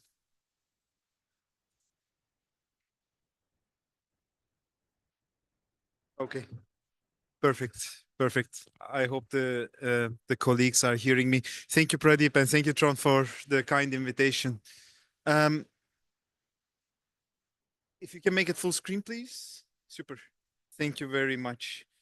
In the context of the OECD's role in the Climate Club, which you might have heard, which is an intergovernmental platform that is fully focused on industry decarbonization. And OECD, together with the IEA, is hosting the secretariat of this Climate Club. And for that, we've undertaken a study this year, which is focusing on the steel, cement, and petrochemical industries. And we've looked at, for the past 2 decades, where the financial and technical assistance flows have been from public sources mainly, but also from philanthropies and institutional investors. Before I go into the details of the study, which you can find online on both OECD and Climate Club web pages, the key finding is there is a need to scale up urgently technical and financial assistance to put the industry emissions on a path that is aligned with net zero. I encourage you to read the COP29 statement of the Climate Club that came 2 days ago after the leaders meeting. That's also on the webpage, which also uses findings from this study.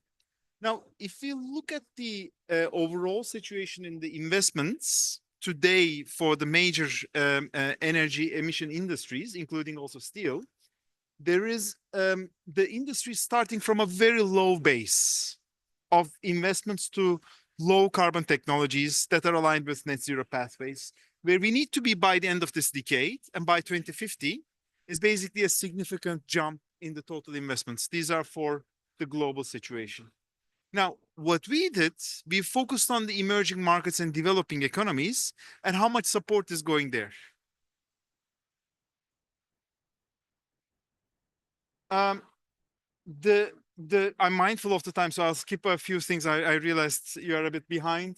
So we looked at the general trends to different technologies and sectors, and also at the country level, but also from which sources, whether it's a country partnership or whether if it's an IFI, MDB that is providing support, we've also monitored those.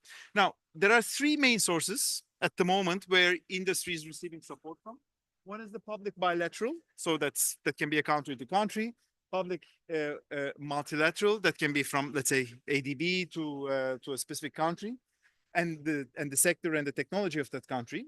There could be, depending on the impact of those public support, a private capital being mobilized. That is, at the end of the day, what we are requiring, and that's what we discussed also earlier. And then finally, there is a new area, especially from institutional investors like pension funds, insurance companies, which you might know that they spend a lot of money on renewables, but not yet on industry. But this is growing slowly. And then finally, philanthropies are also showing interest to industry decarbonization. Now, the key finding, if you look at all the mitigation related, I'm mindful of it's a disclaimer sort of, just we are clear on the definition. So it's the mitigation related public bilateral and multilateral development finance. So within that definition, in the past 20 years, $1 billion, so it's a very small amount, went in total, that's the cumulative number, to the industry decarbonization, emerging markets and developing economies. And this mobilized a similar amount of private capital between 2012 and 2020. So $1 billion in public finance mobilized another $1 billion. And remember the amount of investments that we need. And if you look at the share of industry, how much assistance we talk about within industry, it's less than 1% of all mitigation related development finance and also of the total private capital that's been mobilized. So industry is still a very, very small share. If you look at what happens a bit at the sector and a bit at the country level, EBRD is a main provider. So of this total billion, 80% actually came from EBRD. mainly in Turkey and Ukraine. And the typical instrument that has been used is a debt instrument. If we look at, I didn't show it here just for sake of simplicity. We've heard just a minute ago from the colleague a very interesting presentation about the carbon capture, use and storage. And earlier we heard also on the hydrogen in the case of India. These two technologies collectively received less than $100 million in the public finance support for their development. Now, where do the money goes? It's mainly energy efficiency, waste management, and circularity. The common thing here, which you probably realize, these are all very traditional industry decarbonization technologies. It's not CCUS, it's not hydrogen. So there's also that gap. It's typically going into research and development and capacity building. So not always necessarily to specific technologies. And I just mentioned the breakthrough technologies still deserve a lot of attention. We've also looked at, through the NDC partnership, of all the programs that are available today, one way or another, addressing industry decarbonization. And only 1/5 of all the 100 funds, this is a rough number, is actually specifically addressing industry. 35%, so roughly a third, has an indirect link, whether it's through technology or infrastructure support to industry. So let's be optimistic, it's a bit more than half, but another half is transverse funds, so no specific mention of industry within these funds. So in let's say the donor space, there's also a big gap that needs to be closed in supporting. Now, the fifth and the final conclusion, which I want to share with you, maybe the picture which I've just explained is a little bit, showing the challenges, but there's also good things happening. So there is a lot of programs that are emerging, and ADB, as you know, among also other IFIs, are looking into the space more and more. There is increasingly new instruments, not only for financing, but also de-risking are growing for application in industry decarbonization. Yet there is generally a lack of project pipeline and remaining risk, especially for breakthrough technologies, newer technologies, which also impact the cost of capital, the cost of finance, where we still need to understand how de-risking will be playing a key role. So overall, this is the key findings of the study, just to help in putting some thoughts on the landscape over the past 2 decades, and you can find it online. And I'll just finish with this final slide on the areas for action. So industry sector, unlike the power sector, still requires more attention in terms of assistance. There is a need to target programs for more disruptive low carbon technologies. There is good momentum on the financing instruments, but this needs to scale up as well. In terms of the countries, I've shown you a few countries where support was addressed, but obviously this is just a few. The majority of the emissions come from actually from many other emerging markets and developing economies. Funds which are available need more attention in terms of industry scope, and we still need to continue tracking because this gives us these important insights. I'd like to also invite you on the 15th of November. We have the launch of the global matchmaking platform. So this is Climate Club's main delivery instrument, which will engage the emerging markets, developing economies to receive requests on supporting industry decarbonization, and it will match them with delivery partners. It can be a bank, it can be any other technical assistance provider at the different levels. It can be the preparation of a policy, it can be a project, and it's part of the Climate Club initiative. It's at 6 p.m. And you're most welcome to join that ministerial level event at the UNFCCC Innovation Hub, I think that's the correct name, to follow the official launch. Thank you so much, and good discussion later. Thank you. Thank you. Thank you very, very much, Mr. Sajin, for that very, very insightful presentation. Our next speaker up is Dr. Ramesh Subramaniam, Director General and Group Chief for Sectors Group in Asian Development Bank. Ramesh, the floor is yours.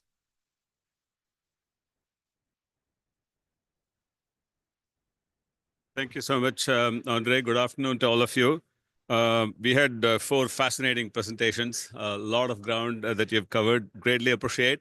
Let me share a few points from ADB's perspective. By the way, personal point, I was born in a place called Salem, which is a steel city of southern India. Watching for the first 20 years of my life, all the steel plant and action. And my wife has got strong connection with Rourkela, which is the steel city of northern India. So there are two important data points, Claire, in what you mentioned in the 9% of greenhouse gas emissions. Now, ADB, as many of you may know, as the Asia and the Pacific region's climate bank, we placed combating climate change and the consequences at the top of our development agenda. At the Glasgow COP26, we committed to providing 100 billion in cumulative financing for climate response for both mitigation and adaptation activities over the period 2019 to 2030. And we're making very good progress over the last 5 years towards meeting these goals. Now, the scale of funding is obviously small relative to the huge needs that we face in the Asia and the Pacific region. So we want to make sure that the financing that we provide is catalytic, and we want to focus on technology, the new technology solutions that are developing that need additional support. The so-called hard-to-abate sectors that encompass a range of industrial activities and also long-distance marine and air transport are also a particular priority for us. Now, the speakers that came before me, they've outlined the scale of the problem and the large financing needs, as well as the challenges that we are facing. So at ADB, we've recognized these challenges, but we also see huge economic opportunities for our developing member countries to decarbonize simultaneously, as well as developing alongside. So if you can create a paradigm that decarbonization is development, that will obviously be a win-win solution. Now, ADB has been known to provide strong support for challenging infrastructure projects across the Asia and the Pacific. These include large hydropower projects, renewable energy projects, cross-border power projects, as well as green city urbanization projects. Now, we hope to bring all the experiences over the last about 60 years that we've gained from these projects to support investments in the hard-to-abate sectors, which is actually definitely likely to be much more challenging. Our ability to combine sovereign, non-sovereign, or private sector support, as well as transaction advisory services under one umbrella in a consolidated single balance sheet, along with blended finance solutions and continuous policy dialogue through significant policy-based lending that we provide to create the overall enabling policy, legal, regulatory environment, will help us design, develop, and finance the investments in the hard-to-abate sectors. Now, these sectors pose a complex interplay of various factors. The technical solutions that are applicable are several. They include industrial energy efficiency, electrification, green fuels, long-duration energy storage, and ultimately carbon capture and storage, which previous speakers covered, to eliminate the final residual amounts of carbon emissions. Now, the products from these sectors are mostly commodities, and many of them, such as fertilizers and petroleum products, are subsidized in many countries, and they do not lend themselves to premium pricing. Hence, the abatement measures in these sectors at the same time need to be highly cost-effective. Now, further, the marketplace in many of these sectors is also made up of large multinational corporations that they themselves have ambitious green goals. But we also have large state-owned enterprises that may be lagging and probably a less organized and able small and medium-sized enterprise sector, industrial sector, which tends to be fragmented and often starved for low-cost capital. Let me just highlight a few challenges we are seeing in one of the areas that I mentioned, the production and use of green ammonia. Market risks are very significant. The projects, the investments requirements are so large, as well as significant time. Landed cost of green ammonia is often at least 2 to 3 times that of gray ammonia. And it's also seen as a commodity which globally does not have long-term offtake contracts beyond 5 to 10 years, whereas the debt that is required is often for much longer tenors. The second is the need to look at construction and execution risks, because these projects are quite complex. The third is looking at resource and generation risks, where particularly there is need for adequate availability of renewable energy and storage facilities. Operational risks are also quite high.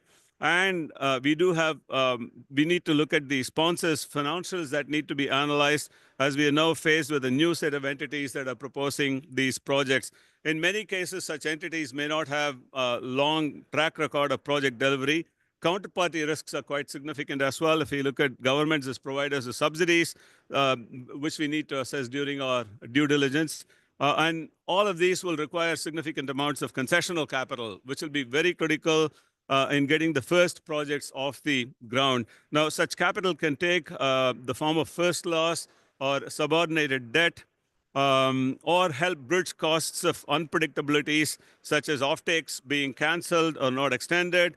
There may also be unanticipated maintenance activities that may go beyond the base case that you assess during due diligence, as well as there is obviously and unfortunately there could be significant risk of non-performance of the renewable energy plus storage leg of certain aspects of these projects.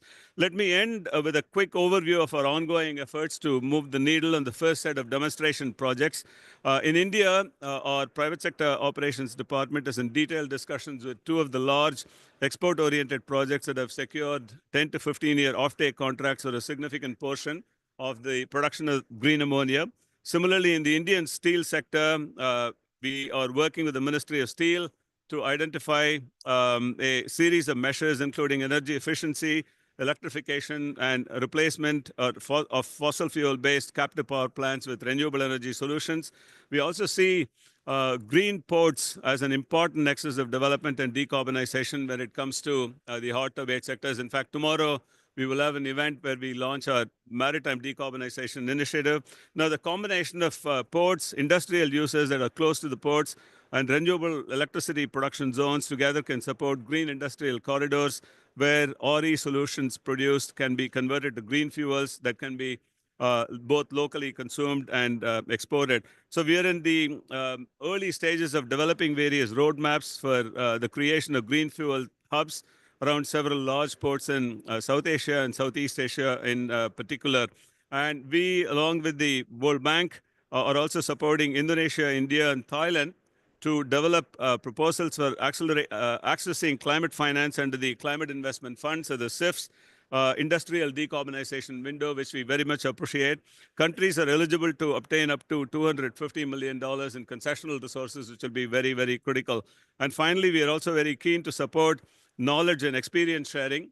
Together, ADB and the ISA, the host of this pavilion, in support to the Indian MNREs, developed and launched the creation of the Global Center of Excellence platform, named as the Green Hydrogen Innovation Center, or GHIC, as part of India's G20 presidency last year. Now, this GHIC is meant to be a one-stop shop for information, experience sharing, as well as twinning related to early projects and policy development focused on green hydrogen ecosystem. So let me end by saying it'll take all kinds of projects to initiate decarbonization of the hard-to-abate sectors. No one country, no one institution can do on its own. We need strong partnerships, and we are totally committed to working with all of you. Thank you so much.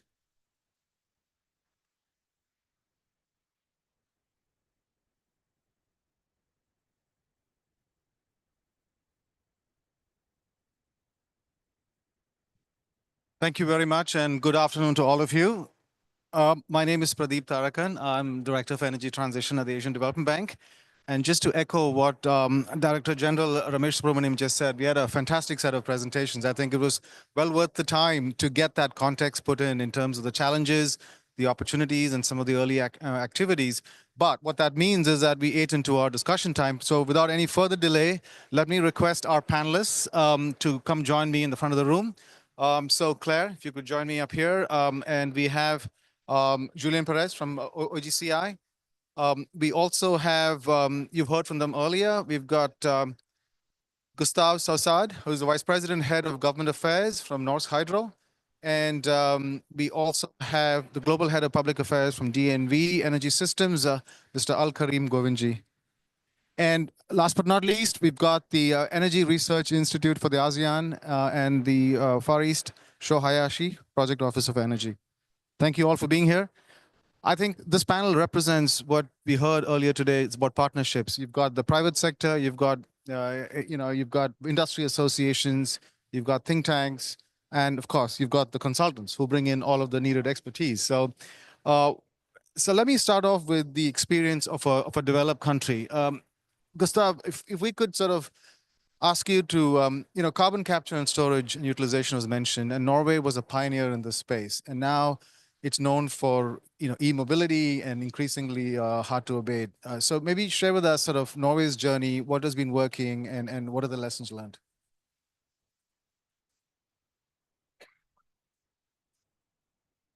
Yeah. Now, can you hear me? Yeah. So I'm representing a hard-to-abate sector, aluminum company. And we are fortunate in Norway. We have access to renewable energy. So that has been a good starting point for hard-to-abate sector. In our industry, it is basically about energy transition. We need to go from fossil fuels to renewables. That is the one single most efficient element to decarbonize the aluminum sector. Then we have some of the CO2 footprint that we have, we need to work on, and that's a combination of CCS to decarbonize the existing aluminum technology, which is a technology from the 1880s, still using today. So it's almost 150-year-old technology, and the solution to decarbonize that is CCS. We are working on that. We have some pilots on that. And hopefully we're going to have something in industrial scale on the CCS for our sector in place by 2030. The problem we have is that we have so low concentration, 1% CO2 in our emission compared to others that have 20% and more. So we need a completely different technology than other sectors, and we are working on developing that. For new smelters, we need a completely new technology. We're also working on new aluminum smelter technology, carbon-free, and we'll be building a pilot now in Norway. And the success of doing that in Norway is, of course, based on the technology centers that we have, partnership with the government, support from the government in the funding of the technology development. And hopefully you're going to succeed, and that's going to be transforming then the whole aluminum sector if, and I would say when, that is in place.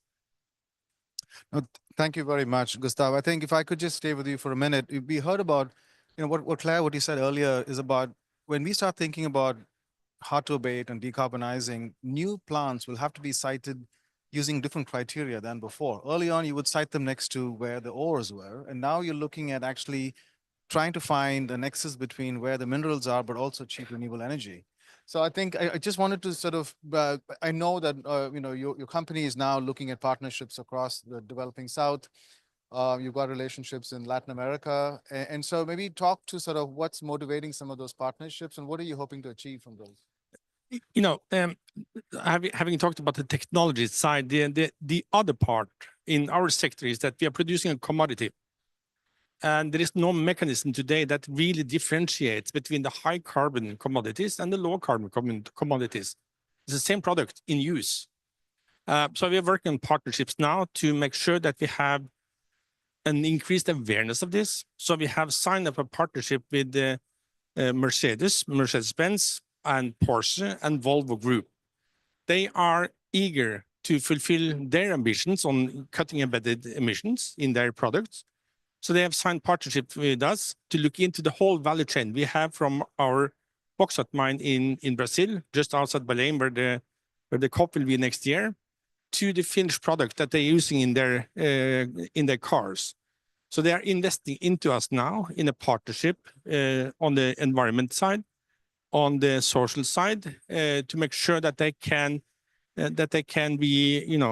can truly cut their embedded emissions, and also including the social component in this. So they are active partners with us in Brazil, making sure that we are doing the reforestation in the proper way, that we are working the social agenda in the proper way, and that they are also willing to pay a premium for the low carbon products that eventually, that is coming out of this value chain from Brazil to the smelters in Norway and products in Europe. Thank you very much. I mean, this is really interesting. And, one of the things that ADB is now looking to do is to, we see materials and manufacturing as a prerequisite to the energy transition support. And so mining and green mining is something that we're actually closely looking at. And it's interesting to sort of learn from some of the most advanced country experiences. So we'll be definitely following up on some of those conversations with you.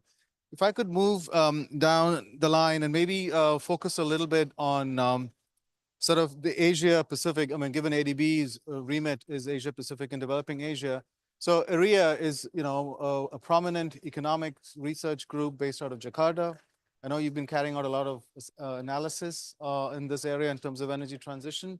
Perhaps you could speak to some of the low-hanging fruit or technology options that you're seeing that might make more sense for our regions. Yeah, thank you very much. As Area, we recently launched or published something called Technology List and Perspectives for Transition Finance in Asia, which includes all sorts of green and transition technologies that will contribute to the region. We have 7 different categories under that list, including the renewables all the way to raw material switching and so on. But in case of Asia, I see a great opportunity for energy efficiency related projects or technologies. If you go to the Japan Pavilion right over there, there are like a good exhibit on a lot of low-hanging fruits technology that is already being implemented for the energy efficiency. But also, meanwhile, I think in terms of financing options, I'm not sure if we can call it low-hanging fruit, but as Ramesh mentioned, there are a lot of different kinds of risks that comes with the transition technologies or projects. And so mitigating those risks through both direct and indirect financing would be really important, and then could be something we can all collaborate with also ADB and private and public financial institutions. Yeah, I'll stop here. Thank you very much. I mean, just picking up on what you said, and if I could move to Al-Karim. So the role of government comes up a lot when we were talking about scaling up renewable energy, and we aren't out of the woods yet, but clearly in the Asia Pacific, there is a significant amount of renewable energy capacity that's coming online. And we talked about the role of government in terms of, de-risking and supporting the first of a kind projects and so on. And now when it comes to hard to abate sector, we're hearing the same thing, that the role of government is paramount. So, I mean, you're head of government affairs. So I think putting your hat on as the person sort of, I guess, sitting between the private sector and the government and the interface, if you could speak to sort of what are the things you're seeing, what can governments do? What is it that they shouldn't do, perhaps? And a couple of good practice examples that you can share with us? Sure, thank you. I think if we look at a range of government policies, we can perhaps break them down into market-driven policies, mandates, or incentives. So market-driven policies are things like emissions trading schemes that provide allowances and try and get companies to perform in certain ways and reduce their emissions.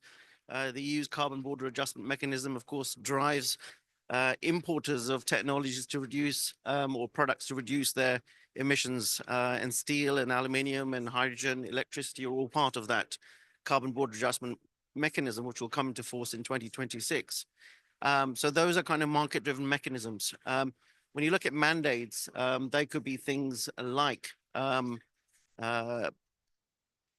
Net Zero Industrial Act, for example, for the EU. So to have a kind of product standard, so we want to manufacture a certain percentage of our product from clean technologies, or to have sectoral targets to try and achieve that. This has not only happened in Europe or North America. We've seen some of these things come up in China and India in particular, where there are mandates, and then things like the carbon pricing mechanism. So India is looking to introduce that as well. So I think those will help drive the deployment of renewable energy. If you look at things like other mandates, China's got its action plan for industrial emissions peaking. So this is, trying to eliminate and increase the use of recycling in its production of steel and other products. So I think there's a range of mechanisms there we see that can really drive action. And this is the non-sort of financial driven ones. Then, of course, you've got the financial driven ones like subsidies, like the Inflation Reduction Act, which is trying to drive manufacturing and provide subsidies for manufacturing clean technologies. So there's a whole range of financial measures. And I think first of kind demonstrations demonstration projects are really critical. And I think there are governments that have deployed this. They've gone sector by sector and said, what are the kind of innovations that are not being done today because of the risk of deploying those for manufacturing, which are 24/7 processes, the risk of deploying new things. If you try and incentivize some of that with that first of a kind demonstration, it gives enough proof points for the others then to start to deploy that across the whole sector. And then the scale up effect of the CO2 reduction can be quite significant, not only in that sector, and then you do that for other sectors. And the challenge, I think, with industries, because it is not cookie cutter, right? Every industry is very unique in terms of the process improvements and opportunities. So I think those are some of the things I would point to. Thanks. And I think, I think I said that earlier in the morning as well, shows that, 10 years ago, ADB was using grant finance and we were trying to get our clients to look at carbon capture and storage. And we were just not, it was crickets. Nobody was interested. We had grant money and there just wasn't a mandate. And it just goes to show that, but today we're getting calls almost every other day from the hard to abate sector saying, how can you support CCUS? What do you know about CCUS? We've got the small project, we want to do a feed or we want to do a pre-feasibility study. So it just goes to show that because of CBAM, because of national targets for net zero, the winds have shifted. And I think, as a famous economist once said, incentives are everything and all else is mere conjecture. Right. So I think once the governments put the right kind of policies or even provide that direction, then the industry really starts to respond. We've talked about steel, we've talked about cement, chemicals. Maybe I'll come back to big oil and big gas for a minute. So methane, fugitive methane emissions, Julian, it's tracked. We know where it's happening. I mean, there are UN bodies that sort of do that quite well. The technologies for capture and abatement are quite well known, right? And as you said, these are all large players with giant balance sheets. So why isn't it happening? If I could just put you on the spot for a bit, and where are we headed on this? You have to switch. Yeah. Can you hear me? Yes. Yeah, no, that's a good question. Actually, I'm asking myself the same question, to be honest, because the technology is there. We know where the methane emissions are coming from. We know how to abate them. So that's really something that we're pushing the industry to really slash as quickly as possible. So if you take the one that is launched at the COP28 on the Oil and Gas Decarbonization Charter, so it's bringing along 55 companies now. Many of them are national companies coming from different countries, but they are representing only 43% of this industry. And so that means that 57 are outside of this commitment. And one of them is to get to near zero methane emission by 2030. So you can, basically near zero is defining by 0.2% of methane leakage across the gas value chain. So you lose 0.2% of your product from the wells to the distribution grid. So that's very low, of course, figures, because when you have to attack those 0.2% line, then the marginal investment cost goes really completely crazy, and you're better off putting your money elsewhere on other climate actions. But no, definitely, I mean, there's a number of spaces where what we observe when it comes to methane specifically, that when you make the operator aware of where the methane leakage happen, in many cases, they are able to fix it in a relatively fast fashion, but you have to be relatively precise on where the methane emission is coming from, because it's a very diffuse emission that is happening. So it's as if I was telling you that the methane leakage in Baku, not very helpful. If I tell you there's a methane leakage in the ISA pavilion, then you can start to act on it, because you know that it's happening here somewhere, and that you can try to fix it. So the technology has been improving quite dramatically to locate those methane emissions using satellite mainly. Satellite can detect those, and there's a number of satellites provider now up in the game, but there is also drones and planes, and we're deploying them on different emerging economies to help them to fix this. And yeah, I mean, it's a big prize. I mean, we're talking about, again, 2 gigaton of CO2 equivalent. So if you make the parallel, it's as if by 2030, if all the industry was to reach near zero methane emission, which we believe is possible, it's as if you were like canceling the entire emissions from all the planes, all the boats around the world in 5 years. This is huge, what we're talking about. It's absolutely huge. And so I'm hoping that the industry is gonna, sign up to that, and that, yeah, we have the technology, we can do it. And a number of companies are demonstrating that it's possible. So there's no time to waste.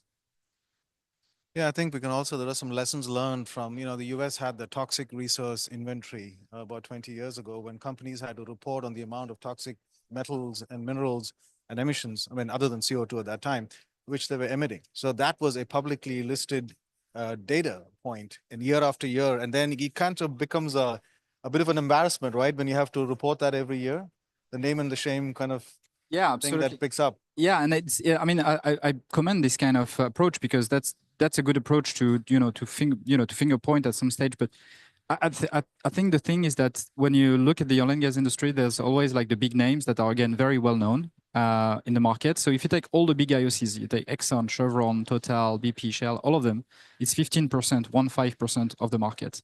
So 85% are coming from NOCs, independent and very small players. Just in the Permian Basin, so in Texas, in the US, you have more than 9,000 oil and gas companies.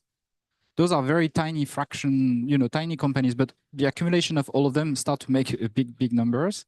And of course, those are companies that are probably, I don't know, maybe a few hundred people working in there, potentially less.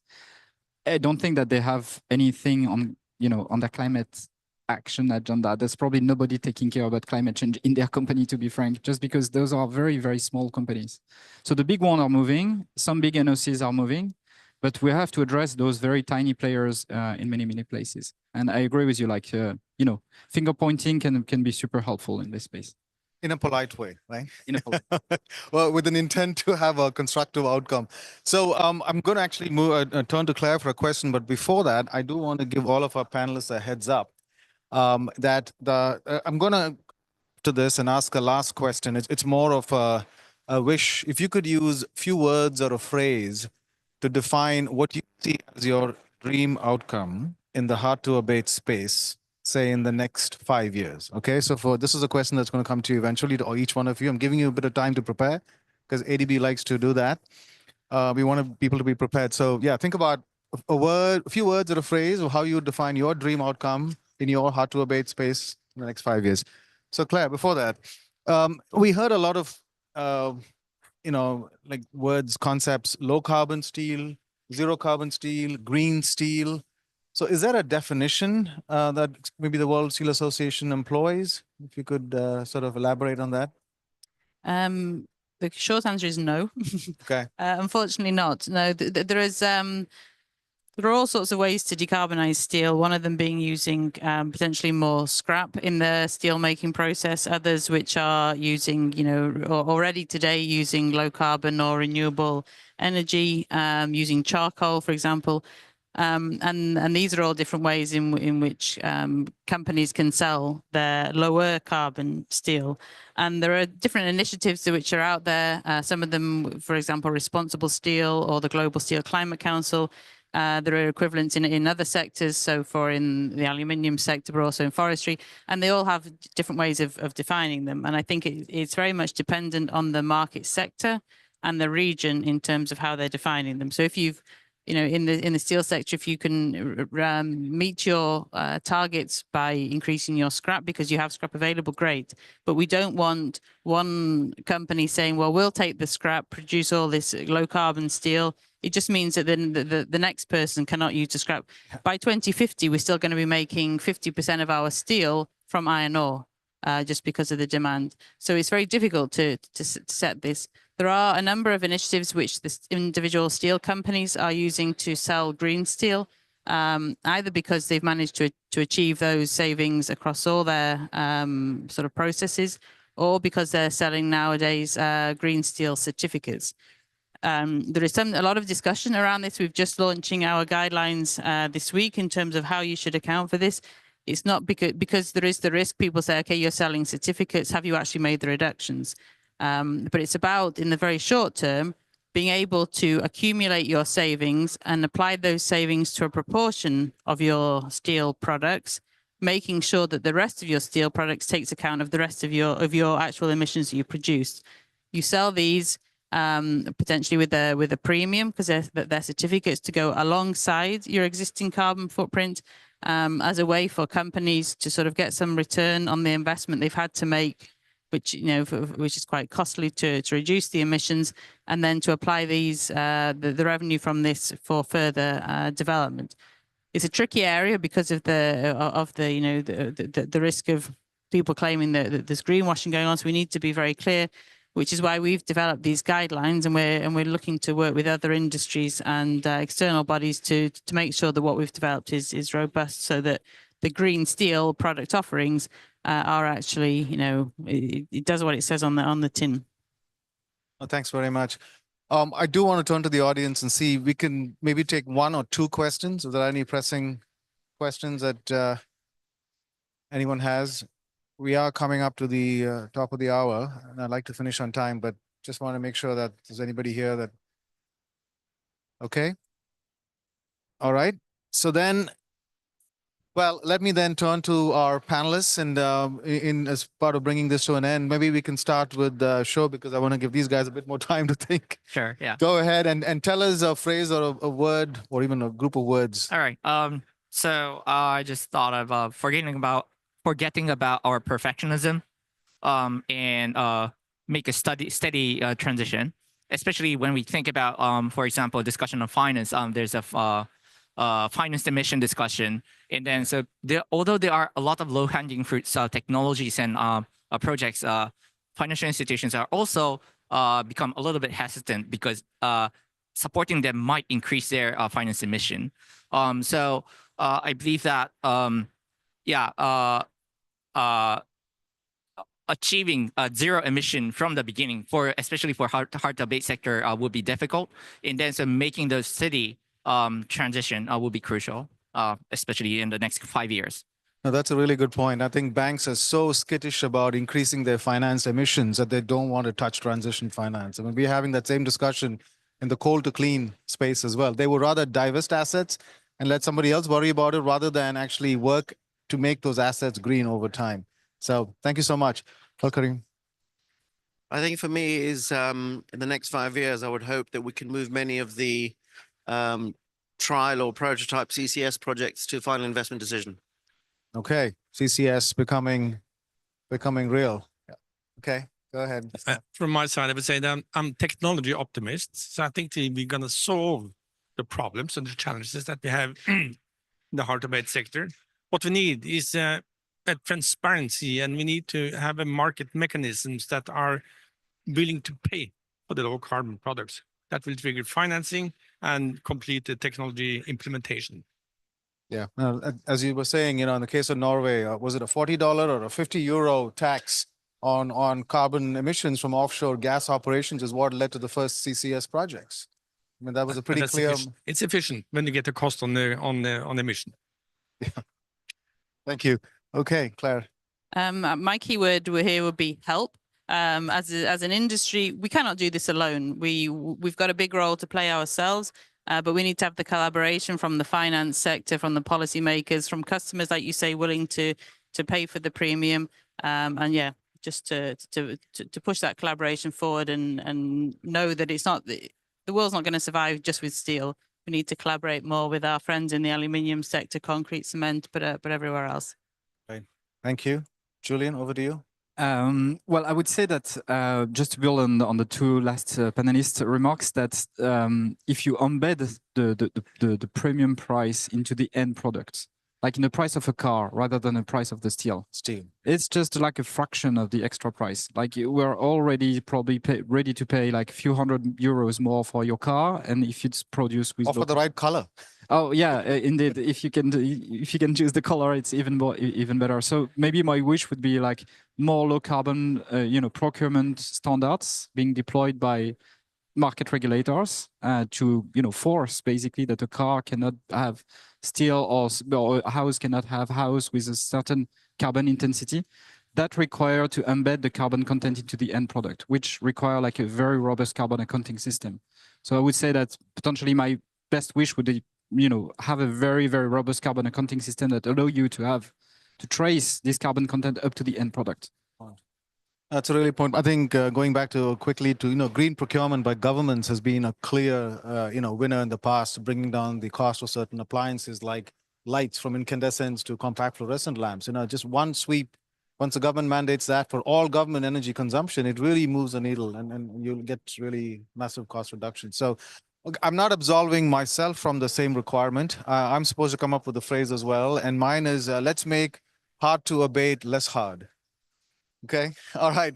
With that, I'd like to bring this panel to a close right on time because I know we all have back-to-back events. So thank you all for being here. This is the beginning of a journey, and we need to work together. And all of you have been fabulous resource persons for ADB, and we look forward to staying in touch. And audience, thank you, and please give our speakers a round of applause.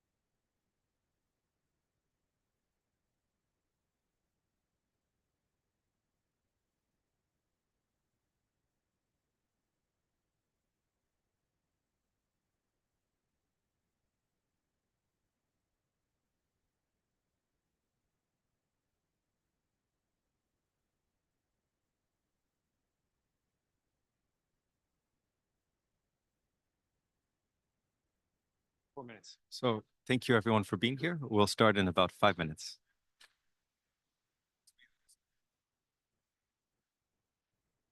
But I can confirm that I can hear myself clearly in the earphones, so everything's working. Audio visual, no, audio checked. Thank you.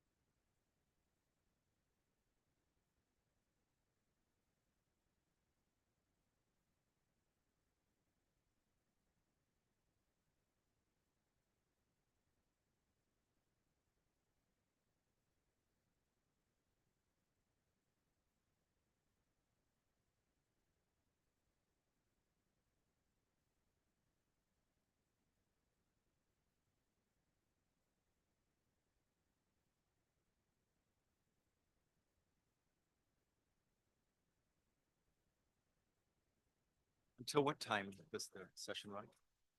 1 hour? 6:30? 6:45? 6:30?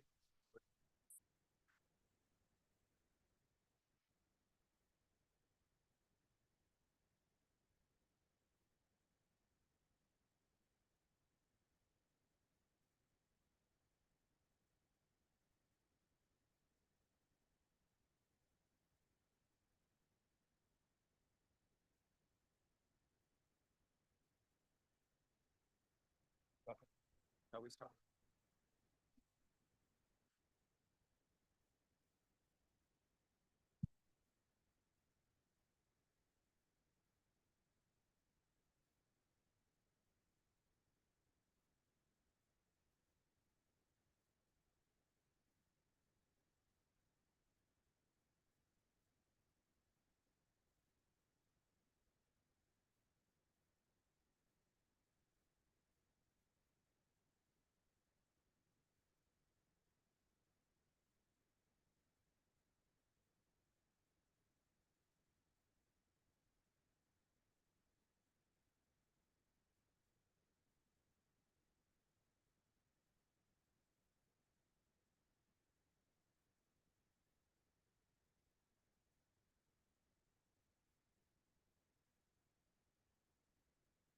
Well, I think we'll get started. Welcome, everyone. Really happy to have you here in person and for those that are joining us online. My name is Matthew Stevenson. I'm the head of investment and services at the World Economic Forum. I'm delighted to moderate this session and really looking forward to it because I got a sneak preview of what we'd be talking about beforehand. So I know it's going to be a fun one. My job at the World Economic Forum is to work with countries and companies to make investment flow more easily, especially through regulatory reforms. And we have quite an active work stream on growing investment for climate. And of course, central to that is investment into renewables. So we've worked on a guidebook with some measures through consultation with investors, with investment promotion agencies. We've done some pilot projects in Brazil, Namibia, Cambodia. We've also worked with India in the past on sustainable investment. And so we're really excited about this agenda and how we can support this agenda.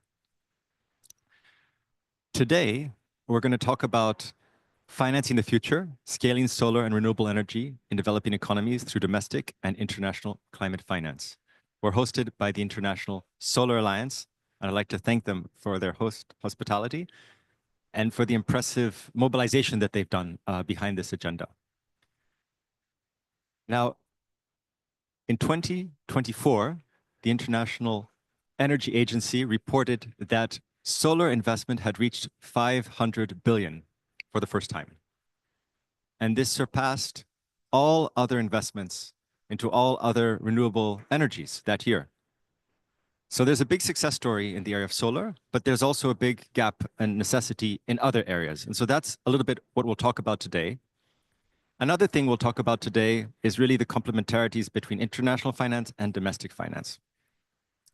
So just to give you a little bit of a preview of how we'll run, we'll have two sets of questions for the panelists. And the first set of questions will be about policies, instruments, interventions that could really unlock investment for solar and for renewables. And the second set of questions will be roughly about good practices, lessons learned, and experiences that they'd like to share from technology, from certain markets, from certain sectors that can be replicated. Now let me introduce to you our distinguished panelists. First of all, Mr. Joshua Wycliffe, thank you for having us again. You're the Chief of Operations at the International Solar Alliance. We have Sujata Ugh, Vice President and Head of Global Partnerships and Net Zero at Invest India. We have Tom Kerr, Lead Climate Specialist for South Asia at the World Bank, and also doing some thought leadership for the World Bank globally. Ismail Ersahin, CEO and Executive Director of the World Association of Investment Promotion Agencies, or WIPA. Ankit Todi, Chief Sustainability Officer at Mahindra Group. And James Sokas, Global Head of Climate Solutions at Investcorp. And I must admit, I've had a chance to listen to many of them earlier today and in other sessions, and I know they will have a very insightful comments for us, so I'm really excited. So with that, let's kick it off.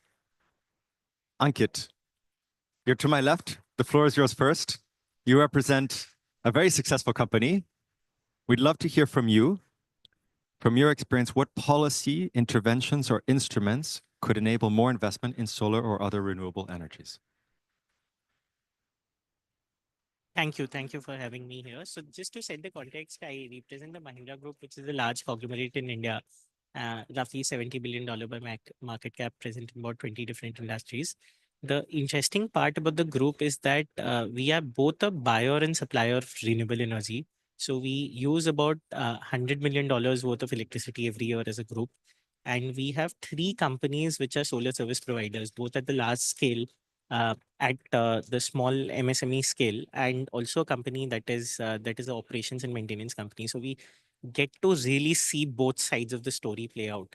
And when it comes to policy level interventions, I think there are 2 things to look at. The first thing is that from a financial perspective, it already makes a lot of sense to shift to solar. So we already have commitments to get to 100% solar, rather 100% renewable energy as soon as possible. So the commercial case for this is established. The thing is that then why are we not there yet? So one of the things that we really need to solve for is the pace at which the deployment can happen. Currently, for roughly about 20 to 30 gigawatts of solar power or renewable power that's being deployed in the country every year, there is probably twice to thrice as much projects which are still in approval, various stages of approval process. So how do we really accelerate that process? Because there's a cost of time as well, which translates into a financing cost. Capital is not cheap in India. That's one area that how do we really make this process as quick as possible from the time of project conceptualized to the time that it's scaled up, it's sort of launched.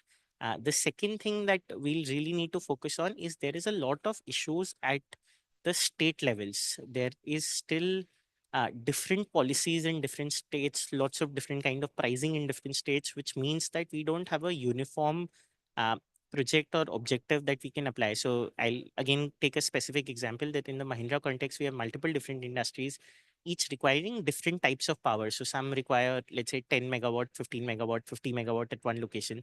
Some are leased properties which require only a couple of, a couple of 100 kilowatt, but there are like 1,000 of them. So how do we try to do like a central large project and make sure that all of these different parts could take part, but that was just not possible. We really had to double down on each state, figure out what makes sense in that state.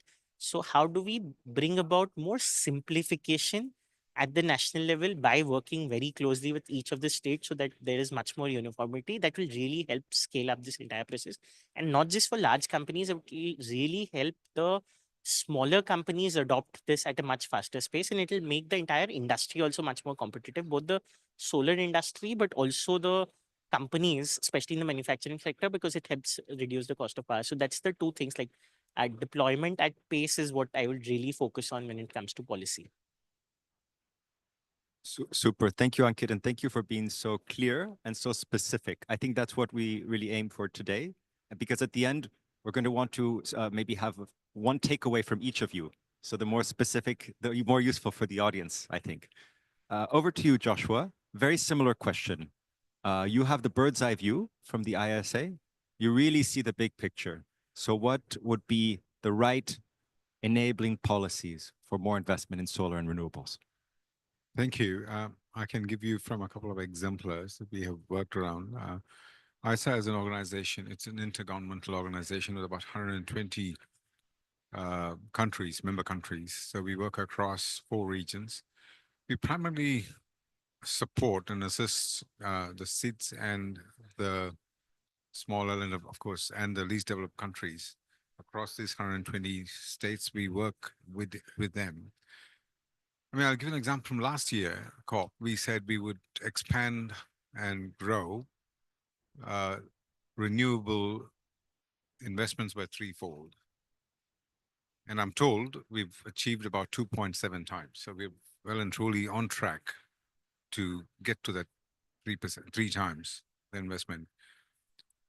But the unfortunate thing about this is this 3 times of growth and investment has not gone into where most needed regions. It's gone into where already investment abounds.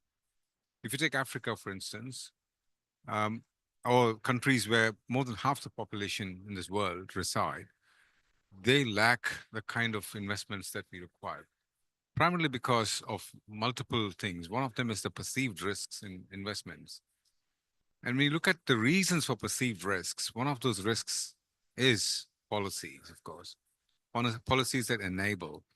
I can give an example without naming a country. A little while ago, we've been working with SIDS, and one of the countries in the SIDS, we approached me, went and spoke, looked at what and why.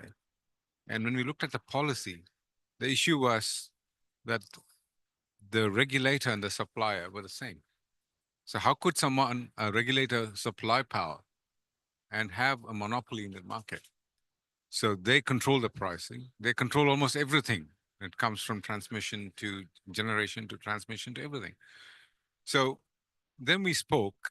I mean, the government had changed. Obviously, the previous government had made the change, and the current government was wanting to change, but wasn't aware of what could be done. So they said, could you kind of tweak the legislation? I said, yeah, we can review the legislation, all right, but the primary issue lies in your regulator supplier matter. So immediately, the Prime Minister and, of course, the Minister responsible for Consumer Affairs sat with us, requested us for a review of the Energy Act and the policies that surround the Act and how they are being worked around in communities, consultations, and all of that. So we there learned a lesson. And as a group, my colleague, senior colleague, one of my colleagues sitting here, so she heads up the legal framework support, regulatory framework support. And so what we did was, we systematically worked with the policies, and some of them are quite old. We had to look at them and review them and put things in place. So it almost resembled markets where investments were a lot more welcome. And so in short, what I would say is we looked at this country and their energy legislation, and we were able to not just tweak it, review it, and put in place a much more investor-friendly policy. I'm told there have been interest from Japan, from China, and a few other countries to invest into this particular project and program they have, up to the tune of $400 million. So that was a clear exemplar of what it does when you're able to review the policy framework, the legislation. We're doing this in several countries in Africa, country by country, and we just don't review it. We train anyone from the Solicitor General's office to the lawyers in the Attorney General's office, all of them. So they're not just able to enact it, but also kind of follow it up and also put things in place and train their staff, train the trainer types. So, and also do advocacy on this new change in legislation. So they're able to have a wide variety of awareness programs. So people do understand what the change in policy is. So to me, if you wanted investment and financial, one of the key things would be reviewing the act and making sure the act is up to date. However, even if the act is up to date, then there are issues which some investors do not still know. So advocacy helps, awareness raising helps, and it does go a long way when you tweak the bills or the act that you have, legislation and policies that you have, you then make it known in the investment community as a follow-up. So that then evokes more interest into investments. Thank you, Joshua. That example really spoke to me because we work on technology and policy. And what we find working with governments and companies is that the speeds of the two are not the same. Technology changes and policy needs to catch up. And so there's a lag effect. And so actually what you described is probably the case for all sectors in all countries, that they need to be refreshed, shall we say. Thank you for that point. I think that leads very nicely to Tom here from the World Bank, who represents sort of the good practices out there working with governments around the world.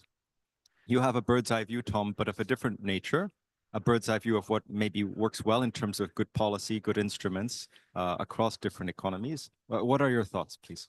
Yeah, thank you. And I also want to thank the ISA for hosting us as well today. It's been great to have them, their facility to have this conversation. So I'm going to take it a slightly different tack because the way that I look at this, and I want to pick up something that Josh just said, is the cost of capital. I think the World Bank is really focusing on that because, you know, the fact is I've been around long enough. And as you said, I worked at the IEA a while ago when you've seen those massive reductions in solar delivered costs and how, as you say, it's the most preferred new, power generation source in the world now. So it's not necessarily needing a huge amount of subsidy, but what we're finding in a lot of economies is that each country has its own dynamics around that cost of capital, right? And I think people are wanting climate finance, and there's a lot of negotiation going on here around concessional finance and need for that. In the bigger picture, we all know that that is still a very relatively small pie, and you have to use, therefore, that concessional finance very surgically to really, buy down the risk or to make projects viable where they're needed. And so what that requires, and we found in practice, is you at a country level, you first look at what can you do in terms of domestic resource mobilization. A lot of that comes actually with reaching out and working with the finance providers. And, there are institutional investors, there are insurance companies, there are national development finance institutions. There's a lot of capacity building and sort of awareness building about the opportunities that these technologies can provide and letting them know that, these risks are actually much lower than they're anticipating. And I think it's hard to compete with that.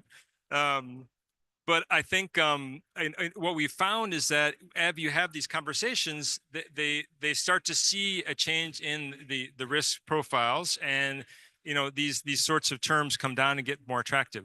Where they don't come down and where there still isn't that policy environment, then you can use some of this concessional finance, or you can partner with an MDB or a DFI and use and package the deal that way.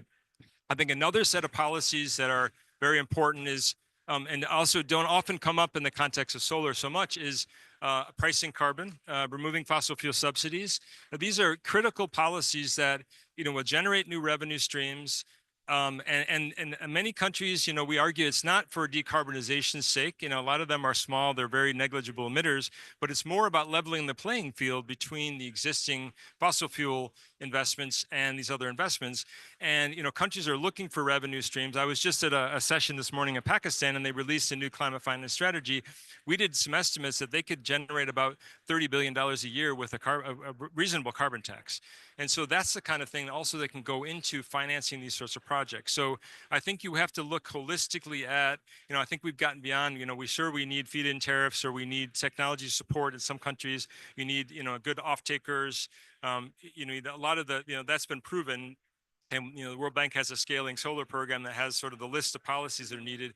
I think it's getting beyond to this cost of capital issue, and then also to the other sort of fiscal environment that you're operating in, and bringing the government to bring forward these sorts of policies like pricing carbon and removal of fossil fuel subsidies. When we've seen that happen, you see even much more finance flowing. Thank you, Tom. You mentioned very specific ones: cost of capital, pricing carbon, removing subsidies.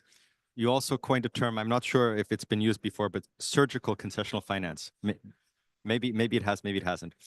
We're gonna skip Sujata just for a second, because James Sokas, I think, will want to react to what you said, because he's a gentleman who's working on the cost of capital and working on the rate of return in this area. And I've heard him speak cogently and eloquently about these topics, including the pricing of carbon. So I'd love to get his reaction, but also his insights in what he'd like to see in terms of policies. All right, I don't have much to add to Tom's comments, which I thought were very good. I think the tricks of the trade, if you will, that governments can use are well known. I think their tax subsidies, their tax credits, their government loans at favorable terms. Those are all things that have been tried. There are things like R&D tax credits. Some people have used the term renewable development tax credits should be what we should start having, but R&D tax credits have been around for a long time as well. The IRA in the US, I don't know that there was much pioneering in that, but what was pioneering was putting all of it together into one piece of legislation. So I think all of that's been out there for a long time, and I think it needs to happen. And I agree with Tom that if you could get rid of both the subsidization that's happening on the fossil fuel side and do some economic encouragement through the carbon markets, that would go a long way, particularly towards funding projects in the global south. I think the most interesting idea, and this was not my idea, but something I heard, I think the most interesting idea is to try to come up with something that ties solar energy to the manufacturing or providing of other services. So if you think of data center energy needs, if you could fund those energy needs with solar power, you can solve a really interesting challenge which you have with energy in a country, which is if you're trying to get loans from a foreign bank and you're selling power to local customers, they're going to pay you in local currency.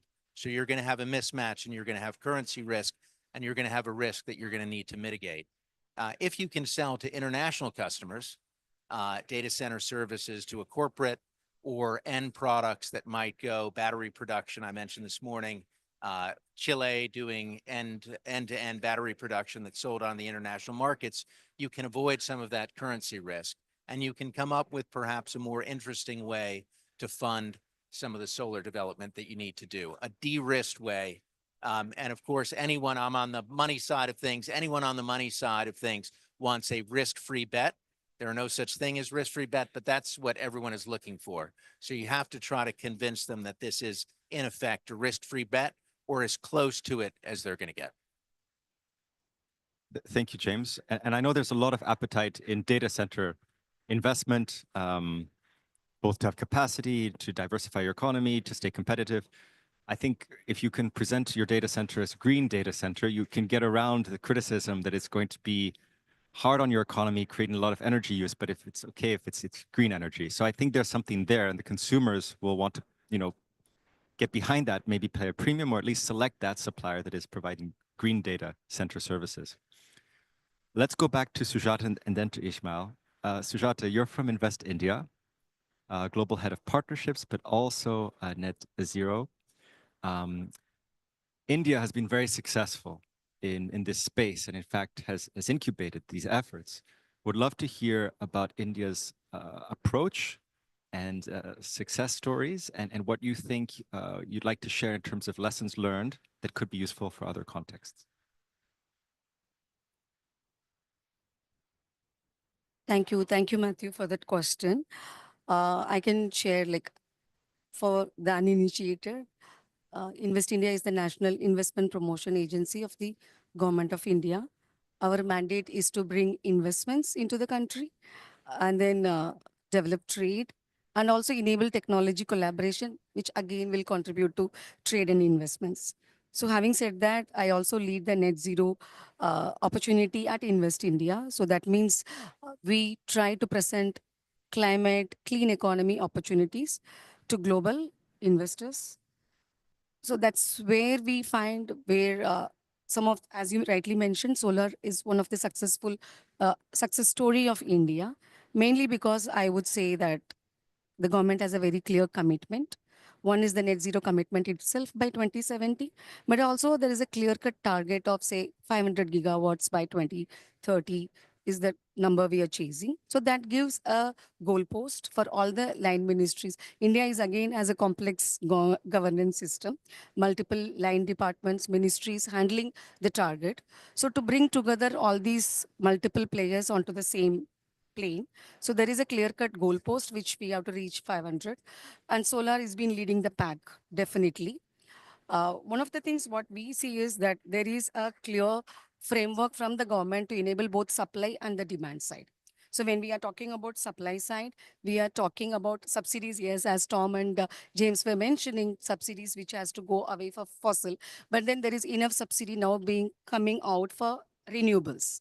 Right, so there is already a 3 billion outlay for performance-linked schemes in India for solar panels and frames. And then similarly, there is a 3 billion outlay for National Green Hydrogen Mission. Similarly, India has also used its leadership position as Global South during its G20 presidency, where we also came out with the Global Biofuel Association. So everywhere, wherever there is an opportunity, the government is ascertaining its commitment to renewables and its commitment to climate. And at Invest India, we also are very keenly, acutely aware that climate or clean economy is the way forward to bring in foreign investments, and also similarly, simultaneously enable domestic industry as well.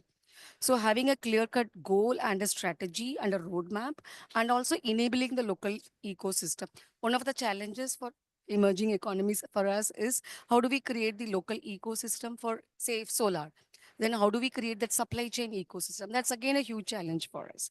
There are enough technologies in developed economies, which we are still struggling to bring in. So that's again the government is trying to enable, can we have R&D collaboration from government to government so that the technologies which are already tested can be brought in here and the technology transfer is easy and convenient to adopt them in India.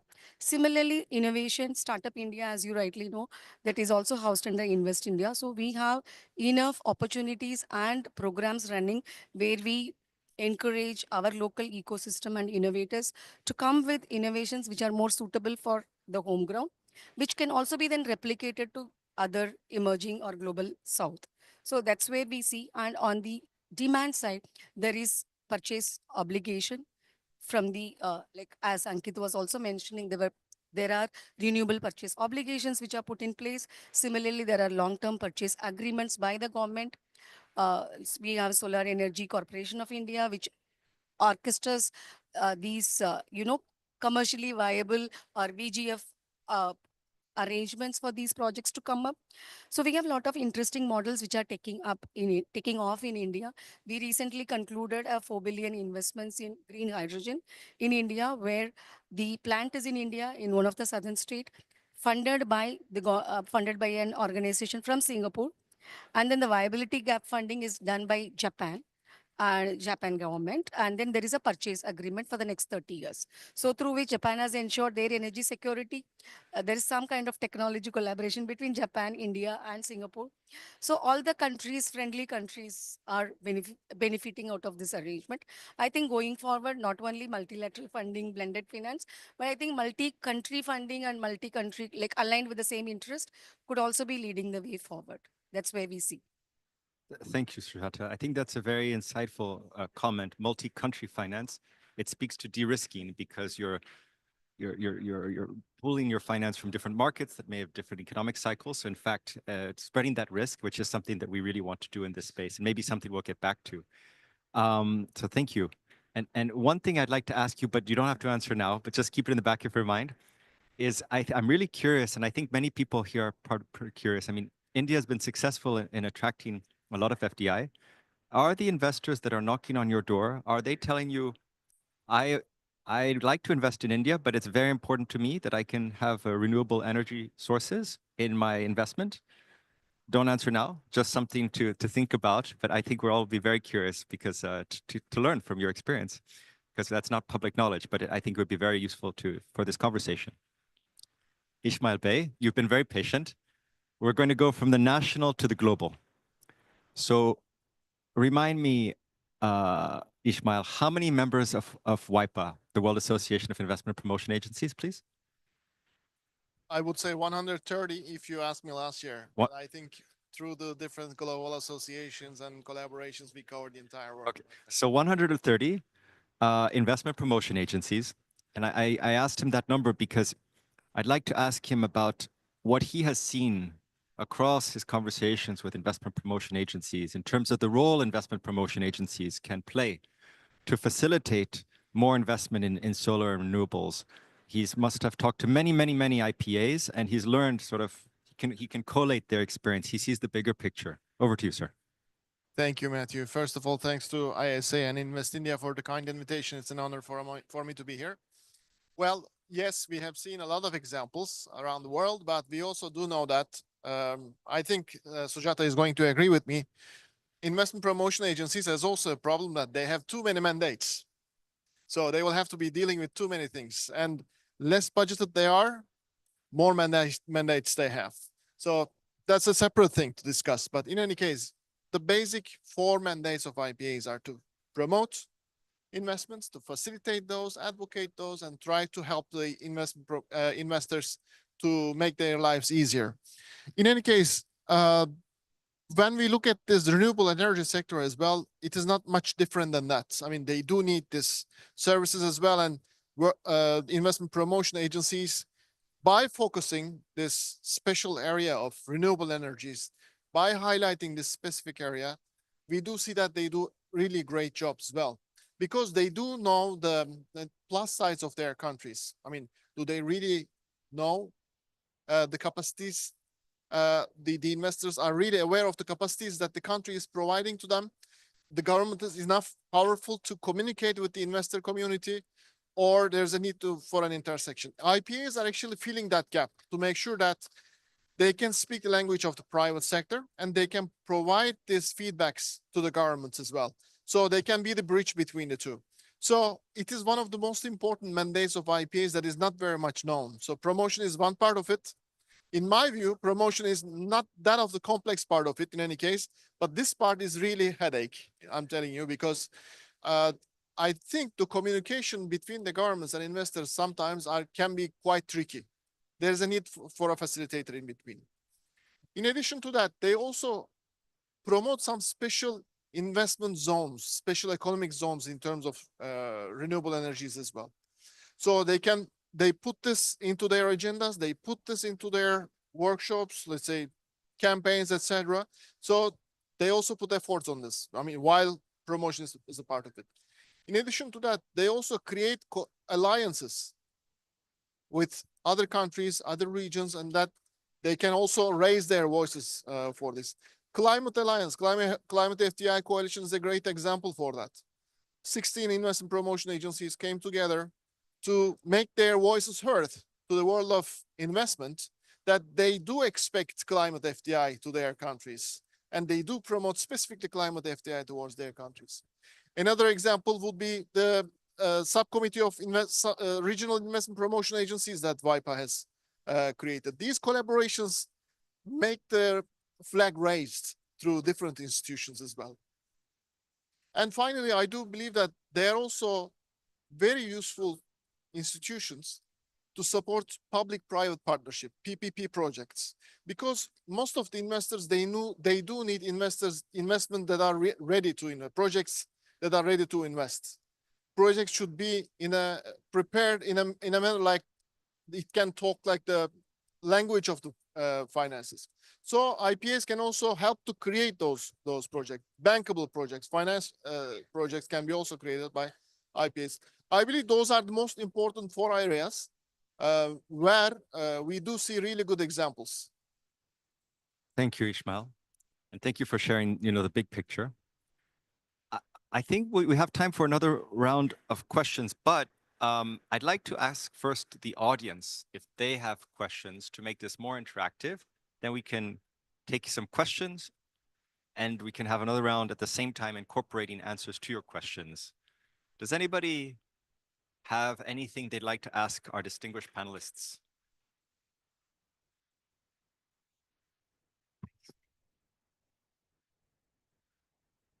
Thank you very much for this very interesting panel. I really appreciate being here. I have a question.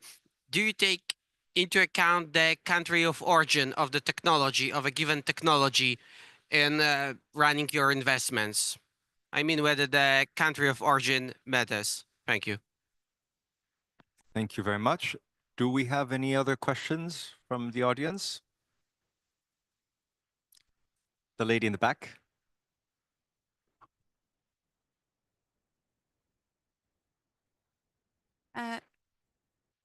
Thank you for the great presentation and panel discussions for all of the panels.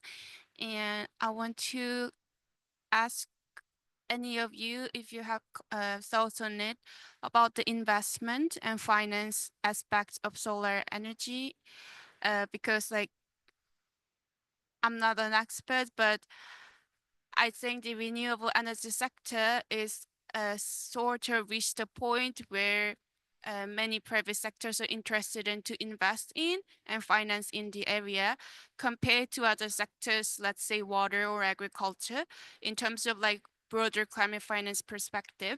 So do you feel or do you see the changes that it reached the point that maybe it's more, we can move more toward to private sector investment? And if yes or not, and what would be the investment strategy to mobilize more finance? Thank you. Two excellent questions. That combination of the private and the public funding. Any more? I thought, yes, the gentleman. Thank you. Because Africa was mentioned. I didn't want to put you on the spot, sir, but I was happy if you wanted to share your voice. Yes, thank you very much for the presentation. It's been quite enlightening. I must thank you for mentioning Africa, as you said. We operate in Africa. My friend here is the MD of one of our companies, Noblesse Green, and currently we are undertaking a reforestation project, a carbon investment project. But in the global outview, we are also looking at some social intervention that must be made for the community. And a crucial aspect of that intervention will be solar powered for the local community that are presently almost totally out of the electricity grid, national grid. Whilst we're encouraged today to know that some people do care in terms of the goals of the SDG, but the penetration in Africa is still very, very low. And we are just wondering how this process can be fast-tracked and how, because one of the SDG goals really is to make sure that everybody enjoys clean energy. Again, I thank the panel of discussants for a very good presentation today. Thank you. So I took a risk because we didn't know if we'd get good questions, but we got really good questions. On the sources of technology, on the ratio of private finance and public finance, and on penetration of energy infrastructure in difficult markets and accelerating that. The last point speaks directly to the pace that Ankit mentioned. So I suggest we go just from one side to the other. If the panelists could react to the questions, share their insights, also react to anything they've heard that they liked or didn't like or would like to build on from what somebody said, other panelists, or if they would like to share a comment on some good practices that they would like to, or some insight from a country or from a sector or from a project that they would like to leave us with, some insight. I think we really like those good practice examples. So we're going to move. Definitely, I think there's a lot to react. Lots of very good things have already been said. I'll keep it very short and focus on two things. So, from a policy perspective, I think simplification and uniformity of policies across regions is one thing that will really help move the pace. The second thing is while we talk about the business case and the financing, etc., it is also important for us to understand the social case for renewable energy as well, both in terms of, let's say, energy access to difficult markets and difficult areas, but at the same time also the skilling side of it. So there's an entire concept of responsible RE procurement, which takes into account that how is the land being purchased, from whom is it being purchased, are they being fairly compensated, who are the people, especially the blue collar workers working on ground, are they being skilled, what kind of resources are being made available to them, because often these large solar projects are at least in rural areas. So there's an entire series of some 10 12 major considerations with respect to ecology, with respect to the social implications of any large project. So making sure that they are also equally important and discussed, I think that's the only other thing that I would really highlight and sort of passing on. No, just to celebrate what you said, I think that was a very big missing picture, part of our conversation, and to celebrate a little bit what you said on the social side. Thanks. Just answer this gentleman's question in terms of does origin matter? Actually, origin does not matter. What matters though is the quality of the plant and equipment that you take, in particular solar. As the push for solar comes into play, and as the demand curve grows, there's more and more demand. As demand grows, there are a lot of products that come into the market. The market is flooded with products. Could be cheaper, could be not cheaper, could be the same price as the other products. However, ISA is particular, its member states and the projects we work on have quality over country of origin. So one of those things we do provide assistance with is we have star center hubs across our regions, which provide standards of plants and equipment. So we know that the equipments we purchase and procure for our projects, or we encourage our member countries to buy, fit into those standards. If you're looking at 20 to 25 years of a lifespan of a panel, you want to make sure that the quality is there more than what the origin is. As long as the origin supports the quality, we don't have a problem. Yeah, I want to pick up on this, your point about the developmental benefits of solar. I think that's an excellent point as well. And I think it ties into then, interestingly, into new sources of finance. So the World Bank 2 years ago, the Treasury issued the world's first carbon bond. This was a very interesting project in Vietnam where it was a school and there was a water supply that was fossil and they replaced that with solar. We worked, with the project proponents, because the biggest problem here is a lot of times the project developers don't have the upfront capital. There's nowhere to get that money. And so what we did was work with the developers to calculate what was the emissions reduction benefit to replacing this with solar. And then we went to international investors and what's the price of carbon that's needed. And Citigroup, the global bank, took the risk for this price of carbon. And then we had a couple, I think it was Dutch or Danish institutional investors that came in and bought the coupon of the bond. And so that's a really, elegant, interesting example of, because these investors want this developmental benefit. It had a school angle, it had the solar. They wanted to figure out a way, how do we, monetize all of these benefits of solar in that way. And so I think that's a great example that, can be replicated. And we're looking to replicate that in other jurisdictions. And it really comes down to the role we play at the World Bank is just making sure that the emission reduction calculations are credible and helping to do that. The second, while I have the floor, the other one, just in the spirit of innovative finance that I'll just throw out there that I'm fascinated with, and I'd like to see this replicated as well. We always talk about the difficulty of phasing out coal. And there was an example in Chile where there was a 100 megawatt coal-fired power plant, and Engie, the global energy company, had a net zero target. And what they agreed was, let's shut down this 100 megawatt coal plant and replace it with a 100 megawatt wind park. You could do that with solar as well, obviously.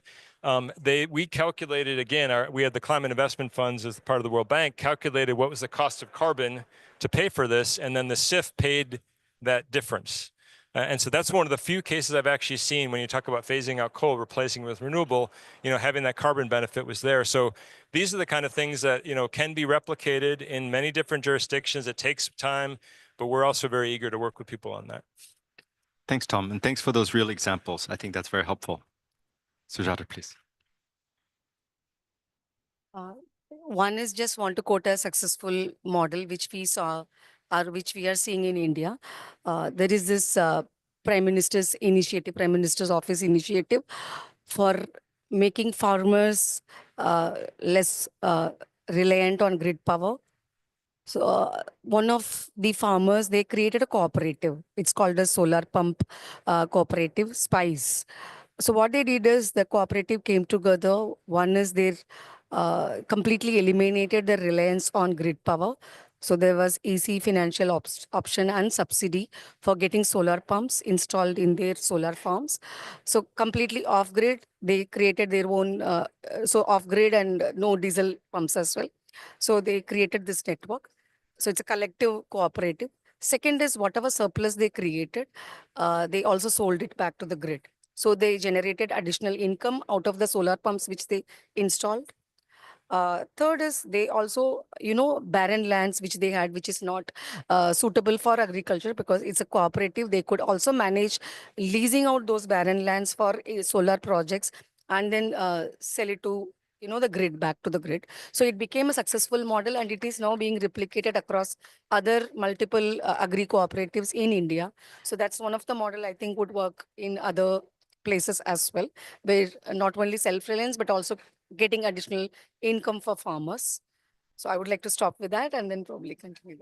Thank you, Sujata. Before we go to James, in 10 seconds, I'm going to warn the panelists that in closing, so we're going to go to James, Ismail, and then I'm going to ask each panelist for a final thought. One sentence that you want to leave us with. So just get your final thought ready. James, please. This is not your final thought. This is your comment. I'll be very quick. Country of origin does not matter for solar panels, I don't think. On the young lady's question about renewables as a business opportunity, yes, you're exactly right. A lot of people are jumping into that. In the US, it's very interesting. People are doing rooftop solar. Solar developers are targeting rooftop because the problem in the US is the grid. The grid is a bottleneck, but if you put solar on a roof that's already wired into the grid, you've obviously solved that problem. So that's become a big area. We own a lot of real estate around the world. The guys that run our real estate team love leasing out a roof that they weren't doing anything with anyway. They get a little bit extra money doing that.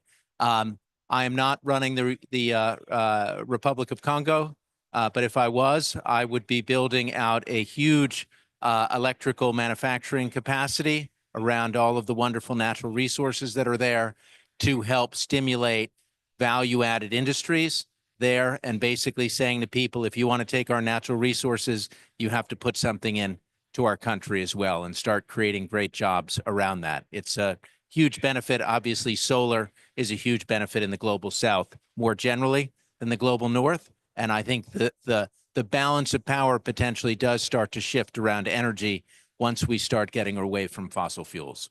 I'm going to give my last thought because I have to go. My only thought, really, my last thought is just time. We just don't have that much time to get these things done, unfortunately. Thanks, James.